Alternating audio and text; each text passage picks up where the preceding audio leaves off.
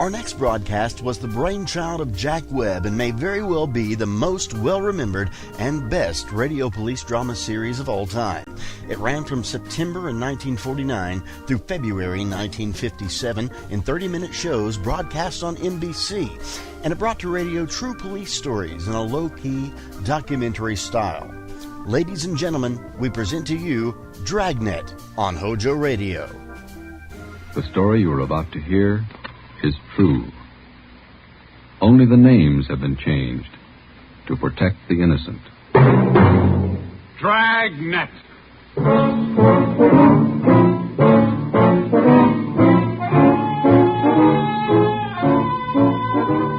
Dragnet, the documented drama of an actual crime, investigated and solved by the men who unrelentingly stand watch on the security of your home, your family, and your life.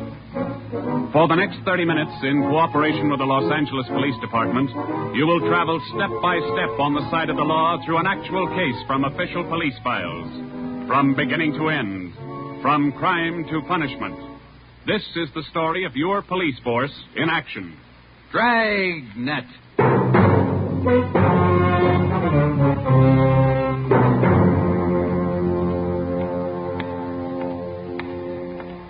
It was Tuesday, March 25th. It was cold in Los Angeles. We were working the night watch out of homicide. Detectives in Los Angeles work in pairs. My partner's Ben Romero. He's a sergeant, so am I. My name's Friday. The boss is Ed Backstrand, chief of detectives. I was on the way back from the record bureau, and it was 13 minutes past 11 when I got to room 42. Homicide. That's a hot shot. Somebody grab it. I got it, Ed. At 1245 East Doheny Street, 1245. two officers shot. At 1245 East Doheny Street, two officers shot. What have you got, Friday? Read it. Two officers shot. Where's Romero? Right here, Skipper. Okay, you've got one to roll on. Get going.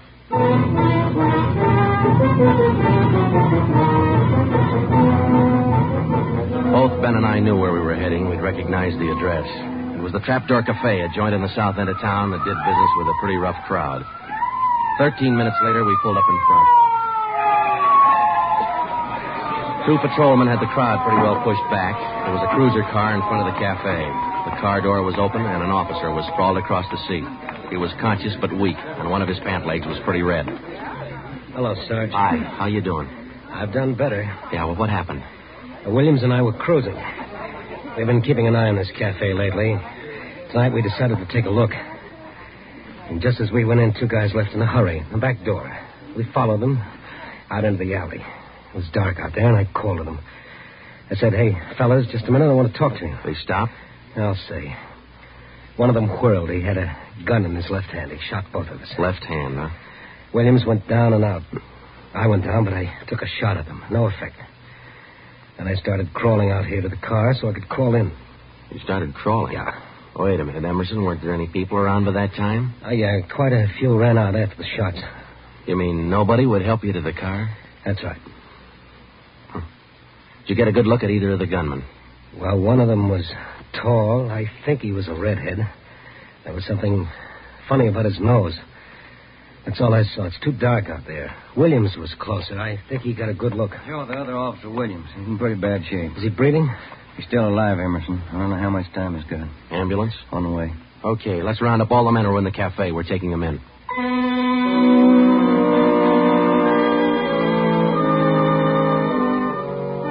We took all the men back to the city hall. There were 23 in the Trapdoor Cafe at the time of the shooting. We questioned all of them. One of them said there had been a redhead in the place, but he couldn't describe him. Ben and I left the interrogation room, and we went back to the squad room. Friday, Romero. Got a minute? Yeah, Ed. Come on, Ben. Sit down. Okay. Did you get anything from those people you questioned? Nothing we could use. How's Williams? Pretty bad. When do they operate? As soon as he comes out of shock. Probably in the morning. You boys will be there. Yeah, we will. When the surgeon digs that slug out, get it and mark it for evidence. Yeah. Skipper, them two men shot without asking any questions. They must be hot. Yeah. Same thing occurred to me. When we get that slug, the ballistics can tell us whether that gun's been used on other jobs. We got enough of their modus operandi to have the statistician give us a run-through on the IBM now. One of them is left-handed, and he shoots quick. Okay, be in surgery tomorrow morning at 9.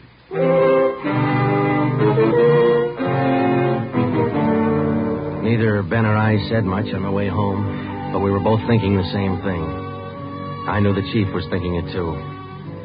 Here were two men who'd shot a couple of police officers without asking any questions. Now, I suppose you've heard a lot of stories about what the force thinks of cop killers. Sure, we don't like to lose our friends and partners any better than anybody else would. Why not figure it this way? If these two guys would gun a couple of armed police officers, do you think they'd hesitate to shoot you, the unarmed citizen?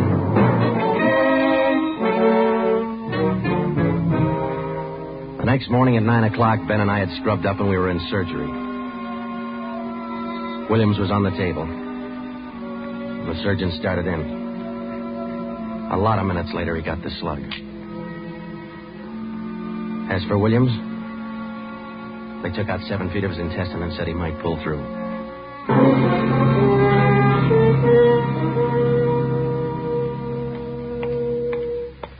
Joe, here's the report from ballistics. The slug they took out of Williams come from a .44 Smith & Wesson.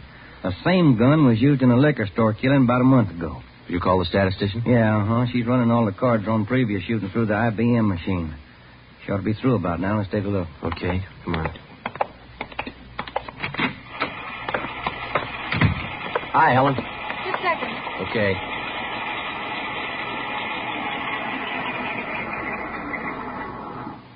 Well, that's it for it. These cards will give you all the shootings pulled by 2 men on foot who shot quick, one of them left-handed. Right. They're all yours. You sure can tell a lot from just a bunch of little holes in these cards, can't you? I can't, but this IBM machine can. It never ceases to amaze me. Okay, shall we check the cards, huh? Yeah, sure.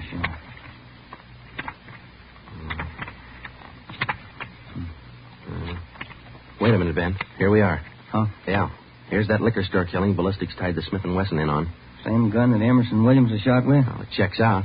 The liquor store was in the same neighborhood as the Trapdoor Cafe. Same gun, huh? Got to be. How long ago? A month ago, yeah. Ben, take the DR number off this card and let's pull the crime report on that job.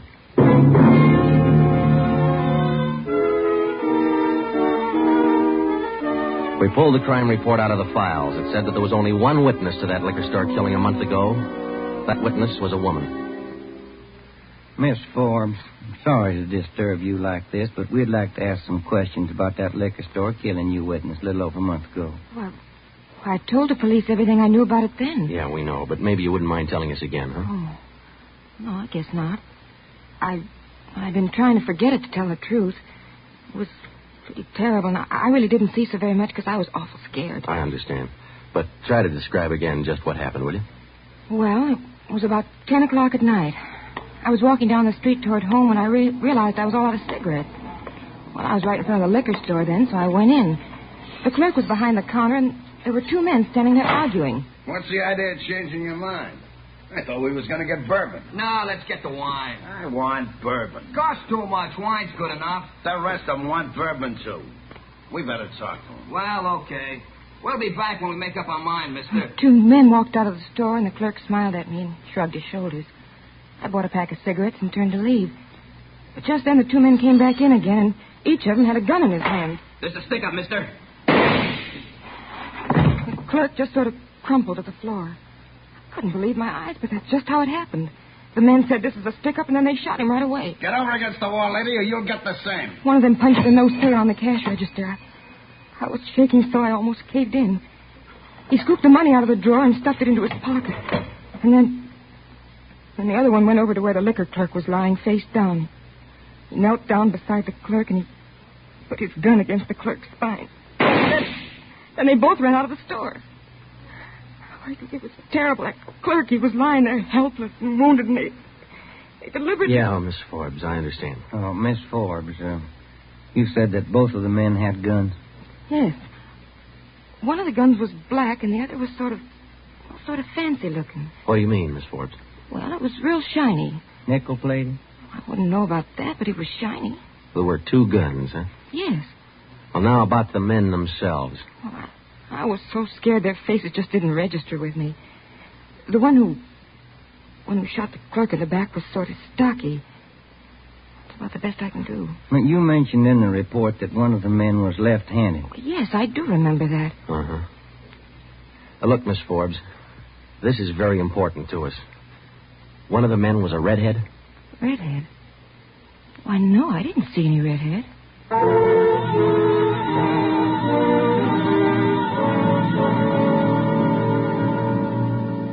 Skipper, me and Joe's run right smack into a stone wall on this thing. What's the complication? Well, there's more than one, Ed. In the first place, we know that the .44 Smith & Wesson was used in both shootings, but the descriptions of the men involved don't check. Police officer Emerson said he thought the man that shot him and Williams outside the Trapdoor Cafe was a tall, left-handed redhead.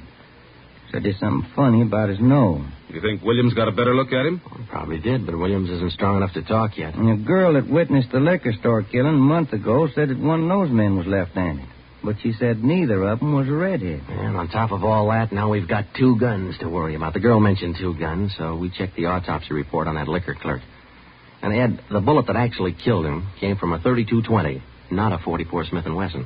That fact didn't get any publicity at the time, did it? No, it didn't. Okay. We won't give it any publicity now either. The lowdown, it's just the .44 Smith & Wesson we're after. Because if whoever owns the .32-20 finds out it's hot, we'll never get it. Anything else? Well, we sent teletypes to all outlying stations in neighboring cities. Told them if they get any red-headed suspects, no matter what charge they got them on, to hold them for questioning. Yeah. Now, how about this .32-20, the actual murder weapon? Any leads on it? We've got one, Ed. We've been checking the records, and we discovered that 4 hours after the liquor store killing, a taxi driver in the neighborhood was shot and robbed. Slug was pretty well matched, but there was enough to tell it was from a .32-20. So we're going over to question the taxi driver now. Good. Well, I think you boys are on the right trail. So far, what we've got is mostly unrelated facts, but sooner or later, those facts have all got to tie in at some point along the line. Find that point.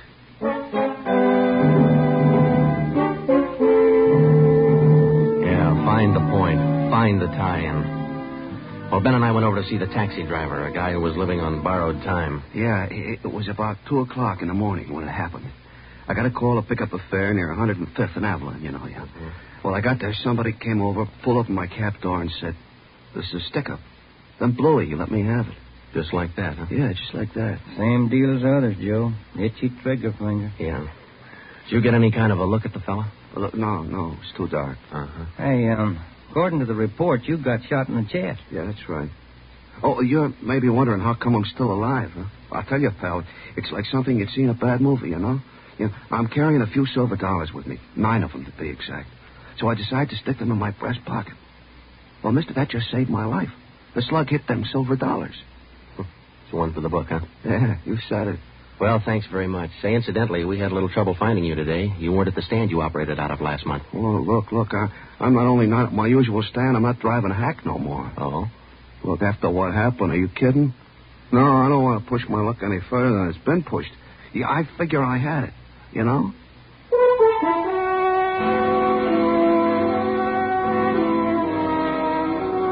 And about that time, Ben and I were beginning to figure we'd had it. We were getting nowhere fast. We had a few informants nosing around, but so far they hadn't come up with any leads. Well, Ben and I followed up all the teletypes that poured in. We just got back from Santa Ana, where we'd been questioning a red-headed suspect, and we'd flopped in the squad room when Chief Backstrand's door opened. Friday. Romero. Got a minute? Yes, Skipper. Any luck with the Santa Ana redheads? No, none at all. I guess you haven't heard the latest. We just now got back in town, Skipper. Early this morning, another cab driver got shot. What? Yeah. Man came up to his taxi, opened the door, said, "This is a stick-up," and shot him. Bullet went through one leg and into the other, but the driver managed to start his cab and drove over to a cafe. He called in from there. Boys recovered the slug? Yeah. It came from the same .44 Smith & Wesson that was used in the other 2 jobs. The cab driver get a look at the gunman? Yeah, briefly. Was it the redhead? No. Oh, the stocky guy. He wasn't redheaded and he wasn't stocky. That's all the driver knows. Well, that's great. Skipper, this is beginning to sound like a gun of the month club.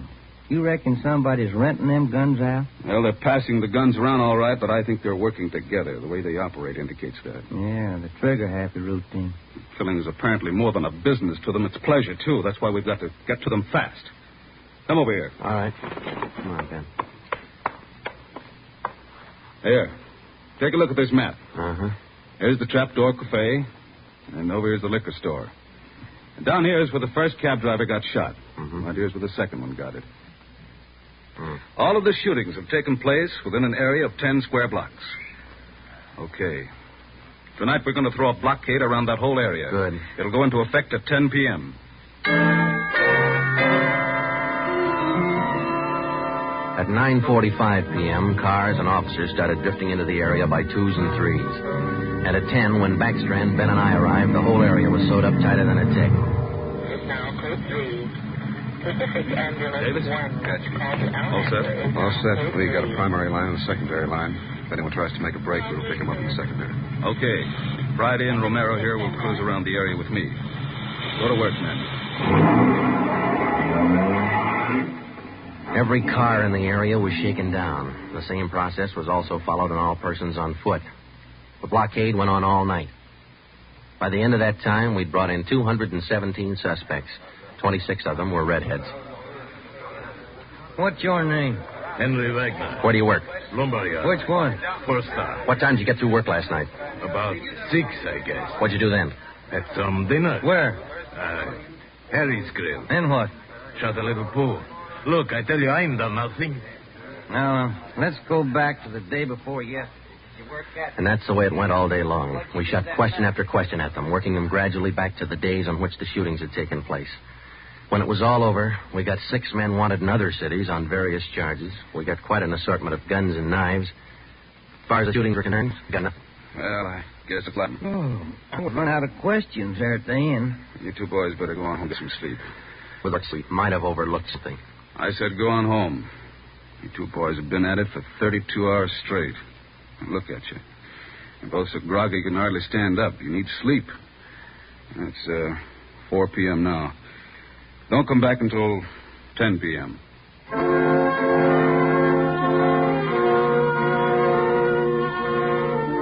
When I walked into the squad room at 10, Ben was already there. An informant had just phoned in a new lead. He told Ben he'd heard about a gang that had been hanging out down around the DeVere bungalow court in the south end of town. We knew that the DeVere was close to the Trapdoor Cafe, so we went over to talk to the manager. Joe, I've been meaning to ask you. You checked on how Williams is getting along? Yeah, I did. I called the hospital this afternoon. It's going to be all right. Oh, that's fine. Here we are. Yeah, manager's office. Still got a light on.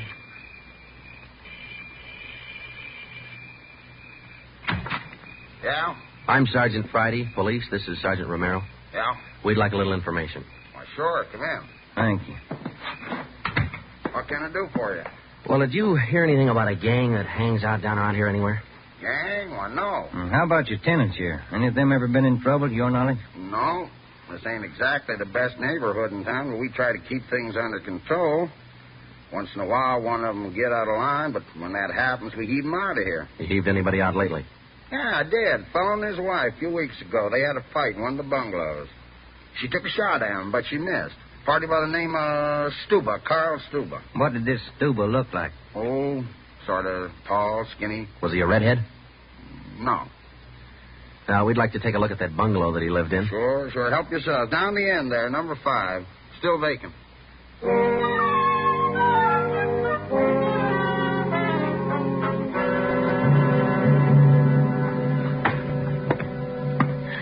Well, I guess that does it.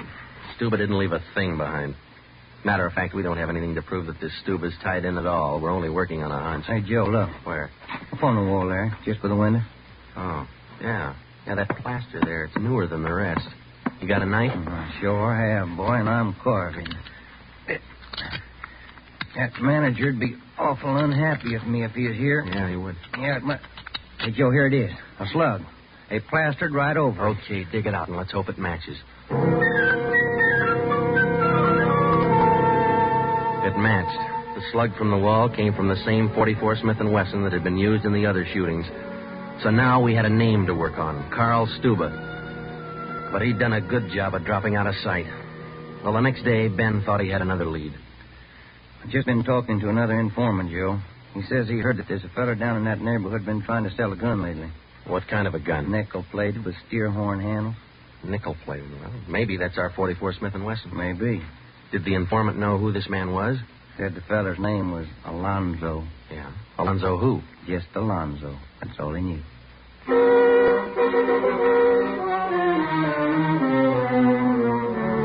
So now we had two names, Stuba and Alonzo, but no men to go with them. So we went back to making the rounds of the substations, interviewing red-headed suspects. We took a few of them to Williams, who was home from the hospital by now, but he couldn't identify any of them as the man who shot him. Still, we kept checking. Finally, we got around to the 77th Street station. We questioned the suspects they were holding there, and we just started to leave when one of the officers called us. Hey, Sarge, we're holding somebody else you might want to look at. Redhead? No. What's the charge? Suspicion of burglary. Small job. Oh, I don't know. What do you think, Ben? What's special about him? He lives in the same neighborhood where those shootings took place. All right. Where you got him? Down here. Did he admit anything? No. He's pretty surly. Here we are.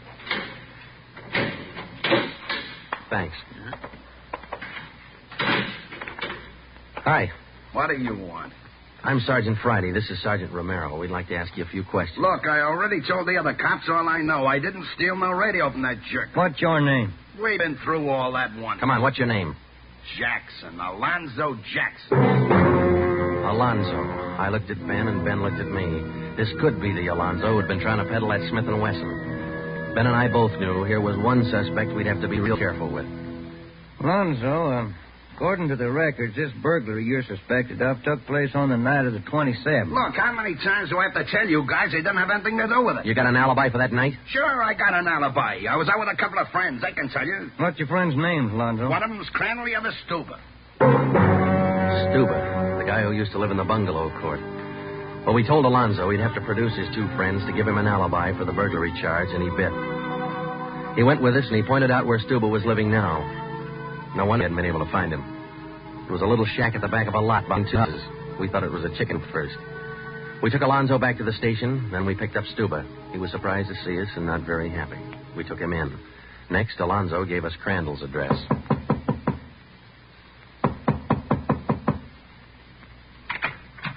Yeah? Mr. Crandall in? No. Will he be back soon? I don't know. Who are you? Sergeant Friday, Sergeant Romero, police. What do you want with him? Oh, nothing important, lady. We just wanted him as a witness. Oh. Well, I don't know just when he'll be back. Probably an hour or two. Okay, thanks.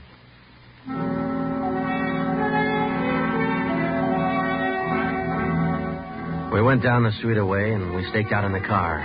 We sat there for about 5 hours, and then Ben nudged me in the ribs. Hey, Joe. Huh? Joe, take a look. Coming along the sidewalk. Yeah. And he's got red hair. Come on. Crandall. Huh? Your name Crandall? Who are you? Friday Romero, police. Police? What do you want with me? I haven't done nothing. Well, then you got nothing in the world to worry about. Come on.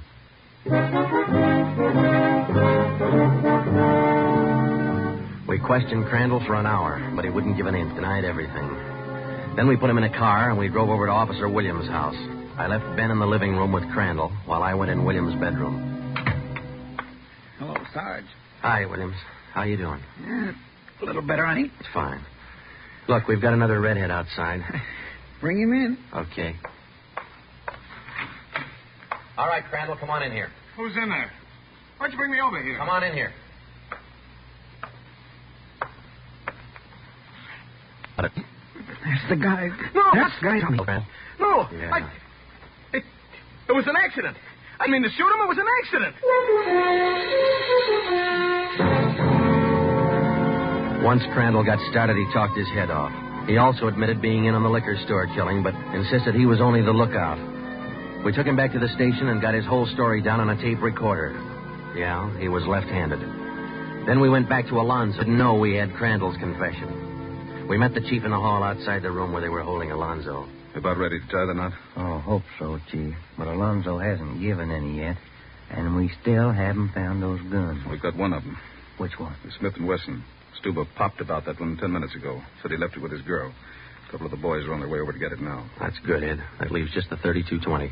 You haven't mentioned the 32-20 to Alonzo, have you? No. He still thinks we're after that Smith & Wesson, and that's the way we're going to play it right now. Go ahead.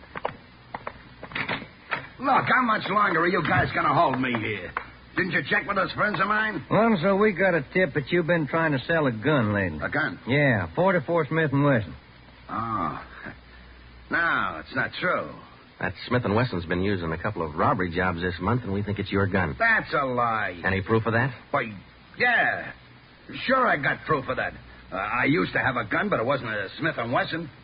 Look, if I tell you where it is, that ought to convince you, shouldn't it? It'll help things. Okay. I sold it to a neighbor of mine. He gave me $7. I'll give you his address. You sure it's not a Smith & Wesson? Sure, I'm sure. It's a 3220. Yeah, it worked. We went to the neighbor's address, and he admitted having bought the 3220, but said he'd lent it to a friend who'd never returned it. The friend had hocked the gun to a barber. The barber gave him $15 and a haircut for it. We finally got it from the barber, and we came back to the station. I'm all set, Joe. I'll be in the next room. Just give me the nod. Okay. Hello, Alonzo. Hey, you got the gun. Yeah, we got the gun. Well, now maybe you'll believe I'm on the level. Okay if I go now? I guess we won't be able to hold you here much longer. You can say that again, brother.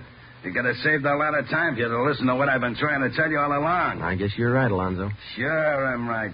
You know, you guys would be a lot better off you believe guys like me the first time we tell you something. But on the liquor store job, I was only a lookout. I was outside. It was the other two who pulled that one. Stuba and Alonzo. Alonzo killed the clerk. Hold it, Alonzo. Dirty, All right, Alonzo, that's enough. Now, come on, how about it? Now, what's the use? All right. That's like you said. Okay, Ben, bring the recorder in here. Alonzo's ready to make a record now.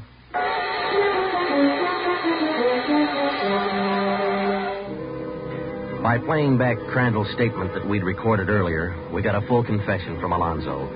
We took the three of them out and had them reenact the 4 shootings, and we photographed it on sound film. Crandall, the redhead, was the one who'd shot the 2 police officers, but he was only the lookout for the liquor store killing, which explains why the girl witness didn't see him in the store. Stuba and Alonzo were the ones who pulled that job. And Alonzo, the worst of the bunch, was the one who put the 3220 against the spine of the wounded clerk. The 3 of them took turns at shooting the cab drivers and robbing them. That accounted for the mixed-up descriptions, including all that left-handed business. 2 of the 3 suspects happened to be left-handed. Well, that was the crop. Crandall, Alonzo, Stuba. 4 shootings, 3 robberies, 4 attempted murders, 1 murder. The 3 men were tried and convicted. They're all in the state penitentiary. Crandall's there for life. Alonzo and Stuba, they'll be executed next week. File it, will you, Ben?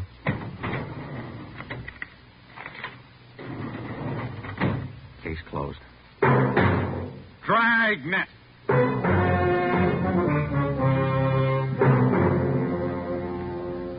The story you have just heard was true. Only the names were changed to protect the innocent.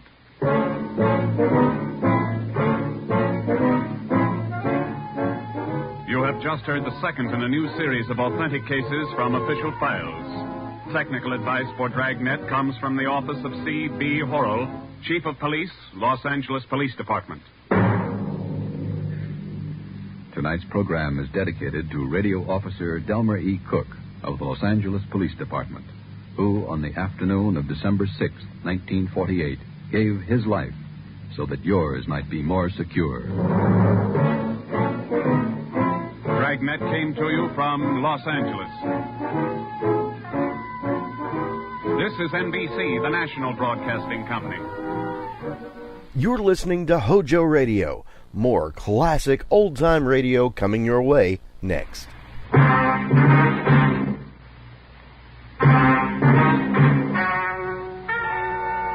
Ladies and gentlemen, the story you're about to hear is true.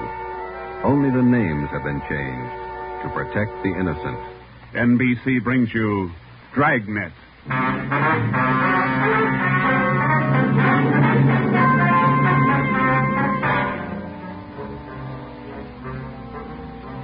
You're a detective sergeant. You're assigned to homicide detail. A gang of quick-trigger gunmen have moved in on your city. They've given public notice that they'll kill the first cop who tries to take them. You know the risks, your job, apprehend the suspect. Dragnet, the documented drama of an actual crime, investigated and solved by the men who unrelentingly stand watch on the security of your home, your family, and your life. For the next 30 minutes, in cooperation with the Los Angeles Police Department, you will travel step by step on the side of the law through an actual case, from beginning to end, from crime to punishment. Dragnet is the story of your police force in action.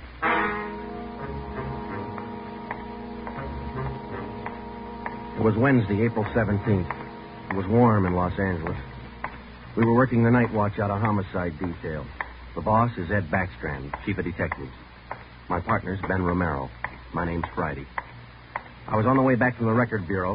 It was 4 minutes to 6 when I got to room 42. Homicide. Say, Ben, I pulled the package on the Raymond killing. And that proves you can still read, Friday. He's at it, Joe. Your pal, Fred Lindsay. Hiya, Fred. What's doing? Busier than you are. We know what we're looking for.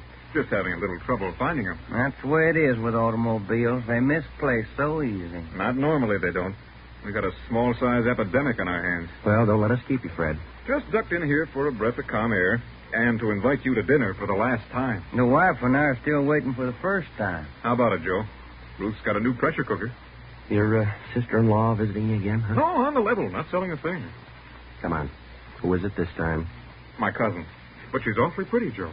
Well, why do you guys insist on trying to marry me off? Me and Fred went down fighting, but it kind of grows on you after a while. Now, tell me, what is it about a married man? Just can't stand to see one single man left in the world. How about it, Joe? Tomorrow night at 7, okay? Okay. Tell Ruth I'll be there. It figures that he's got to run out of kinfolk pretty soon. Fine, we'll be expecting you.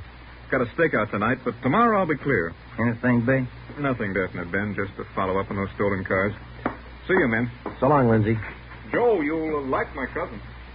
Oh, never say die. What a character.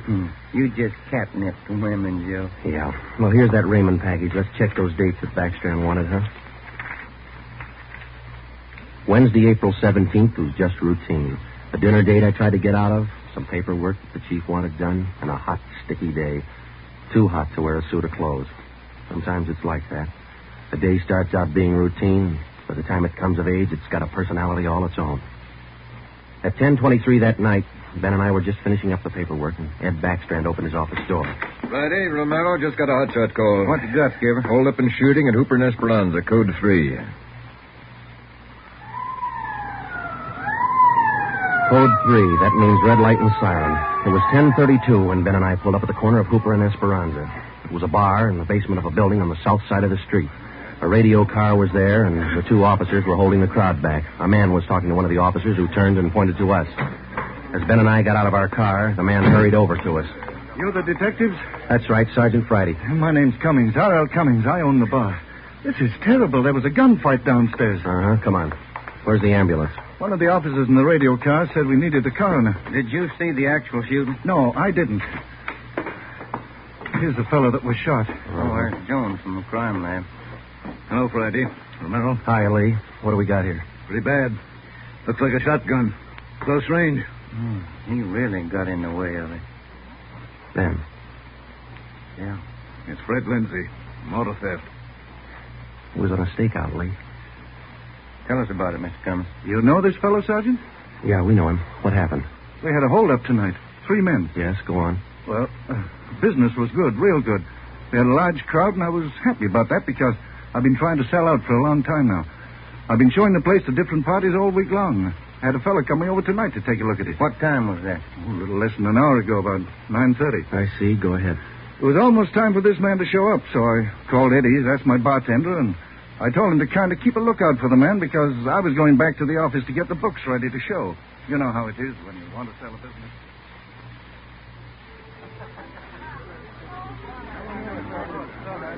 You'll watch for him, Eddie? You bet I will. If you want me, I'll be back in the office. Keep your mouth shut and stand still. Huh? You own this bar, don't you? Well, yes. What is this? You're the boy we want to see. Which one are you? All 3 of us. What's going on? What's it look like, genius? Just a stick-up.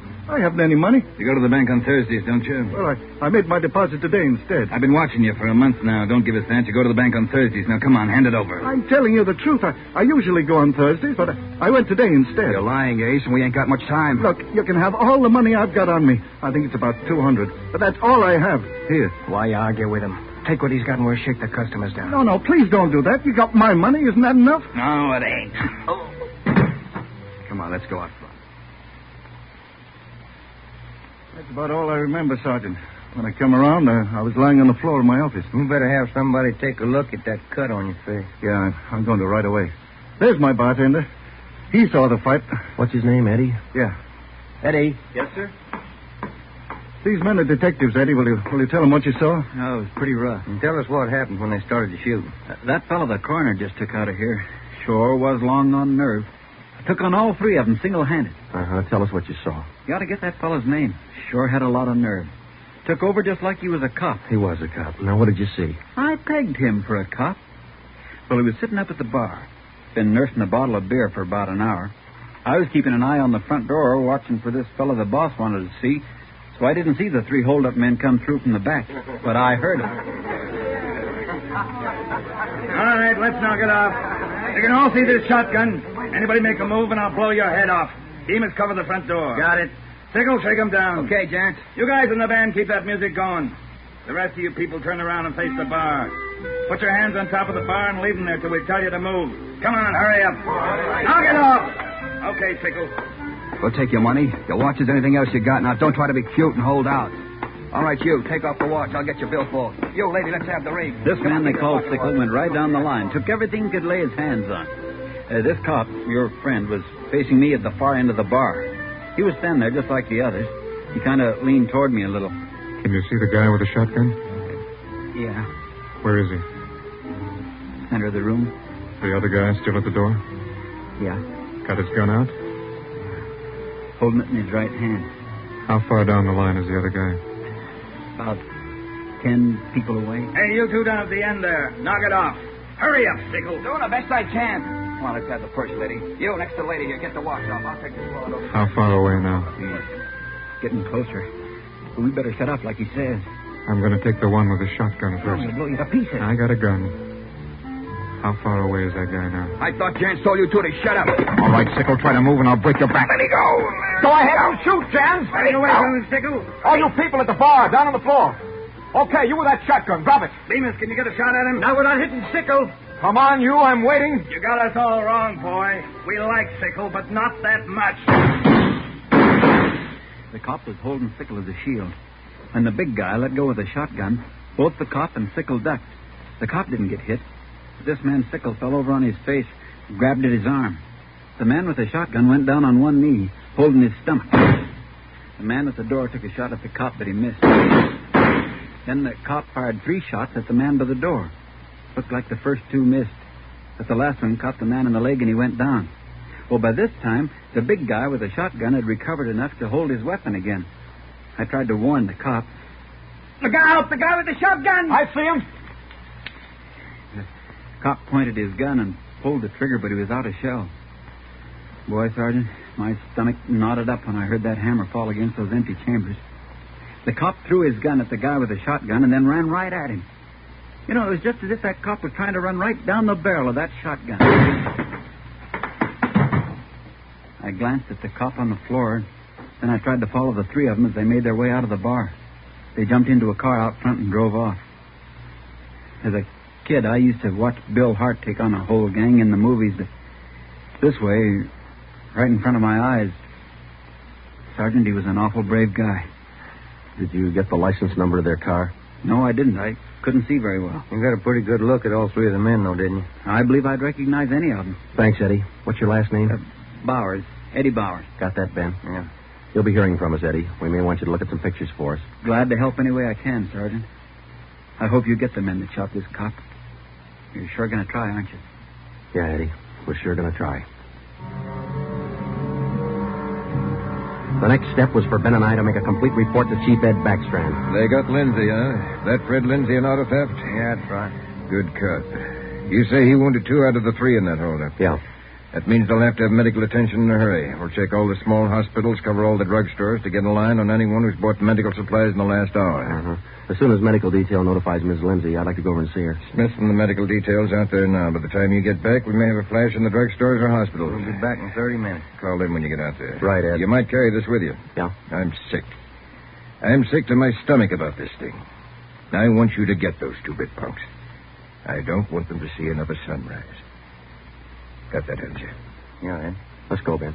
Chandler? Yes, sir. Put out an APB. Have communications broadcast the descriptions of these suspects every 30 minutes until further notice. If that's the communication.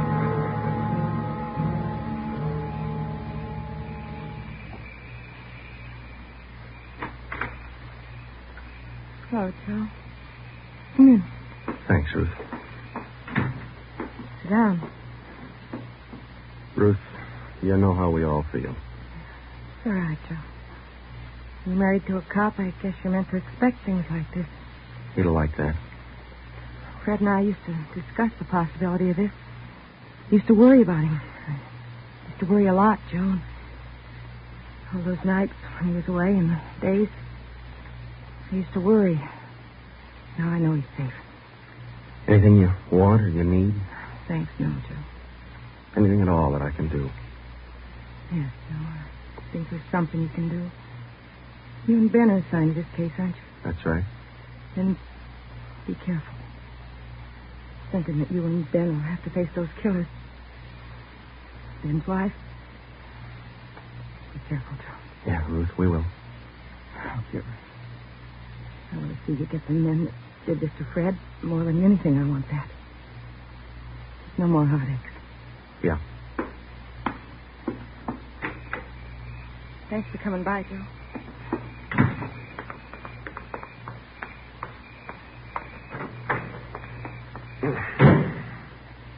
How'd you take it, Joe? Let's go.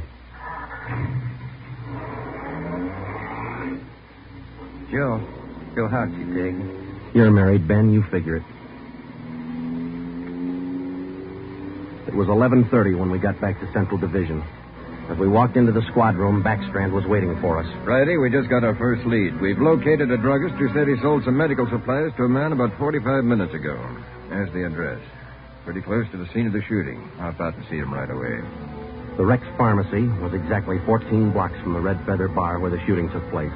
Rex Pharmacy was like your corner drugstore, complete with apothecary jars and shower curtains. The druggist was the same little man who's been prescribing sulfur and molasses since you were a kid in school. Just about ready to close. What can I do for you, gentlemen? We're from the police department. I've been halfway expecting you fellows. We got a report that you sold some medical supplies to a man about an hour ago. Yes, sir, that's right. Yes, like I was telling those other officers that were here a while ago. There was something funny about that little fellow. How you mean? Well, for one thing, he came in here sweating quite a bit. Of course, it's a warm night, but he seemed terribly nervous. Anybody with him? No, he was all by himself. What did he buy? Well, it wasn't so much what he bought, but how much. What do you mean? You know how most people buy iodine, the little 10-cent bottle. He bought a couple of pints. Then there was all that gauze and adhesive tape. Bought enough to repair a small army. Cotton, box of swabs. Then he asked me something that made me wonder. What was that? Asked me if I had something to probe with. That's just the way he said it. Something to probe with. I asked him, what do you want to probe for? What'd he say? Said a splinter. I told him a sewing needle would do the trick. He said forget it, and then he paid me and walked out. Uh-huh. Did you describe the man? He's a small man, dark. Like I said, awful nervous. You think you could identify him? Oh, sure I could. If I ever saw him again. Well, did he leave on foot, or was there a car outside? Left in a cab, parked right out in front. Couldn't miss it. Did you happen to take down the license number? Well, no, I didn't. But I did jot down the taxicab number. Would that help? Taking down cab numbers isn't exactly in a druggist's line, but because he had the presence of mind to do that one small thing, we accomplished in 10 minutes what could have well taken as many weeks. Maybe with this small wedge, we could do what Backstrand wanted us to do. Get the killers before another sunrise. Well, it was close to midnight when we stepped into the drugstore phone booth. I called the cab company, got the night supervisor. I gave him the number of the cab, and he checked his location chart. Cab 375 was operating out of a stand at Wilshire and Greenhaven. It was the right driver, and he remembered the fare. Sure, I know who you mean. A little guy seemed in a big hurry. It was a long fare, though. I took him out to Inglewood. Wait till I check my log sheet. I'll give you the exact address.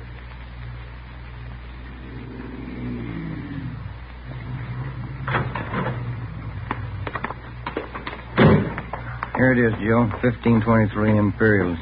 The room and half. Yeah, come on. We'll check with the landlady. Kind of late, Joe. Yeah, let's stand away from the door, huh? Might not be the landlady who answers. Yes, what do you want? Police department. Oh, now, just a minute. Let me see your badge. There you are, ma'am. I'm Sergeant Friday. This is Romero. Homicide. All right. Now, what do you want? I run a good, clean rooming house It's here. not the house, lady. It's one of your tenants. Which one? That's what we want you to help us on. Look, do you men know what time it is? Come back here in the morning. Sorry, this can't wait till morning. Well, I'm not going to invite you in. We'll talk right here on the porch and keep your voices down. My tenants work during the day. Whatever you say, ma'am. Now, what is it you want to know? We're looking for a small, dark man. Well, I got 3 here. Could fit that description. No, he came in late tonight, about 45 minutes ago. I wouldn't know about that. I don't spy on my people. This is very important. You'll have to keep your voices down. Sorry. He's dark and he's small. Oh, I didn't just say he was dark. You must mean Mr. Tyndall. What's he done? What's his room number? He's in room 10, but I can't allow you to tramp up and down the stairs. At this hour, you'll wake all my roomers. We'll be as quiet as he wants us to be. What do you mean by that? Is there going to be trouble? I don't know, lady. Where do we find number 10? The end of the hall, last room on the right, and keep your voices down. If you'll just wait in your room, lady, we'll call you for once. Okay, here we are. If I keep the door clear, Ben, we might have trouble. Think they all in there? We'll know in a minute.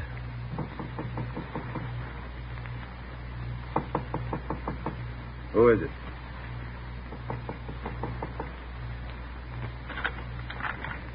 What do you want? Police department. I'll try to close it, Joe. What do you want with me? What are you looking for? Close it's empty. What'd you say your name was? Tyndall, Bob Tyndall. New name, but same face, huh, Joe? Yeah, how long you been out of jail, Tenny? My name ain't Tenney, it's Tyndall. Your name's not Tyndall, it's Sam Tenney. We sent you up on a robbery charge 4 years ago, now isn't that right, Tenny?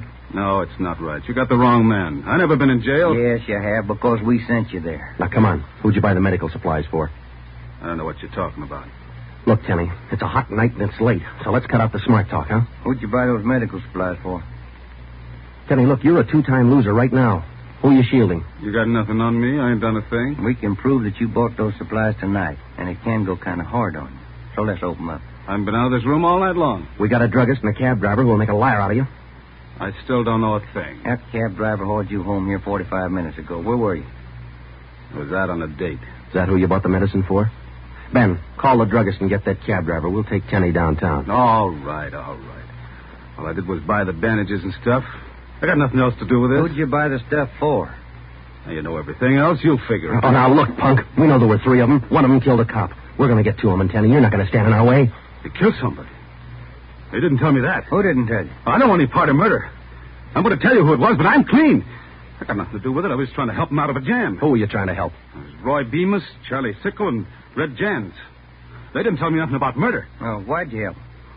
They offered me a pretty good piece of change to run an errand for them. You know I got paid for. That's all I had to do with it. Where did you deliver those medical supplies? I have to tell you that. I'm afraid of Jans. He's awful free with that shotgun. We'll give you protection. Now, where are they? Can I go to jail till you get them? You'll get protection. Give us the address. It's an apartment house. It's around the corner from here. The Blue Eagle. We took Sam Tenney down to Central Division with us. On the way downtown, he told us that Red Jantz and the other 2 had their room at the Blue Eagle barricaded. Tenney said that they told him that they'd kill the first cop who tried to take them. Well, we knew they were wounded. He told us that Sickle had an arm wound, Bemis got it in the leg, and Jantz had a slug in his side. We figured they'd be weak from the loss of blood, and we could take them easy. You'll never take those guys easy. Sure, they lost a little blood, but they had enough fight left to stack that room. And they got enough left to kill you if you try to take them. On the way to headquarters, we stopped at an all-night drive-in and called Ed Backstrand. We told him we had a radio car watching the Blue Eagle. We gave him the whole story and told him we were on our way in. By the time we checked into homicide, Ed had the plan all mapped out. It was 2:25 a.m. Here's the map from the city engineers. It's one city block bounded on the north by Hawthorne Street, on the south Lawndale Avenue, on the east 16th Street, and to the west 17th. The Blue Eagle apartment house is right here, on 16th and Hawthorne. West of the Blue Eagle is a private residence. South of the Blue Eagle on 16th is a vacant lot. There are 12 apartments in the building. The men we want are on the second floor, number 11. And that apartment faces east on 16th. How do you want to handle it, Ed? Baker and Moorheim will evacuate the private residence.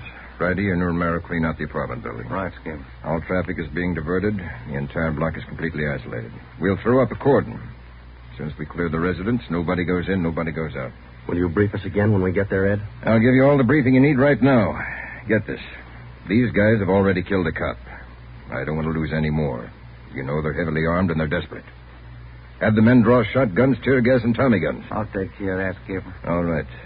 Now, we're not going in after these punks like tin horn heroes. We're going after them, and we're coming out alive. All of us. What time is it, Friday? 2:37. Not much time till sunup, is it? It was a code 2. That means red light and move fast. Backstrand figured we needed 6 squad cars, 4 men to a car, the police public address truck, ambulance, and floodlights. Ben checked out the weapons to the men, and by 2:46, we pulled out of the Central Division garage. We slid into the area at 3:20 a.m. The 6 squad cars and the public address truck took up their positions. The floodlights were rigged and ready to turn on at Backstrand's command. The machinery was set to roll as soon as we got the neighborhood cleared. Ben and I evacuated the Blue Eagle apartment house. How many does that make, Joe? Well, we've cleared 9. 2 to go. Here's apartment 10. The killers are right next door. Joe, I'd like to kick that door in right now. Take your time, Ben. We'll get to him. Quiet now.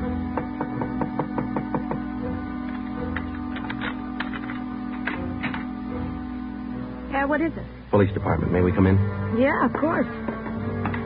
What's the trouble? No trouble. We're evacuating the building. Now, we'll have to ask you to leave by the back door. We'll notify you when to return. Please leave quietly and lock your door. What's going on? No time to explain. Thank you very much for your cooperation. Okay, now, we'll skip 11 and go to 12. Yeah.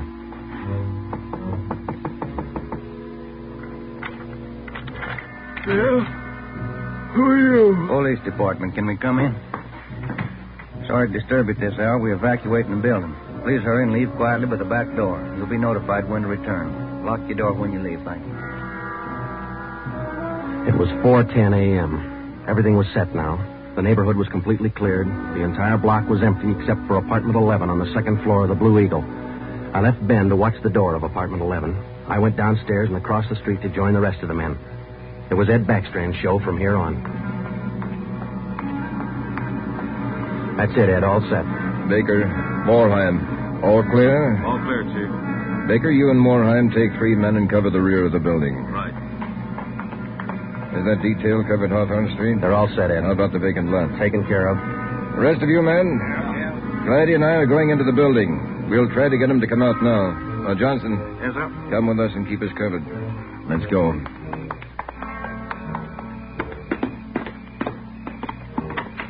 Apartment 11's up at the head of the stairs, Ed. Right. Any action, Romero? Not a thing, Skipper. Keep down, all of you. I'll try to get them out. Gents, Demas, Stickle, you're all alone. The building's clear. Come on out with your hands behind your head. Come on out, gents, or we'll come in and get you. You hear me? I hear you, Ed. Come on, let's get out to the street. Johnson, cover that door and be careful. Keep down. Right, Chief. Friday, Romero, come with me.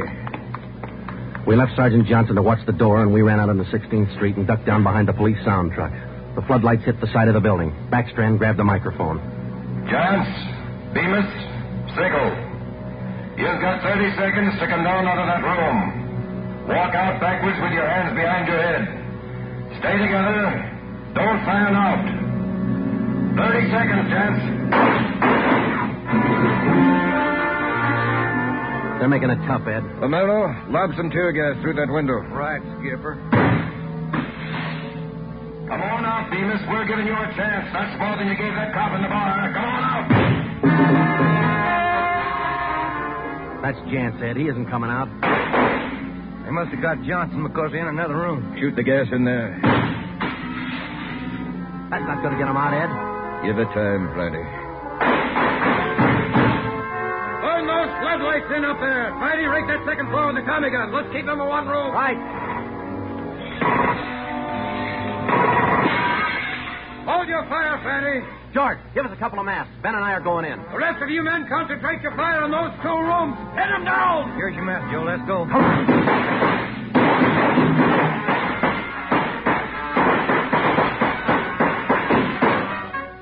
Put that mask on, Ben, and keep down. Yeah, wait a minute. Somebody coming down the inside stairs. Duck, Ben, he's got a gun. I got one, Copper. Get out of my way. Stop it, you. You haven't got a chance. I'm coming through, Copper. Think I'll stop him, Joe. Can you see Johnson? No, it's too much gas in there. All right, you two up there.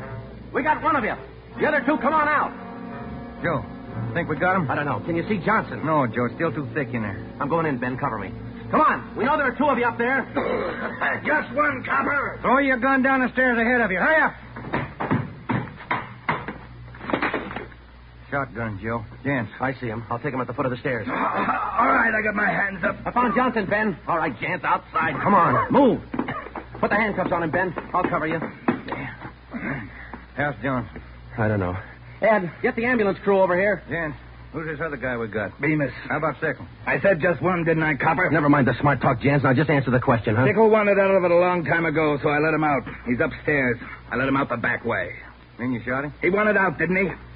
All right. We'll take him in. Johnson's in the ambulance. I'll see you in the office. Yeah. Right, Skipper.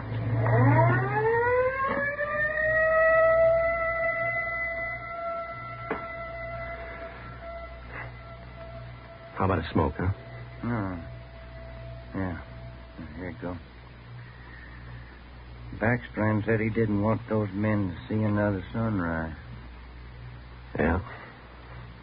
5 minutes to 5, Joe. Sun ought to be up. Yeah. But look, man. It's cloudy. Guess we'll never know, huh?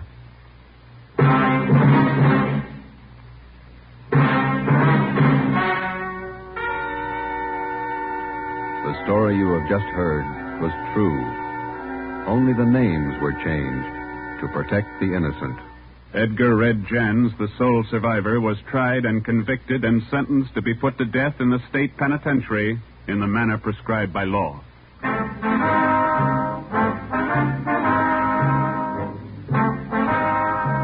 You have just heard the 4th in a new series of authentic cases from official files. Technical advice for Dragnet comes from the office of C.B. Horrell, Chief of Police, Los Angeles Police Department. Tonight's program is dedicated to Radio Car Patrolman Forrest E. Sawyer of the Denver, Colorado Police Department, who on the evening of March 8, 1937, gave his life so that yours might be more secure.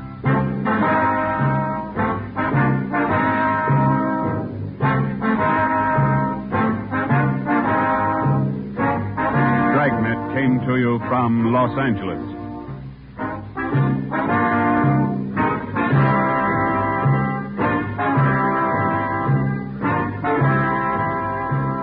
This is NBC, the national broadcasting company. The origins of Dragnet can be traced to a semi-documentary film, He Walked by Night, in 1948, in which Jack Webb had a small role. Both employed the same Los Angeles Police Department technical advisor. They used actual police cases and presented the case in a just-the-facts manner that became the hallmark of Dragnet. It's interesting to note that Jack Webb employed that format in other radio series, some predating the film mentioned above. And now, more Dragnet on HOJO Radio.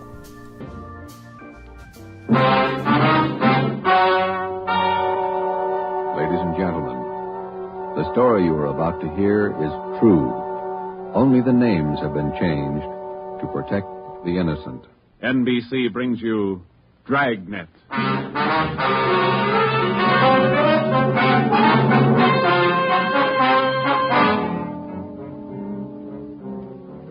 You're a detective sergeant. You're assigned to homicide.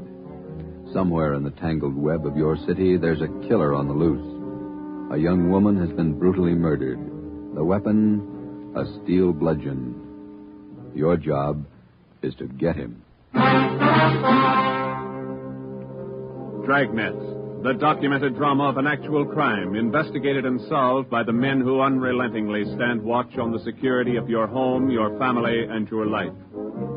For the next 30 minutes, in cooperation with the Los Angeles Police Department, you will travel step by step on the side of the law through an actual case from official police files. From beginning to end, from crime to punishment. Dragnet is the story of your police force in action.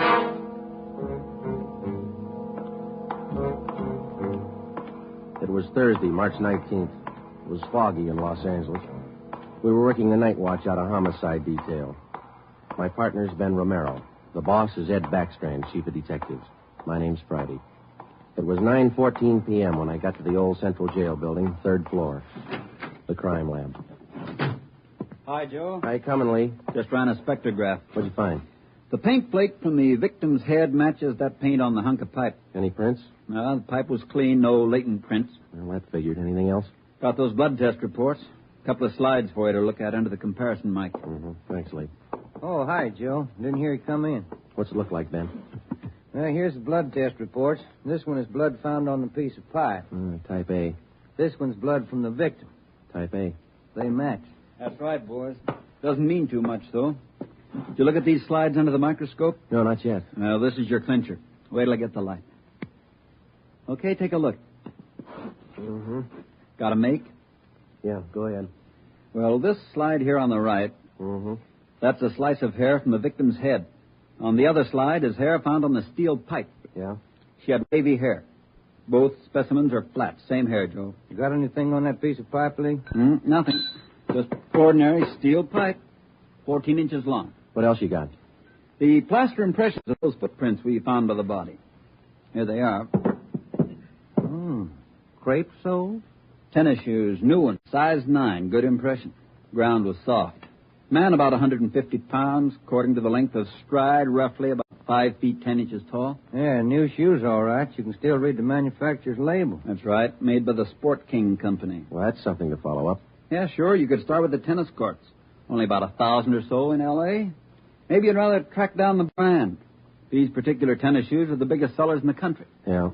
Where'd you like to start, Minneapolis or Pullman, Washington? What about that glove? Yeah, you might look for a missing glove. Yeah. They go well with the shoes, just about as common. White cotton work gloves with a blue top. Here's the right glove. You find the left one. Blood on a glove? Type A. Well, that's good evidence, Jones, but where's the lead? Now, look, I don't ask you to pay my parking tickets. You want to see blow-ups? Okay. Right over here.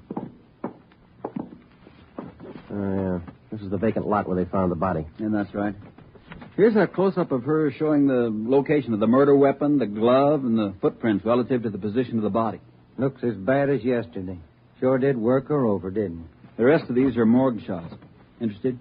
No, I checked them this morning. Once is enough, Lee. Yeah, that winds it, boy.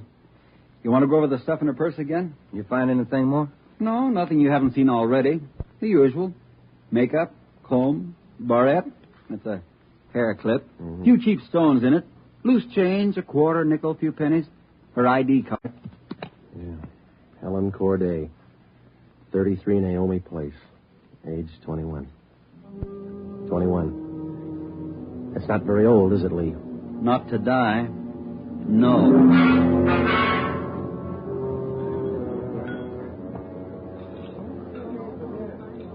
Helen Corday. Who could kill Helen Corday? Why? Why do you say that, Mr. Meyer? Well, people kill for money. They kill for love. Helen Corday had none of these. No boyfriend? Nothing here. No, she was a good worker. 5 different waitresses the union sends me 1 month. 5! Did the union send Helen to you? Oh, sure. All the girls come from the union, but none like Helen. Oh, she was sweet, honest, and courteous. Mr. Meyer, did you know anything about her personal life? Only that she was a good worker. Everything else she took home with her from this place. Did she ever mention any men to you? Anyone at all? No gentleman, not one. No. How much money did you make here? I paid her $26.50 a week, every Tuesday. Not much salary for so much work, but the tips are very good here. Nice customers. Mm-hmm. Nice This her home address, 33 Naomi Place? 33 Naomi, that's right, yeah. Thank you very much, Mr. Meyer, for your time. I wonder what kind of a person does things like that. Who could kill Helen Corday? Everybody liked Helen. Helen Corday? I never liked her. Come on in the office, boys, where we can talk. Never liked her because I never knew her. You the head of the union? I'm just a steward, and I know most of the girls. This Corday girl, what's she look like? Small brunette, about 5'3". Here's a picture. Yeah. Pretty girl, wasn't she? Oh, sure. Placed her out at Otto's place. Nice little Dutch fella. Otto Meyer. That's right. He seemed to think quite a lot of her. Yeah, she was a fine worker. Oh, sure. Always right up on her dues. Paid all the assessments right on time. Thought you said you didn't know her. Well, not right off, I didn't, but when you showed me that picture there, placed her right away. You know anything about her personal life? Oh, wait a minute. Why all these questions? Helen Corday was murdered last night. Oh. Who did it? You know anything about her personal life? Well, you can see my position, Sergeant. 1,200 girls. Check them in, check them out. Just names to me till I see a picture of them. You wouldn't know if she had any boyfriends here in the union. Waiters, busboy? That I wouldn't know. Like I tell you, Sergeant, I never knew Helen Corday. Sure, I knew Helen Corday. Gus plays a nice piano, huh, Sergeant? Yeah. I read about it in the paper this morning. How long you been selling pianos here at this place?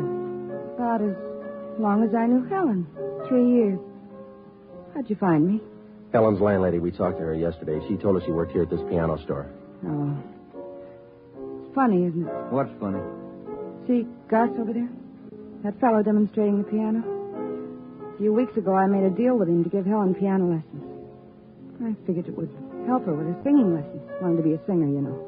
Did Helen know that fellow, Gus? No, she never met him. Who gave her the singing lessons, Miss Olson? She took from Ostrander. Paul Ostrander out on Melrose. A lot of movie people used to take from him. What do you know about her personal life? How do you mean? Does she have any boyfriends? Well, yes. You don't seem sure, Miss Olson. Well, it's just that I don't know. I never asked Helen. But she did have a few dates with Paul Ostrander. I don't think she was serious. How about Ostrander? Gee, I don't know, Sergeant. I don't want to involve anybody. You want to help us find the killer, don't you? Well, yes, but if you're thinking Paul Ostrander did it, no, I'm sure he didn't kill her.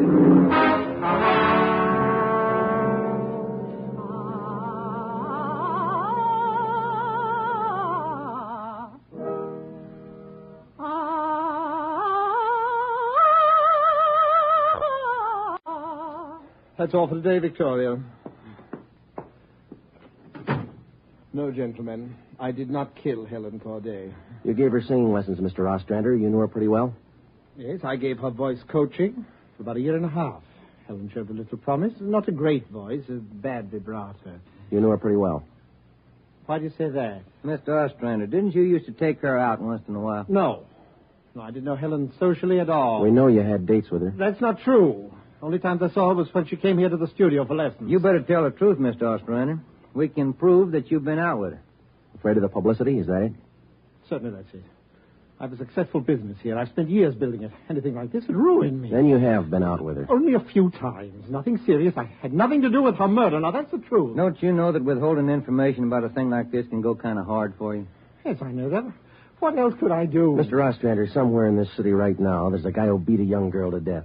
He crushed her skull with a piece of steel pipe. We need every bit of information we can get to track him down. I know that, Sergeant. You could have come to us. We wouldn't run to the newspapers with it. If the information's confidential, that's the way we treat it. Most of the time, it's the people who run to the newspapers first. Then they come to us. That's right, Mr. Ostrander. People are their own press agents. Sergeant, I'd like to know what right you have to invade my privacy and lecture me on my civic duty. All right, I'll tell you what right, Ostrander. We want the man who murdered Helen Corday. I got as much right as he had at 12:14 this morning. Come on, Joe. Yeah. Thanks, Mr. Ostrander. Sorry if I invaded your privacy.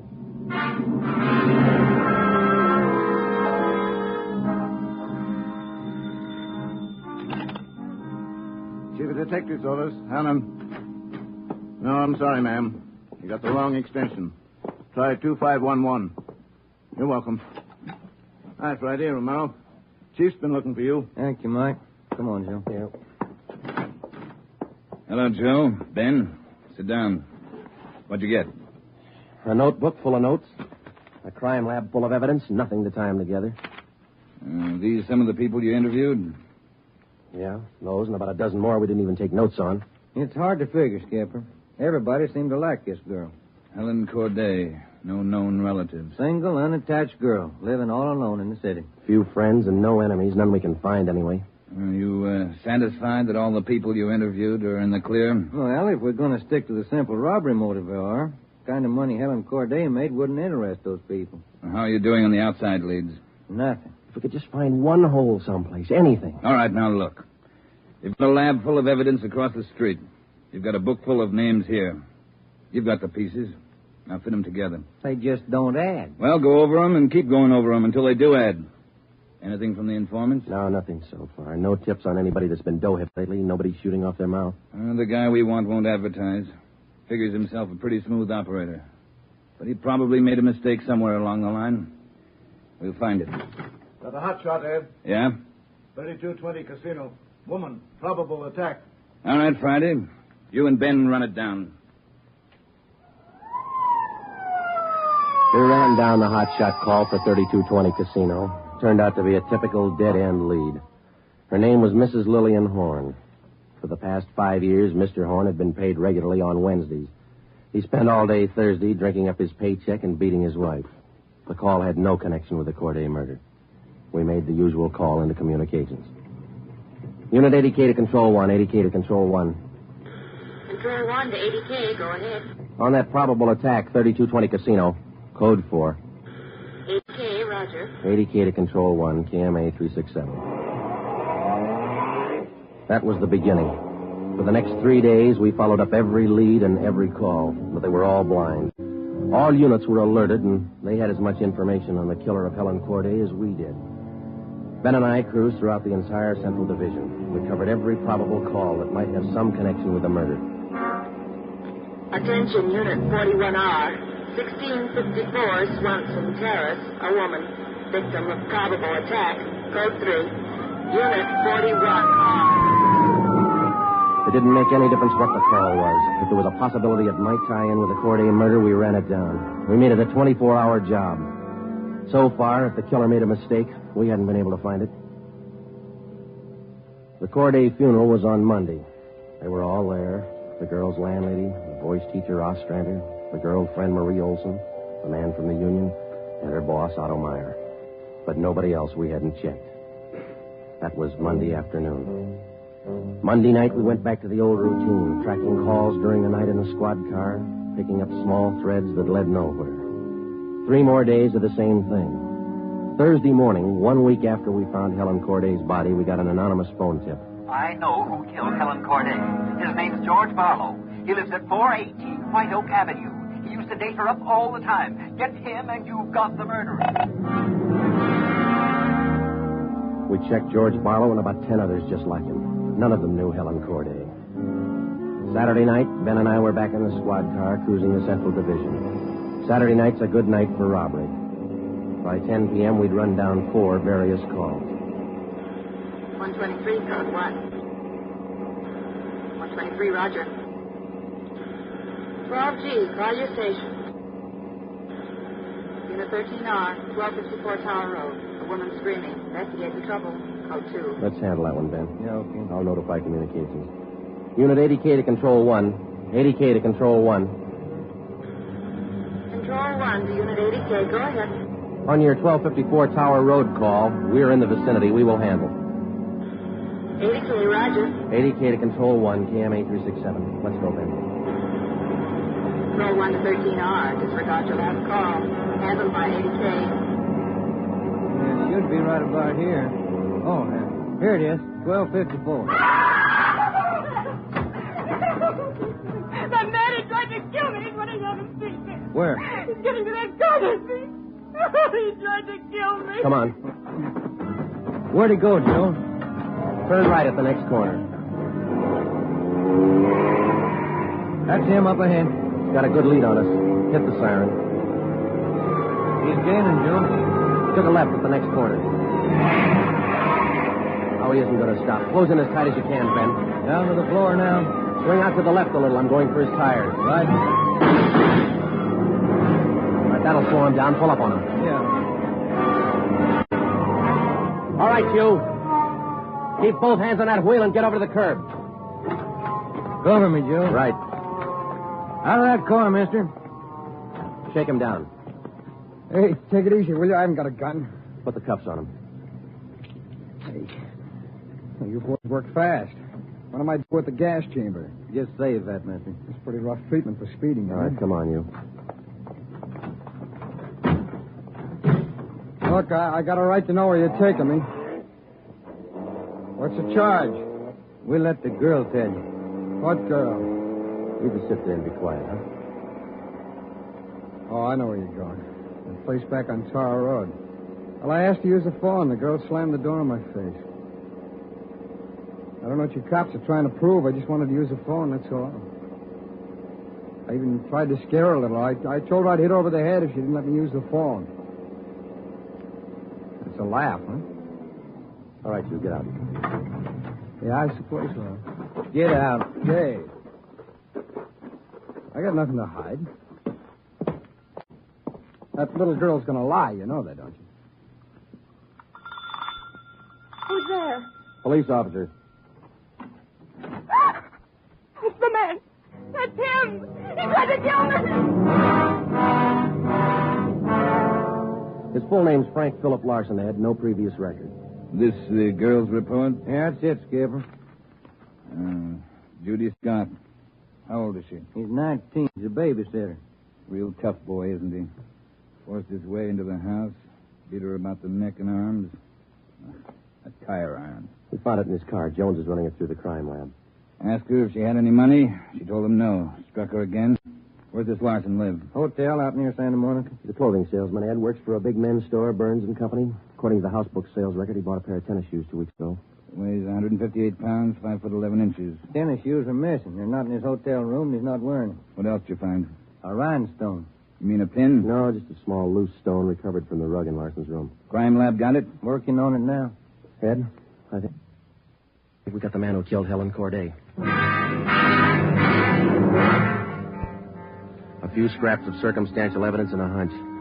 That's not much to go on. Larson had gone after the little Scott girl with a tire iron. Wasn't much of a tie-in, but we had to be sure. All that day, we checked Frank Larson's alibi for the night of Helen Corday's murder. We interviewed the personnel manager at Burns and Company where he worked. We talked to all the clerks who knew him.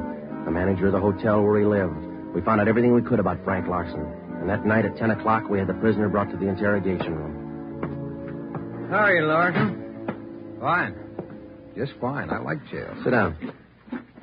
Lousy weather, been foggy all over town. I wouldn't know. I've been inside all day. How old are you, Larson? 31, same as the last time you asked me. Where'd you go to school? I didn't. I was born smart. You sell clothes, don't you, Larson? We know you work for Burns and Company. Remember, you told us. What is all this? What are you guys trying to do? We just want to know if you like selling clothes. That's all. What do you coppers know about clothes? One blue serge a year is your speed. You know quite a bit about clothes, don't you? I've been selling them for 5 years. Can you tell me something I've been wondering about? What's that? Are your socks and tie always supposed to match?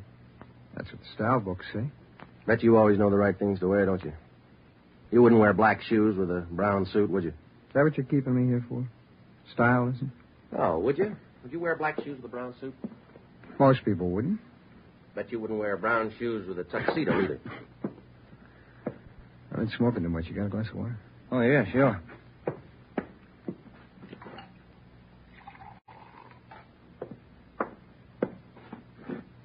There you are, Larson. Thanks. That's good and cold. How about it? Would you ever wear brown shoes with a tux? Nobody would. That's a navy blue flannel you got on there, isn't it? Yeah. It's a good-looking suit. Stop around sometime. Get you a good deal. Suit like that flannel there you're wearing.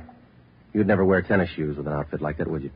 What do you think? I think you did. I think you wore them the night you killed Helen Corday. Who? Maybe you didn't have the blue suit on, but you were wearing tennis shoes, Sport Kings, size 9. Sell for $5.95. You picked them up at a discount. Cost you $3.25. Where'd you get that? Out of the house book, Burns and Company. You wouldn't have those shoes around now, would you? We couldn't find them in your hotel room. Your boss, Mr. Craig, used to think a lot of you, Larson. Before you started drinking on the job, your commissions used to run pretty high up the last couple of months. What happened? That cheap rye get to you? Well, you two really nosed around, didn't you? When are you going to tell me what I eat for breakfast?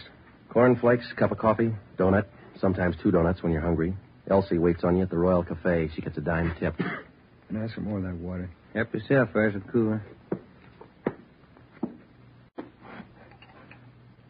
Very good and cold.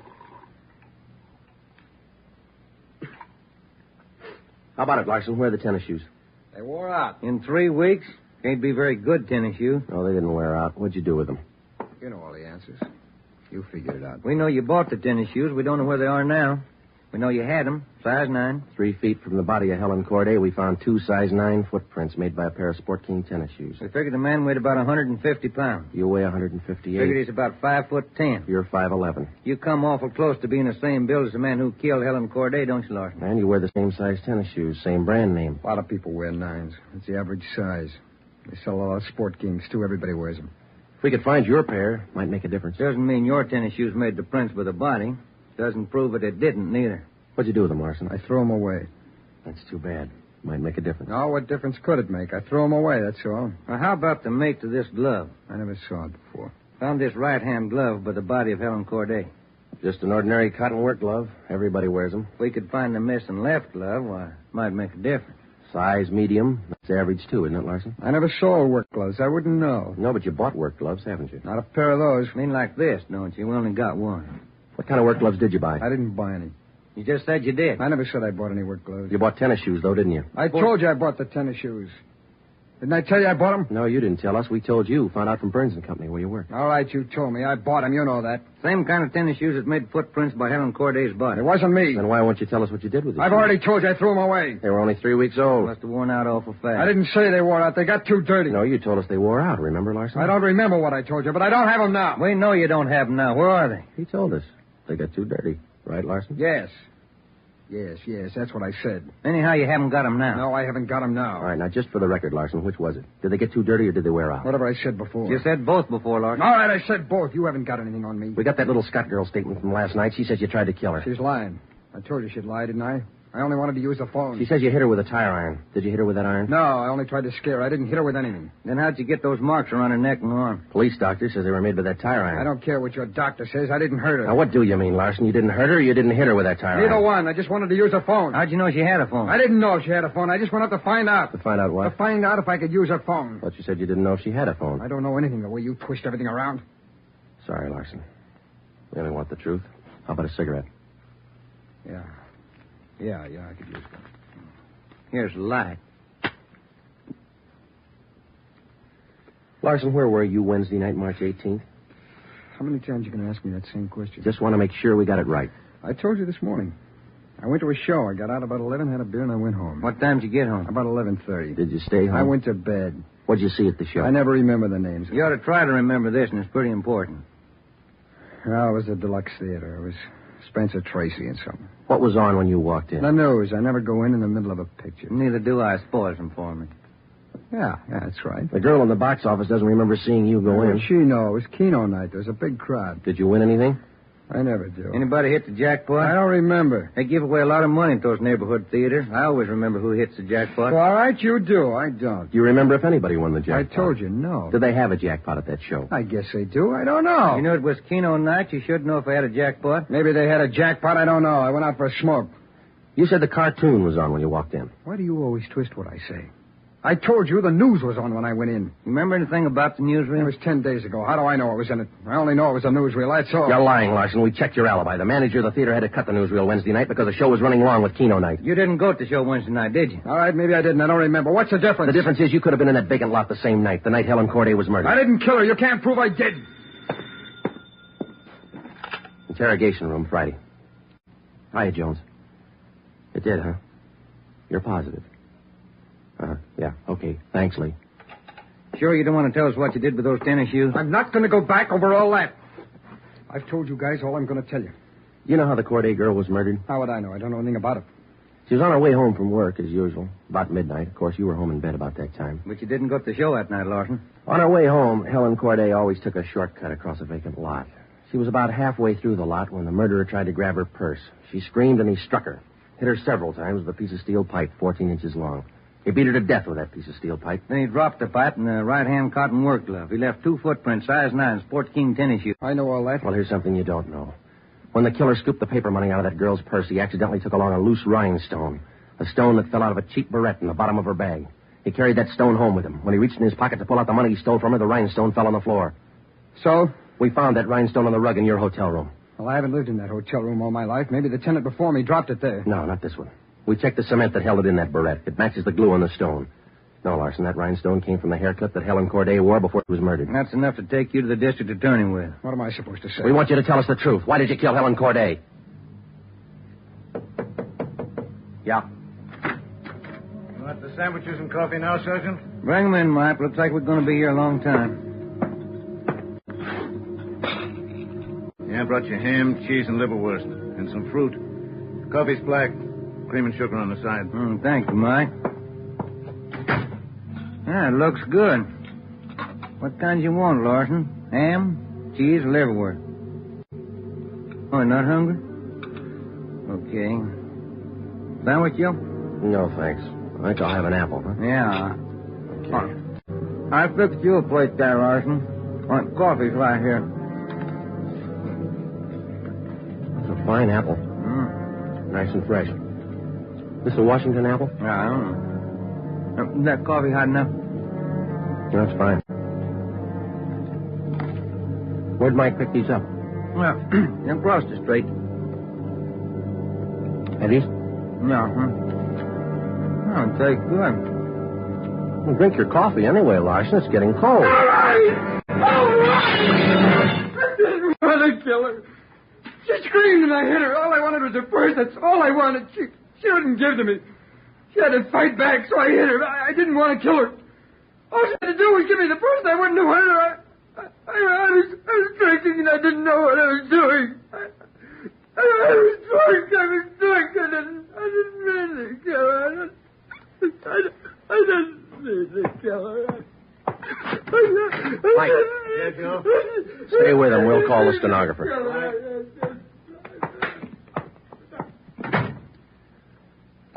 See you tomorrow, Joe.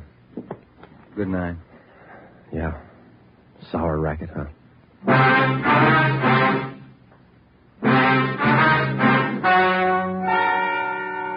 The story you have just heard is true. Only the names were changed to protect the innocent.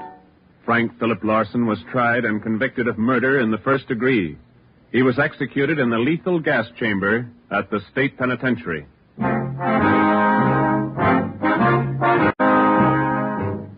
You have just heard the fifth in a new series of authentic cases from official files. Technical advice for Dragnet is furnished by the Los Angeles Police Department. Tonight's program is dedicated to Police Officer Charles A. Brady of the Chicago, Illinois Police Department, who on the night of September 2nd, 1945, gave his life so that yours might be more secure.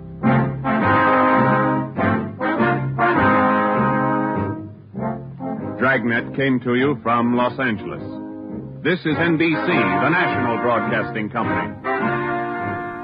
You're listening to HOJO Radio. Stay tuned. Ladies and gentlemen, the story you are about to hear is true. Only the names have been changed to protect the innocent. NBC brings you Dragnet.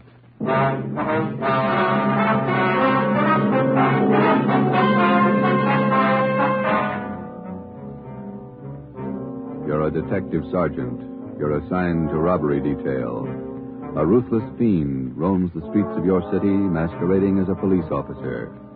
For months, helpless citizens have been robbed, beaten senseless, and kidnapped. The criminal is a twisted genius, vicious, cunning. Your job is to get him.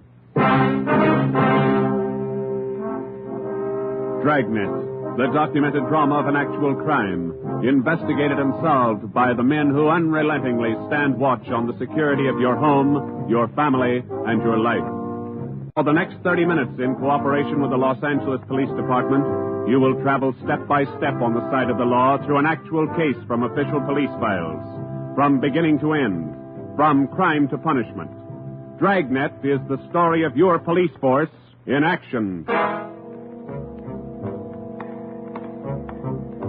It was Wednesday, June 4th. It was warm in Los Angeles. We were working the night watch out of robbery detail. My partner's Ben Romero. The boss is Ed Backstrand, chief of detectives. My name's Friday. I was on my way back from communications, and it was 11:13 p.m. when I got to room 27A. Robbery detail.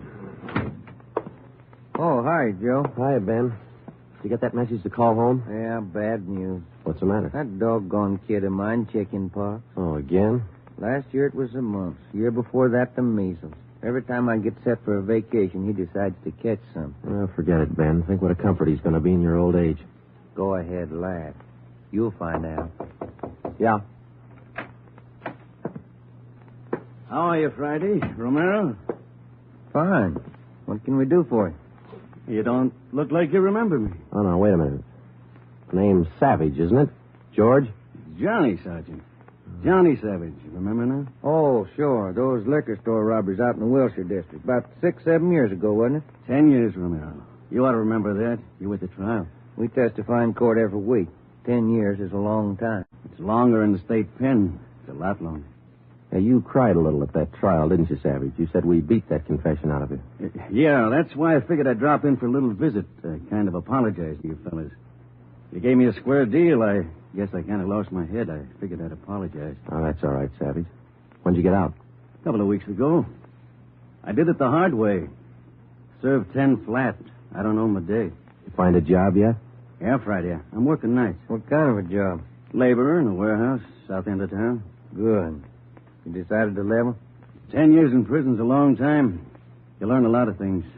Nights are long, you think a lot. You get things straightened out. I hope you mean that. Sure I mean it, Friday. I've got everything straightened out. I know who my friends are, and I know who to watch out for. You sound like maybe you're on the right track. I got it figured, Romero. Unlike you two fellas, you caught me red-handed, and you send me up for 10 years. Well, you did all right, Savage. 5 armed robberies. You got off pretty easy. You got a break, Savage. Make the best of it. Sure, I'm not kicking. 10 years, a real break. That's right. Well, just dropped in for a little visit. Maybe I'll see you fellas sometime. All right, Savage? Keep your nose clean? Sure. No hard feelings. No. You just took 10 years of my life, that's all. There's no such thing as a man going through prison without changing. And Ben and I have seen him switch in both directions. Some men learn their lesson after they land behind bars, and when they're released, they turn into good citizens. Johnny Savage was sour. We made a mental note to check him out later on, and then we went down to the record bureau and pulled his coming out mug. That's about all we had time for, because about an hour later, we started to get busy. Hot shot, Joe. Grab it. On the corner of Selma and Naples, the drugstore, 211 and probable attack. On the corner of Selma and Naples, 211 and... What you got, Joe? Selma and Naples, 211 and attack. Come on.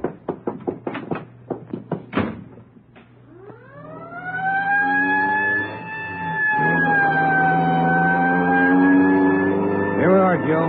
Both there on the far corner. Yeah. All right. Come on. We got the story from the victim, the store owner, Mr. Thomas. For the most part, it was the usual rundown of an early morning holdup. There was only one exception. Oh, I've had young hoodlums try to hold me up before, but there was nothing like this one. How you mean, Mr. Thomas? Well, he came in here just before closing, and ordinarily I'd have kept an eye out because that's the time to look for him. But this fella came to the door and said he was a policeman, so I let him in. He looked like a cop. Boyed right up to me and the wife behind the counter and pointed a gun. And she screamed, and he hit her in the face with the butt of the gun. Sergeant, it was horrible.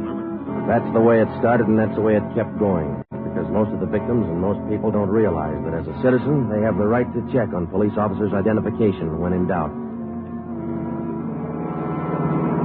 After we got the story from Mr. Thomas and checked the store in the neighborhood, Ben and I headed back for the office. Attention, all units. At the end of North Baxter Road near Hillcrest, victim of 211 and slugging. Car 7172, take the call. Code 3. Attention, all That's 4 blocks away from the last one. Let's roll on it, huh, Ben? Right, I'll hit the siren. You get the light. By the time Ben and I got up to the end of North Baxter, the men from car 71 were already there. The victim was telling his story. His face looked like it had been through a meat grinder. Now, we're just shifting the car into second to make the hill when I hear this siren behind me, and I see this red light flashing in the side view mirror. Well, naturally, I pulled over to the curb, and I was just reaching for my driver's license when the cop runs up, yanks me out of the car, and starts clubbing me in the face with the butt of his gun. Did you get a look at him? Think you can describe him? No, I'm afraid not. He swung me around and kept me staring into that red light on his car all the time he was beating me.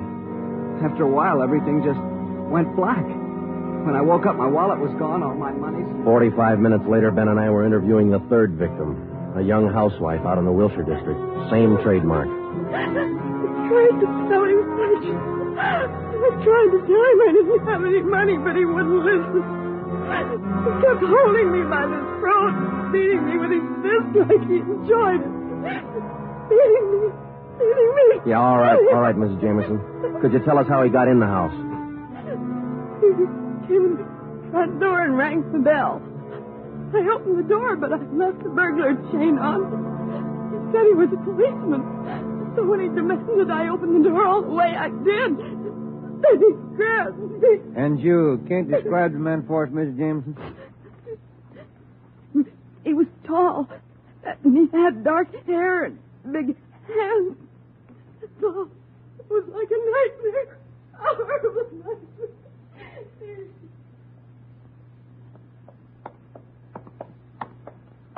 Tall, dark hair, big hands. Your guess the same as mine, Joe? Maybe. Let's wait and see. Come on, let's check with the boss. Hi, Mike. Hi. He's waiting for you. In there. Come on, Ben. Leave the detective's office. Hannon. Sit down. Yeah, Skipper. All right, you two, let's have it. The guy with the red light? Yes, the guy with the red light posing as a policeman. Why hasn't he been picked up? You know as much about it as we do, Ed. We got our first call around midnight. He knocked over a drugstore out on Selma. He hasn't stopped working since. Didn't you get any definite lead on him? No description, no license number? Nothing. He's tall, big hands, dark hair, that's all. Fine. Either of you got any ideas? Could be anybody, Skipper, with that description. You're sure it wasn't anybody on the force? We sent all the victims down to personnel. Lowry showed him the mug book of all police officers. Wasn't one of our men. Works fast. Drugstore, motorist, a pedestrian, a housewife out in the Wilshire district. Went right in the house after her. 4 of them, right in a row. 5. Huh? There's a 20-year-old kid in the next room. Came in just before you got here. A couple hours ago, he was sitting in the car with this girl up in Mulholland Drive.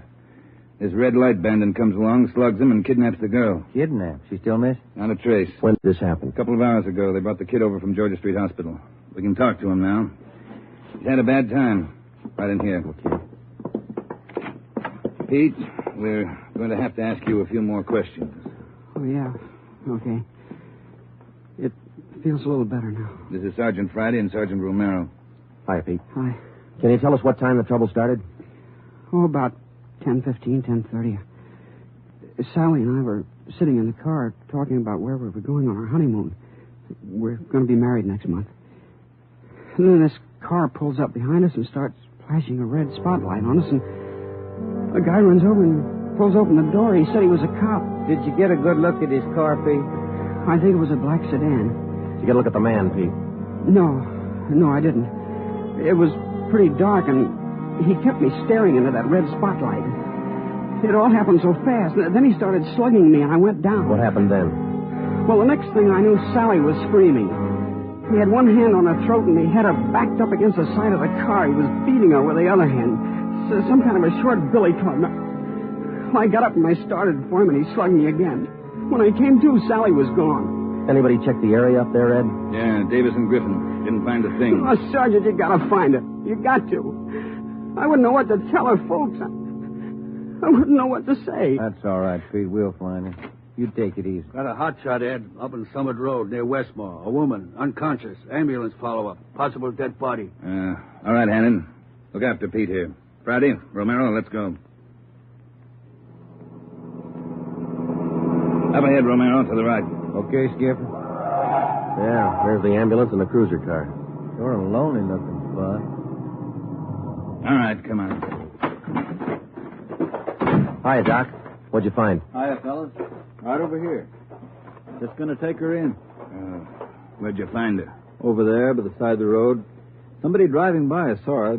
They called us. Any identification? This bracelet on her wrist. To my dearest Sally, from Pete. December 25th, 1947. That's a girl, all right. What are the chances, Doc? I wouldn't bet on him. Pretty bad shape. Well, have you seen enough? Yeah. Friday, Romero, call the crime lab and check the area for footprints and tire tracks. I'll ride back in the ambulance with the girl. If she regains consciousness, I want to talk to her. All right? Okay, Ed.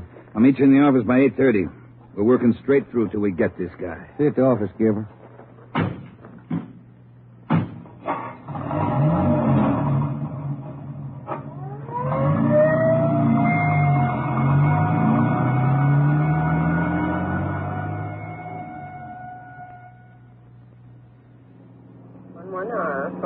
What time you got, Ben? 7 minutes to 4. Long night. Hey, that car up there ahead. Let's take a look at it, huh? Black sedan. Hey, look, he's flashing a red spot on that convertible. Come on.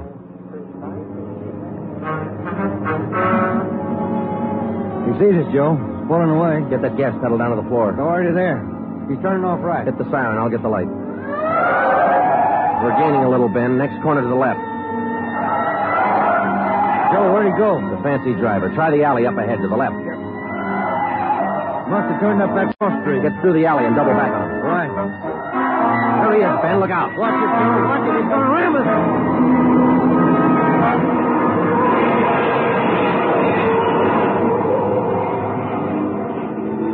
We got hit just in front of the rear bumper. Our car was forced into the curbing and it turned over. He was real lucky. He kept right on going. But this time, Ben and I were sharing the luck.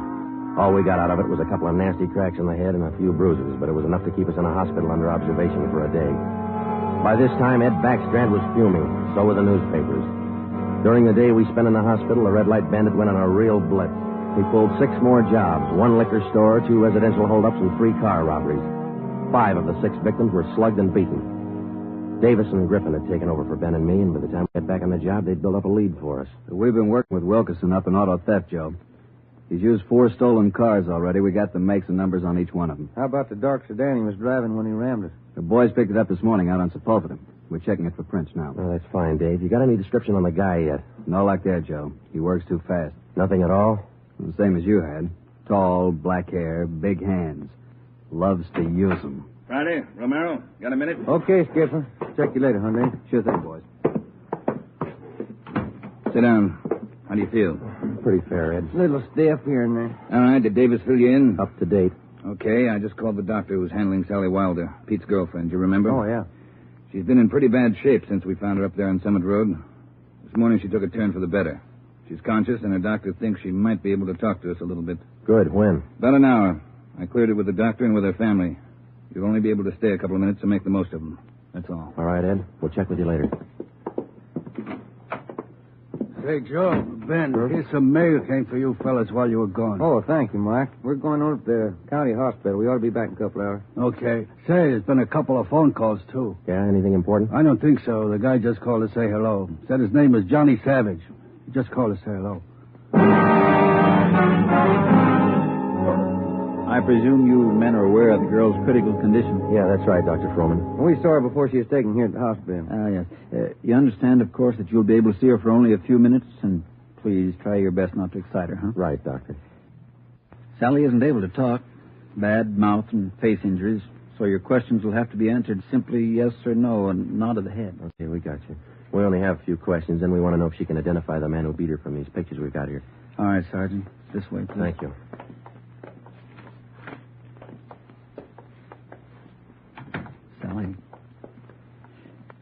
Sally, these gentlemen are from the police department. They'd like to ask you a few questions. Now, there's no need to be nervous or afraid. Just simply nod your head yes or no. Now, that's fine. All right, Sergeant. Sally, did you see the man who attacked you? Yes. She says yes. Did you get a good look at his face? You did. All right, Sally, now you can answer these 3 together. Just yes or no.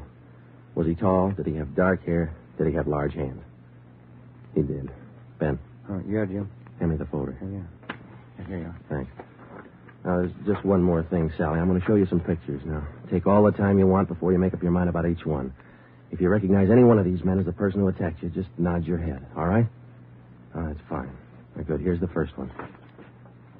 No? All right. Here's the next one. No. How about this one? No? All right. Here's another. Do you recognize him? This was the man? Are you sure, Sally? Thank you. That's all. Let's go. Did you find what you wanted, Sergeant? Yes, Doctor, we did. Here, it's this one. Nice-looking chap. Who is he, Sergeant? His name's Savage, Dr. Froman. Johnny Savage. When we got back to the office, we checked in with Ed Backstrand. In 5 minutes, an all-points bulletin and a full description of the suspect was broadcast to every radio car, every motorcycle officer, to every sheriff and law enforcement agency in Los Angeles and Southern California. By nightfall, the manhunt was on. More than a dozen extra patrol units were called in for duty that night, and when they pulled out of the police garage, the name, the picture, and the full description of Johnny Savage was in the possession of every officer. The same for the patrolmen, whether they walked a beat downtown or out in the residential areas. The picture of Johnny Savage went with them. Everything was done that could be done. On the second night of the manhunt, far out on the edge of town, Johnny Savage, the red light bandit, got his 12th victim, a 63-year-old storekeeper. Attention, all units. 939 Markham Street, near Clark. 211 and slugging, code 3. Ambulance dispatched. All units. 939 Markham Street, near Clark.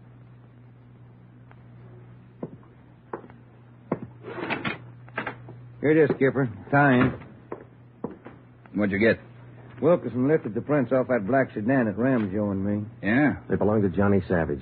Yeah, good. That storekeeper last night. It's a Savage, all right. Victim identified him from his mug. All right. We got enough of this Savage guy to put him on ice for life. All we have to do now is to get him. Now, look, the way we figure it, Ed, this red light bandit is using stolen cars with cold plates, so there's no way of tracking down the cars at regular commercial garages. He's got to be renting private garages someplace around town. All right, let's get the neighborhood patrolman on the job. Advertise it. All over town. It's a city ordinance, isn't it? People who rent private garages are bound by law to register the car and license number with the police.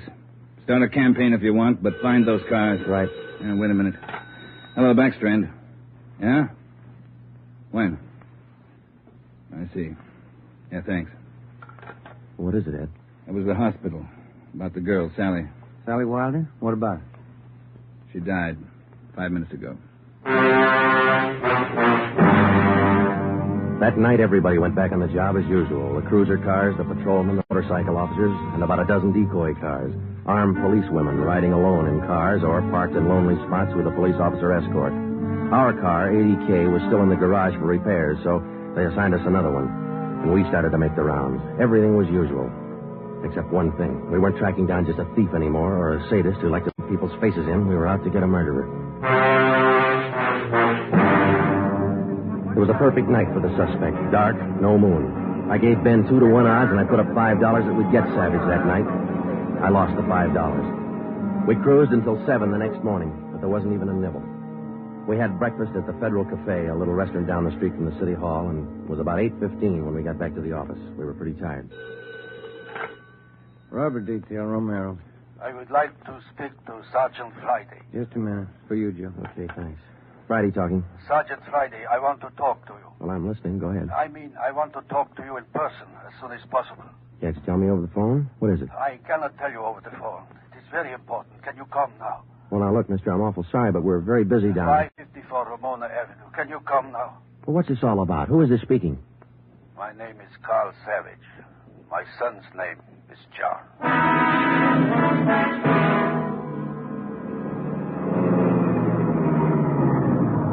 Here it is, Joe. Neat-looking little place. Yeah.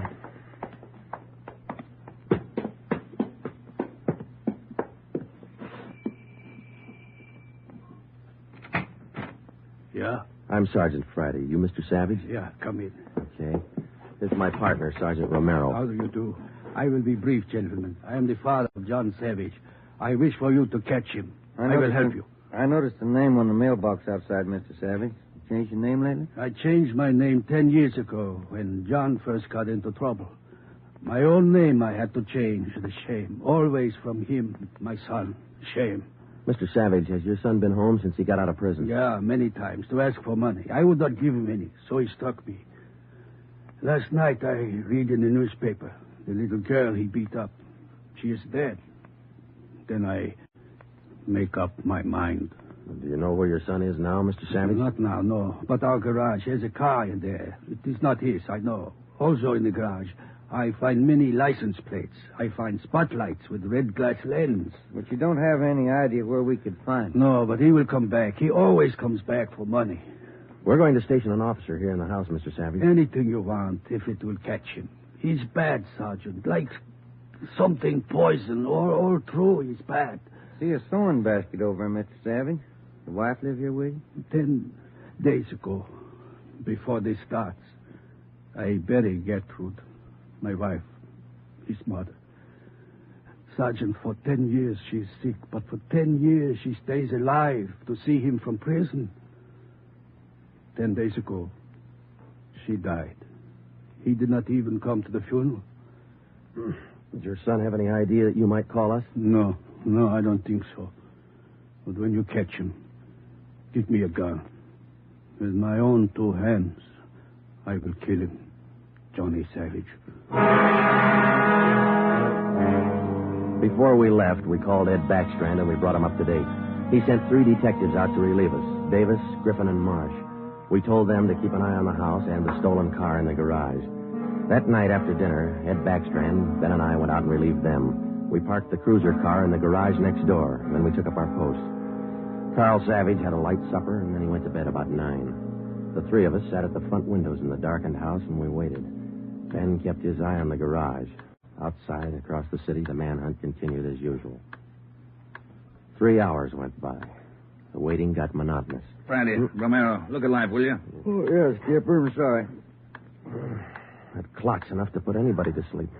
What time you got? 12:23 a.m. Thanks. The clock kept ticking. We were tired. We took turns keeping each other awake. At 10 minutes past 2, I looked at my watch, and then I settled back and tried to find some kind of a comfortable position. They started so faintly, it was just like the ticking of the clock. Same rhythm. And then they came closer, and the sounds got out of rhythm.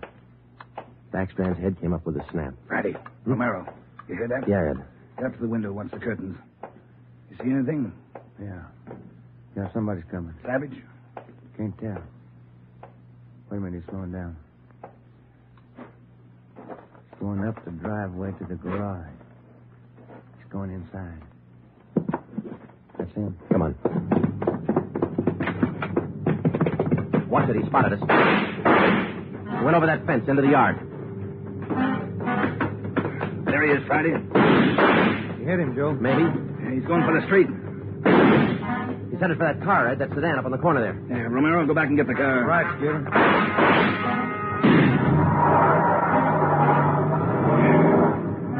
Must have parked up the block before he came around. Where's Romero? I don't know.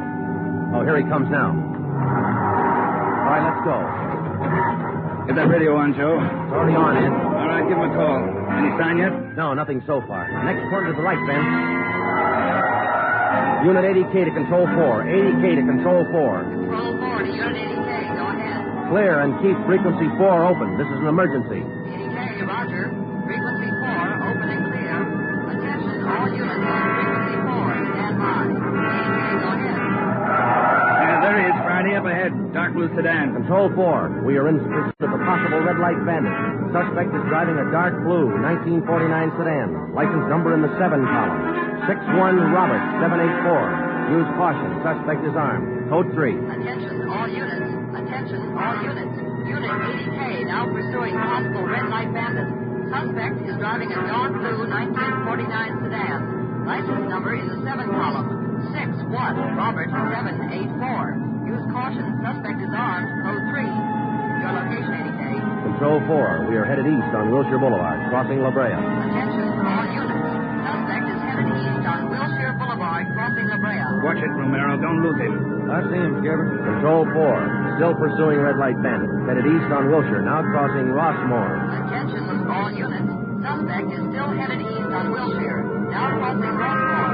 Suspect is armed. Use caution. Code 3. That truck pulling out up ahead. Hit the siren, will you, Skipper? Hold on to tight squeeze. Keep line, Romero. A lot of traffic up ahead. He's got to slow down. Control 4. Suspect headed east on Wilshire, crossing Western Avenue, closing in. There he goes. Took a right down Sherman Alley. The dead end. Yeah. Control 4. Suspect turns south into Sherman Alley. Closing in on suspect. Attention, all units. Suspect has turned south into Sherman Alley. Suspect is trapped. Converge on Sherman Alley. There he is, Skipper. Pulling up ahead. He's jumping out. All right, take the mic, will you, Ed? Here. Come on, Ben. I'll direct the other cars in. If you need help, holler. Right, Skipper. All right, which way to go, Ben? Down between those buildings. Come on. He's starting up the back fire escape. All right, keep him busy. All right, Savage, come on down. He wants to go to Roughwood. One more chance, Savage. Come on down. No use, Joe. He's heading up for the roof. Come on. He climbs like a monkey. Come on, let's get him. Here, I'll give you a hand. Here's the roof. All right, where'd he go? I don't know. Let's spread out. All right, Savage, you're through. Throw your gun out. Come out with your hands up. Watch it, Joe. He's running for the edge. He's going to jump. I'll get him. All right, up, guy back here. You lousy copper, you dirty, lousy cop. I'll kill you out. You're through, Savage. You're through.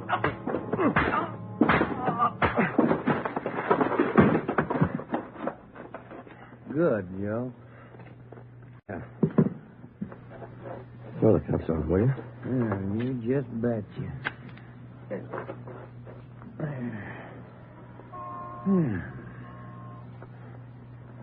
You want a smoke? Yeah, I can sure use one. Thanks. Quiet up here. Yeah. I was just thinking. Well? Carl Savage, this guy's father. Mm-hmm.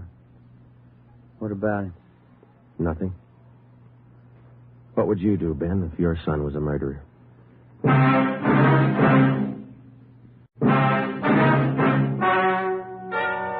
The story you have just heard is true. Only the names were changed to protect the innocent. John Savage was tried and convicted of murder in the first degree. He was executed in the lethal gas chamber at the state penitentiary.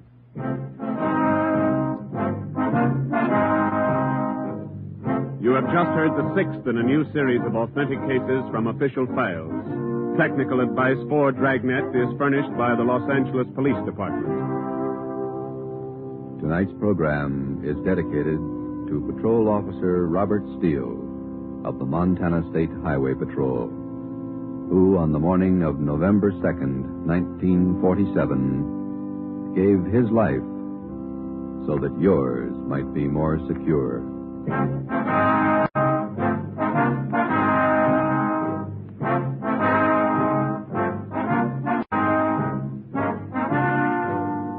Dragnet came to you from Los Angeles.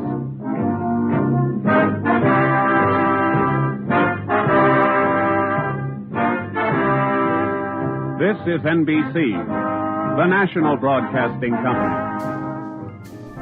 Actor and producer Jack Webb's aim in Dragnet were for realism and unpretentious acting. He achieved both goals, and Dragnet remains a key influence on subsequent police dramas in many media. The show's cultural impact is demonstrated by the fact that even after 5 decades, elements of Dragnet are known to those who have never heard nor seen the program. The ominous 4-note introduction to the brass and timpani theme music titled Danger Ahead is instantly recognizable, as well as the show's opening narration. Stay tuned for more Dragnet right here on HOJO Radio.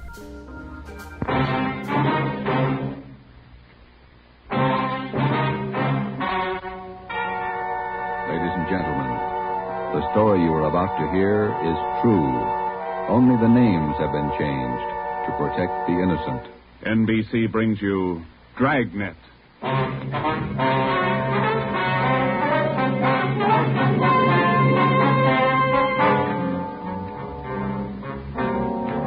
You're a detective sergeant.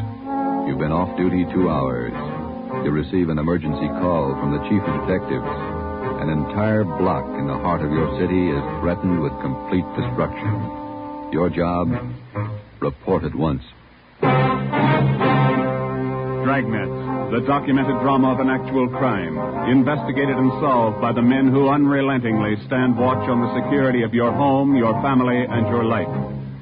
For the next 30 minutes, in cooperation with the Los Angeles Police Department, you will travel step by step on the side of the law through an actual case from official police files.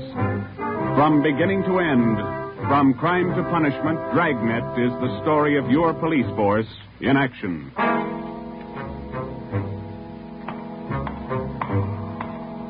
It was Tuesday, November 15th. It was raining in Los Angeles. We were off duty reporting in on an emergency call. My partner's Ben Romero. The boss is Ed Backstrand, chief of detectives. My name's Friday. It was 8:32 a.m. when I walked in the Spring Street entrance of the City Hall. You Sergeant Friday? Yeah, that's right. Take my elevator, Sergeant. It's the only one in service. All right.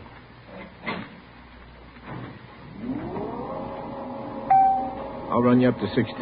The chief's waiting for you up there. What's the pitch? Only one elevator in service out of 10? The place looks deserted. What's going on? Nobody in the building. All the office people have been sent home. Lots of trouble. Somebody declare a holiday? No joke, Sergeant. Big trouble. All right, you convinced me. What is it? Here we are. 16th floor. Over here, Friday. Hi, Joe. Hello, Ben. You made good time. Came as soon as I got the call, Ed. Sorry to have to bring you back in. You worked last night, didn't you? Yeah, midnight to 8 this morning. Sorry. Come on. Okay. What is it, Skipper? Why all the hush? Wait till we get inside. In here. Okay. Number one, let's keep our voices down. All right. I'll make it as brief as I can. Every minute counts. What time you got, Friday? 8:33. All right, here it is. 55 minutes ago, a man walked into this building with a homemade bomb under his arm. If we don't release his brother from the county jail by 9 o'clock this morning, he says he'll pull the trigger on the bomb and blow up the whole building. He's kidding, Skipper. Who is the guy? Name's Vernon Carney. Here's his package. He and his brother have been in and out of jail since 1937. Small-time thieves. Yeah. Where's the FBI kickback? We had him once before, both of them. Brother's name is Elwood, serving a year for car stripping. And this two-bit thief is sitting here in the city hall with a bomb on his lap? That's right. In the next room. What kind of a bomb is it, Ed? You think he's bluffing? Could be bluffing, but the crime lab says no. Lee Jones from the lab get a look at? Been in there twice. One end of the box is glass. Says you can't see much without a closer look, but you can't get near the guy. What do you want us to do? It's a volunteer job. You can take it or leave it. I won't order you to do it. How you want to handle it? You sure you want a piece of this one, Romero? No, he doesn't, Ed. He's got a family. Get me another single man. We'll give it a try. Wait a minute, Joe. What makes this job so different?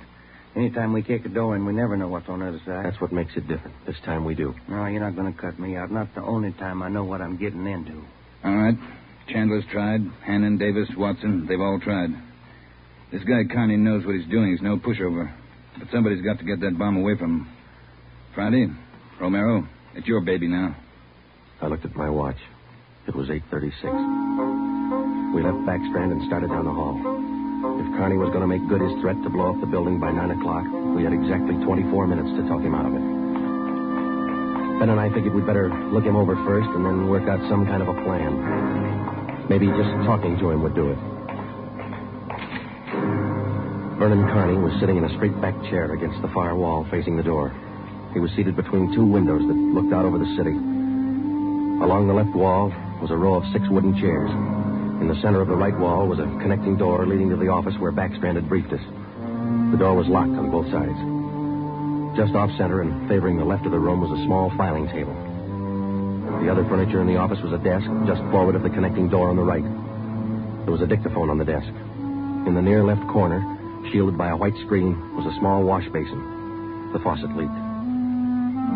Vernon Carney was middle-aged. He sat erect, holding a black box on his lap.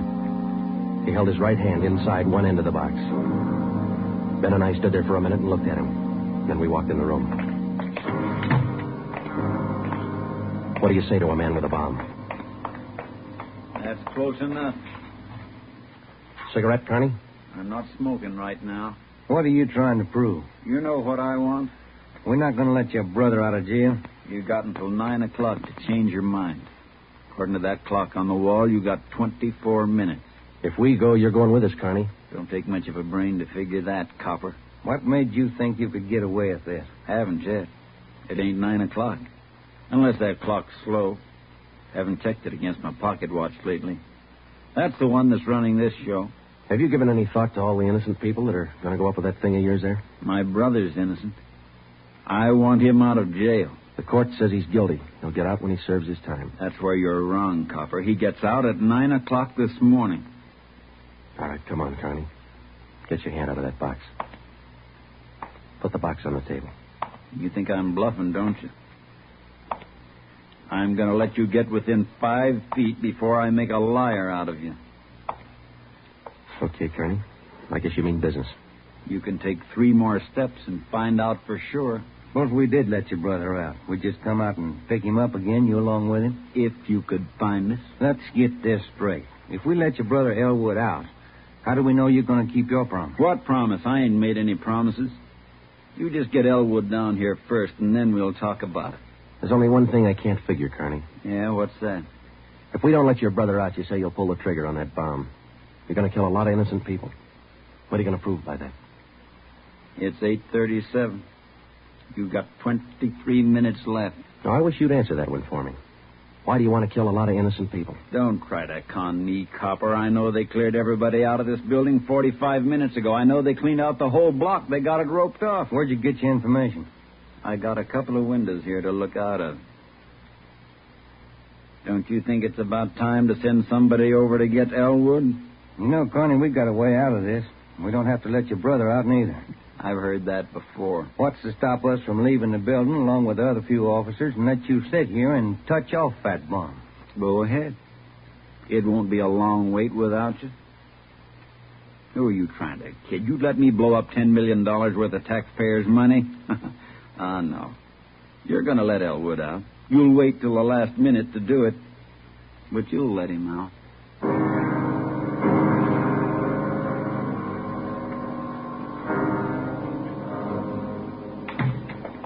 Ed, I'm still not convinced Kearney can back up what he says. Then why didn't you take the box away from him? Yeah. We're in a spot, let's face it. How about an eye for an eye, Skipper? What do you mean? If he pulls the trigger on that machine, he kills us. How about us getting him first? All right, Romero. How are you going to handle it? Well, I'm not the top man on the pistol range, but I could wing him. And then he hands the box to you? Or maybe he falls and his reflex action pulls the trigger. Okay, I don't wing him. I stop him for keeps. You just can't walk in there and shoot him down. Why not? You do the same thing with armed criminals. Yeah, but you warn him first. I'll warn him. Yeah, and after you shoot him, you find out it's a harmless gadget. Couldn't have gone off in a million years. No, a gun's not the answer. We can't shoot him until we're positive. We'll be positive by 9 o'clock, and there might not be anybody around to shoot him. We've located Kearney's apartment. There's a detail out there checking it now. Pacelli and Morris. Ed, have you got any ideas at all? Anything we could try? That's why I called you in. None of us have gotten any further than you did just now. There's just one thing I want to know for sure. Yeah, Friday. Is it or isn't it? We all want to know. Either way, we've got to get that box away from him. Backstrand. Yeah. You did? Yeah. Now, stay out there till I call you. All right, here's half the answer. That was Pacelli. They found 28 sticks of dynamite in Kearney's apartment. We knew Kearney wasn't kidding now. We could see into the bomb through that glass window in one end. It looked like dynamite inside, and there was dynamite in Kearney's room. We didn't know if he had the nerve to pull the trigger. We didn't know if it would go off when he did. But with only minutes remaining, nobody wanted to take the chance. From here on in, all of us agreed that Vernon Kearney sat in the next room, holding in his 2 hands a force powerful enough to destroy us all. We had to get that box away from him, and to get that box, we had to have a plan. I looked at my watch. It was 8:40. 20 minutes till 9 o'clock. How do we get it away from him? I got an idea. It might work. Let's have it. Kearney's sitting against the far wall between 2 windows. They're both open. Yeah, that's right. All right, if we could get a man through one of those windows, we might get Kearney from behind. How are you going to get him? Whoever gets through the window could slug him. What do you do then? Somebody grabs the box. The crime lab can tell us what to do with it. How do we get a man through one of those windows? We're on the 16th floor. Well, there's some kind of a ledge that runs around the building on each story. Wide enough for a man to walk on? Well, let's take a look. All right. Looks pretty narrow, Joe. That's a good 18 inches. Could be done. Too risky. It's raining out. That ledge is slippery. Strong wind up there, Joe. Tear a man right off the building. Yeah, I guess you're right. Well, there's still a way. How about a ladder? 16 floors, Skipper. There might be a way. The fire department would know that. I'll get Battalion Chief Erickson. Is Lee Jones in the building? No, he's over in the crime lab. I'll get him up here, too. I don't know, Friday. Maybe it'll work. It's got to, Ed. All right, now look. It's going to take a couple of minutes to set this up. We've got to know what Kearney's doing every second of that time. Well, how about the dictaphone in there on desk? Good. Get it on without him seeing you. We'll try. The dictaphone in there is connected to this one in here. This room is 1614. You got that? Yeah. All right, push down key 1614 on that machine in there and leave it down. Get the receiver off the hook and leave it off. Leave the receiver off. That's right. You know, if it isn't off the hook, we won't be able to hear a thing in here. All right. Come on, Ben. This is Backstrand. Give me Chief Erickson. Where's my brother? Still in his cell. You coppers are long on talk, but short on time. Yeah, we know. I'm telling you, for your own good, you'd better get Elwood over here. Carney, I'll bet if we get your brother on the phone here, he'll tell you he doesn't want any part of this. You mean Elwood don't want out? Since when? Sure he wants out, but not your way. He's only got a year to serve. Why don't you leave him alone? I told him I'd get him out. He didn't think I could do it. But I'm doing it. I'll make you a bet, Carney. Let us get your brother on the phone. He won't walk out of here with you. Get him on the pipe. Where you going? The phone's over here. I have to use the dictaphone. Got to get an okay from the chief. Elwood's still a prisoner. What's the matter with the phone? No operators. You know the building's been cleared. Oh, yeah. That's right. Almost forgot. Okay, you can use the dictaphone. This Friday, Ed. Carney wants to talk to his brother. Yeah, I know you'll have to send somebody over. Have them put the call on extension... wait a minute. What's that extension number, Ben? 2351. 2351, Ed. Right. It'll take a minute. Yeah. I'd kind of like to talk to El. Been a couple of months since I seen him. We've always been together, me and El, most of the time. Joe, let's go in and see if we can hurry that call. Good idea, boy. 16 minutes to 9. Hey, cop. Yeah. Forgot to hang up the dictaphone, didn't you?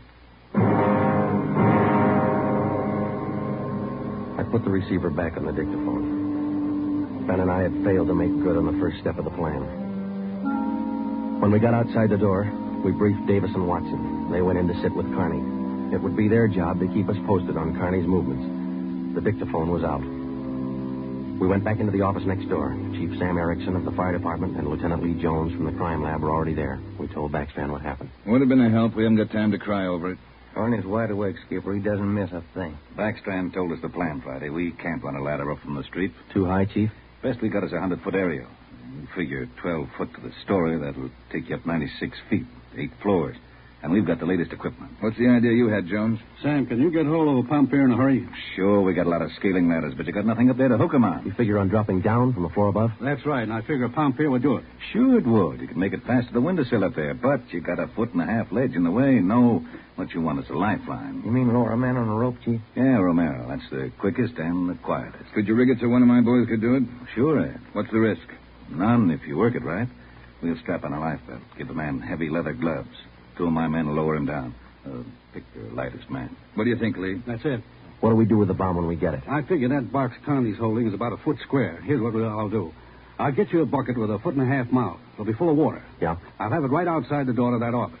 When you get that box, place it in the water. We'll get the bucket out of the building as fast as we can. And once we get the bomb underwater, we're in the clear. I can't promise you that, but it's the safest way to handle it under the circumstances. All right, that's the procedure. Sam, you take care of your end. Right away. I'll get a detail to give me a hand down on the street. They'll have a car ready to take the bomb to a safe area to decommission it. Work as fast as you can. Come on, Sam. It's our baby, Joe.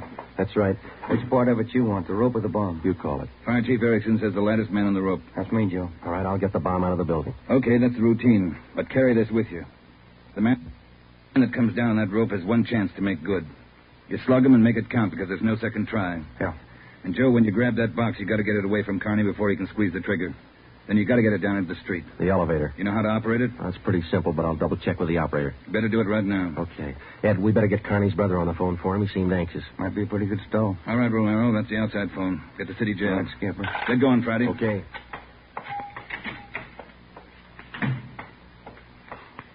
Hey, you. Elevator man. Yeah, Sergeant. Let me see if I know how to work that thing. You taking over the elevator? Well, in a couple of minutes. You want to check me out? Nothing to it, Sergeant. All right. Here's the control, see? You push this lever right to go up, left to go down. You see this little trigger on the underside of the handle? Yeah. That's the safety lock. Be sure you squeeze it or you can't move the lever. Let me try it, huh? That's it. Right to go up, left to go down. Right to go up, left to go down. How do you operate the doors? Automatic. They work off the control lever. When the control lever is locked in the up or down position, the doors will close. I get it. Now, in case they jam, this red emergency button up here? Yeah. Push it. If that doesn't close them, we call the repairman.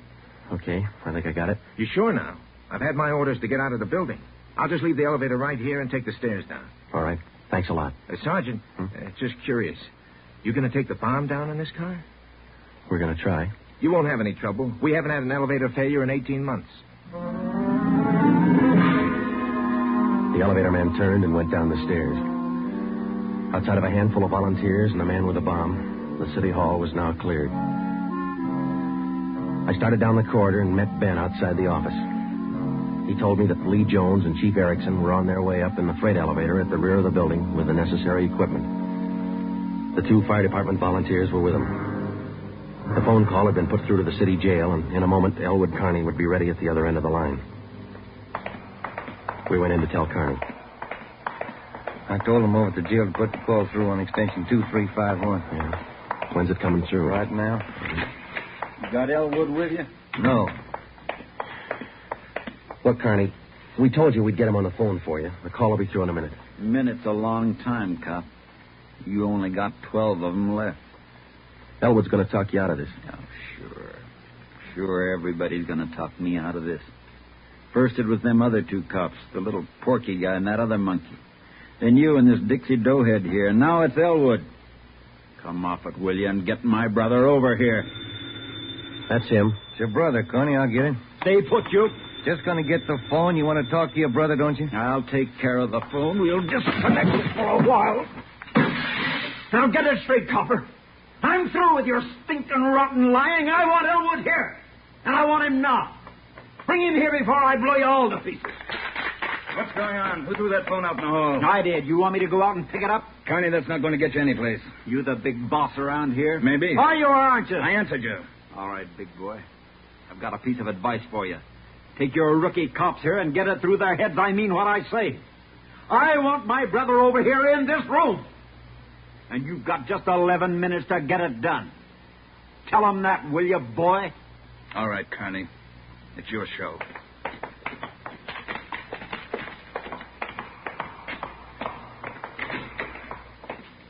All right, we got to work fast now. Jones, everything set for you? Got the bucket with the water right here. Car's waiting out on the street. Right. Erickson, your boys ready? Upstairs, waiting. And we all know what to do. Ed, I got to have somebody to give me a hand with Carney when he falls. I'll be in there with you, Friday. Ready to go upstairs, Chief? Anytime. Oh, one thing you ought to know. What's that? Strong wind coming up. About 20 miles an hour out there right now. That going to louse us up? No, but it's going to increase the sway. Got to allow for it. How you mean? Wind's coming from the south. We'll lower you just to the right of the window. If I figure it correctly, the wind will do the rest. Bigger risk, but we don't control the weather. How you going to do it, Ben? As soon as I get in position, I'll reach in through the window on his right. I'll use the belly. Try to catch him on the right side of his head. One good hit should put him away. Let's make it 2 and be sure, huh? Right. You ready, Chief? Now, let's go. Ben. Yeah? Nothing. I'll be careful. You too, huh? What's the time, Friday? 8:50. Shouldn't take more than a couple of minutes for Romero to get down to that window. Unless the wind gives him trouble. Jones, no use you sticking around. I'll give Friday a hand. That's my job. We've got to keep you alive to decommission the bomb. Bum joke. See you downstairs.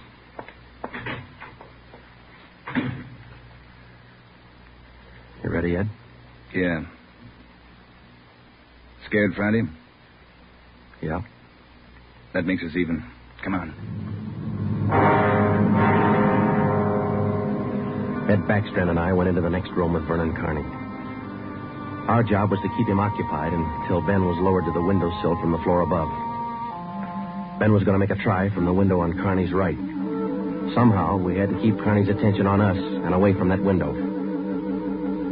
If anything went wrong and Carney got out of position, the plan would fail. If Ben was spotted, the plan would fail. If Chief Erickson didn't estimate the force of the wind correctly, the plan would fail. After Ben slugged Carney, my timing had to be perfect. If it wasn't, the plan would fail. I looked at my watch. It was 8 minutes to 9. Carney, anything we can say that'll make you change your mind? I've asked you 100 times. Now I'm ordering you. You're going to get to a phone and have somebody send Elwood over here right now. I'm through waiting. Now move. You ripped out the phone, Carney. Well, find another one. I told you I'm sick of your 2-bit stalling. We've got until 9 o'clock to make up our mind about this. You had until 9. But you wouldn't do what I told you. Now I'm cutting you short. You guys have got exactly 1 minute to get a phone in this room where I can hear you call the jail and have them send Elwood over here. You said 9, Carney. All right, Joe. We'll give him what he wants. Davis, unlock the connecting door to this office. I'll get the phone, Ed. Will the cord reach? Yeah. Your brother's a prisoner. He's in our custody and he's under our protection. We can't place his life in jeopardy. Why not leave it up to Al? Here's the phone, Ed. Yeah. Kenworthy, this is Backstrand. We want Elwood Kearney over here at City Hall. His brother wants to see him. Explain the situation. If he wants to come, get him over here. Leave it up to him. Room 1614. You'll have to use the freight elevator. And tell him to hurry. Yeah. Tell him to hurry. That's the only smart thing you've done today. Now, why don't you go next door and figure out another angle? We'll wait for Elwood, too. You don't think I'd let you get out now, do you? We're all going to wait right here for my brother. In case he don't show up, you're going to see me pull the plug. Just sit down. Not so close. Right where you are, sit down.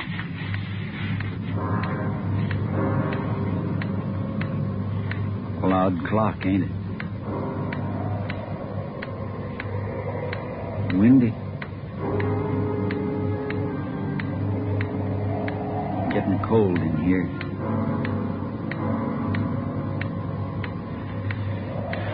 Sure a loud clock. Real windy. Maybe I ought to close the windows. Don't want to catch me a cold. I can turn on the heat. Stay put, cop. Hey, what's that? What's going on? Just the wind, Shut Sonny. up! There's somebody out there. I can see his feet. You stupid cops. Pull him up! Get back there, you! Pull him up! Friday told him to pull him up. Right.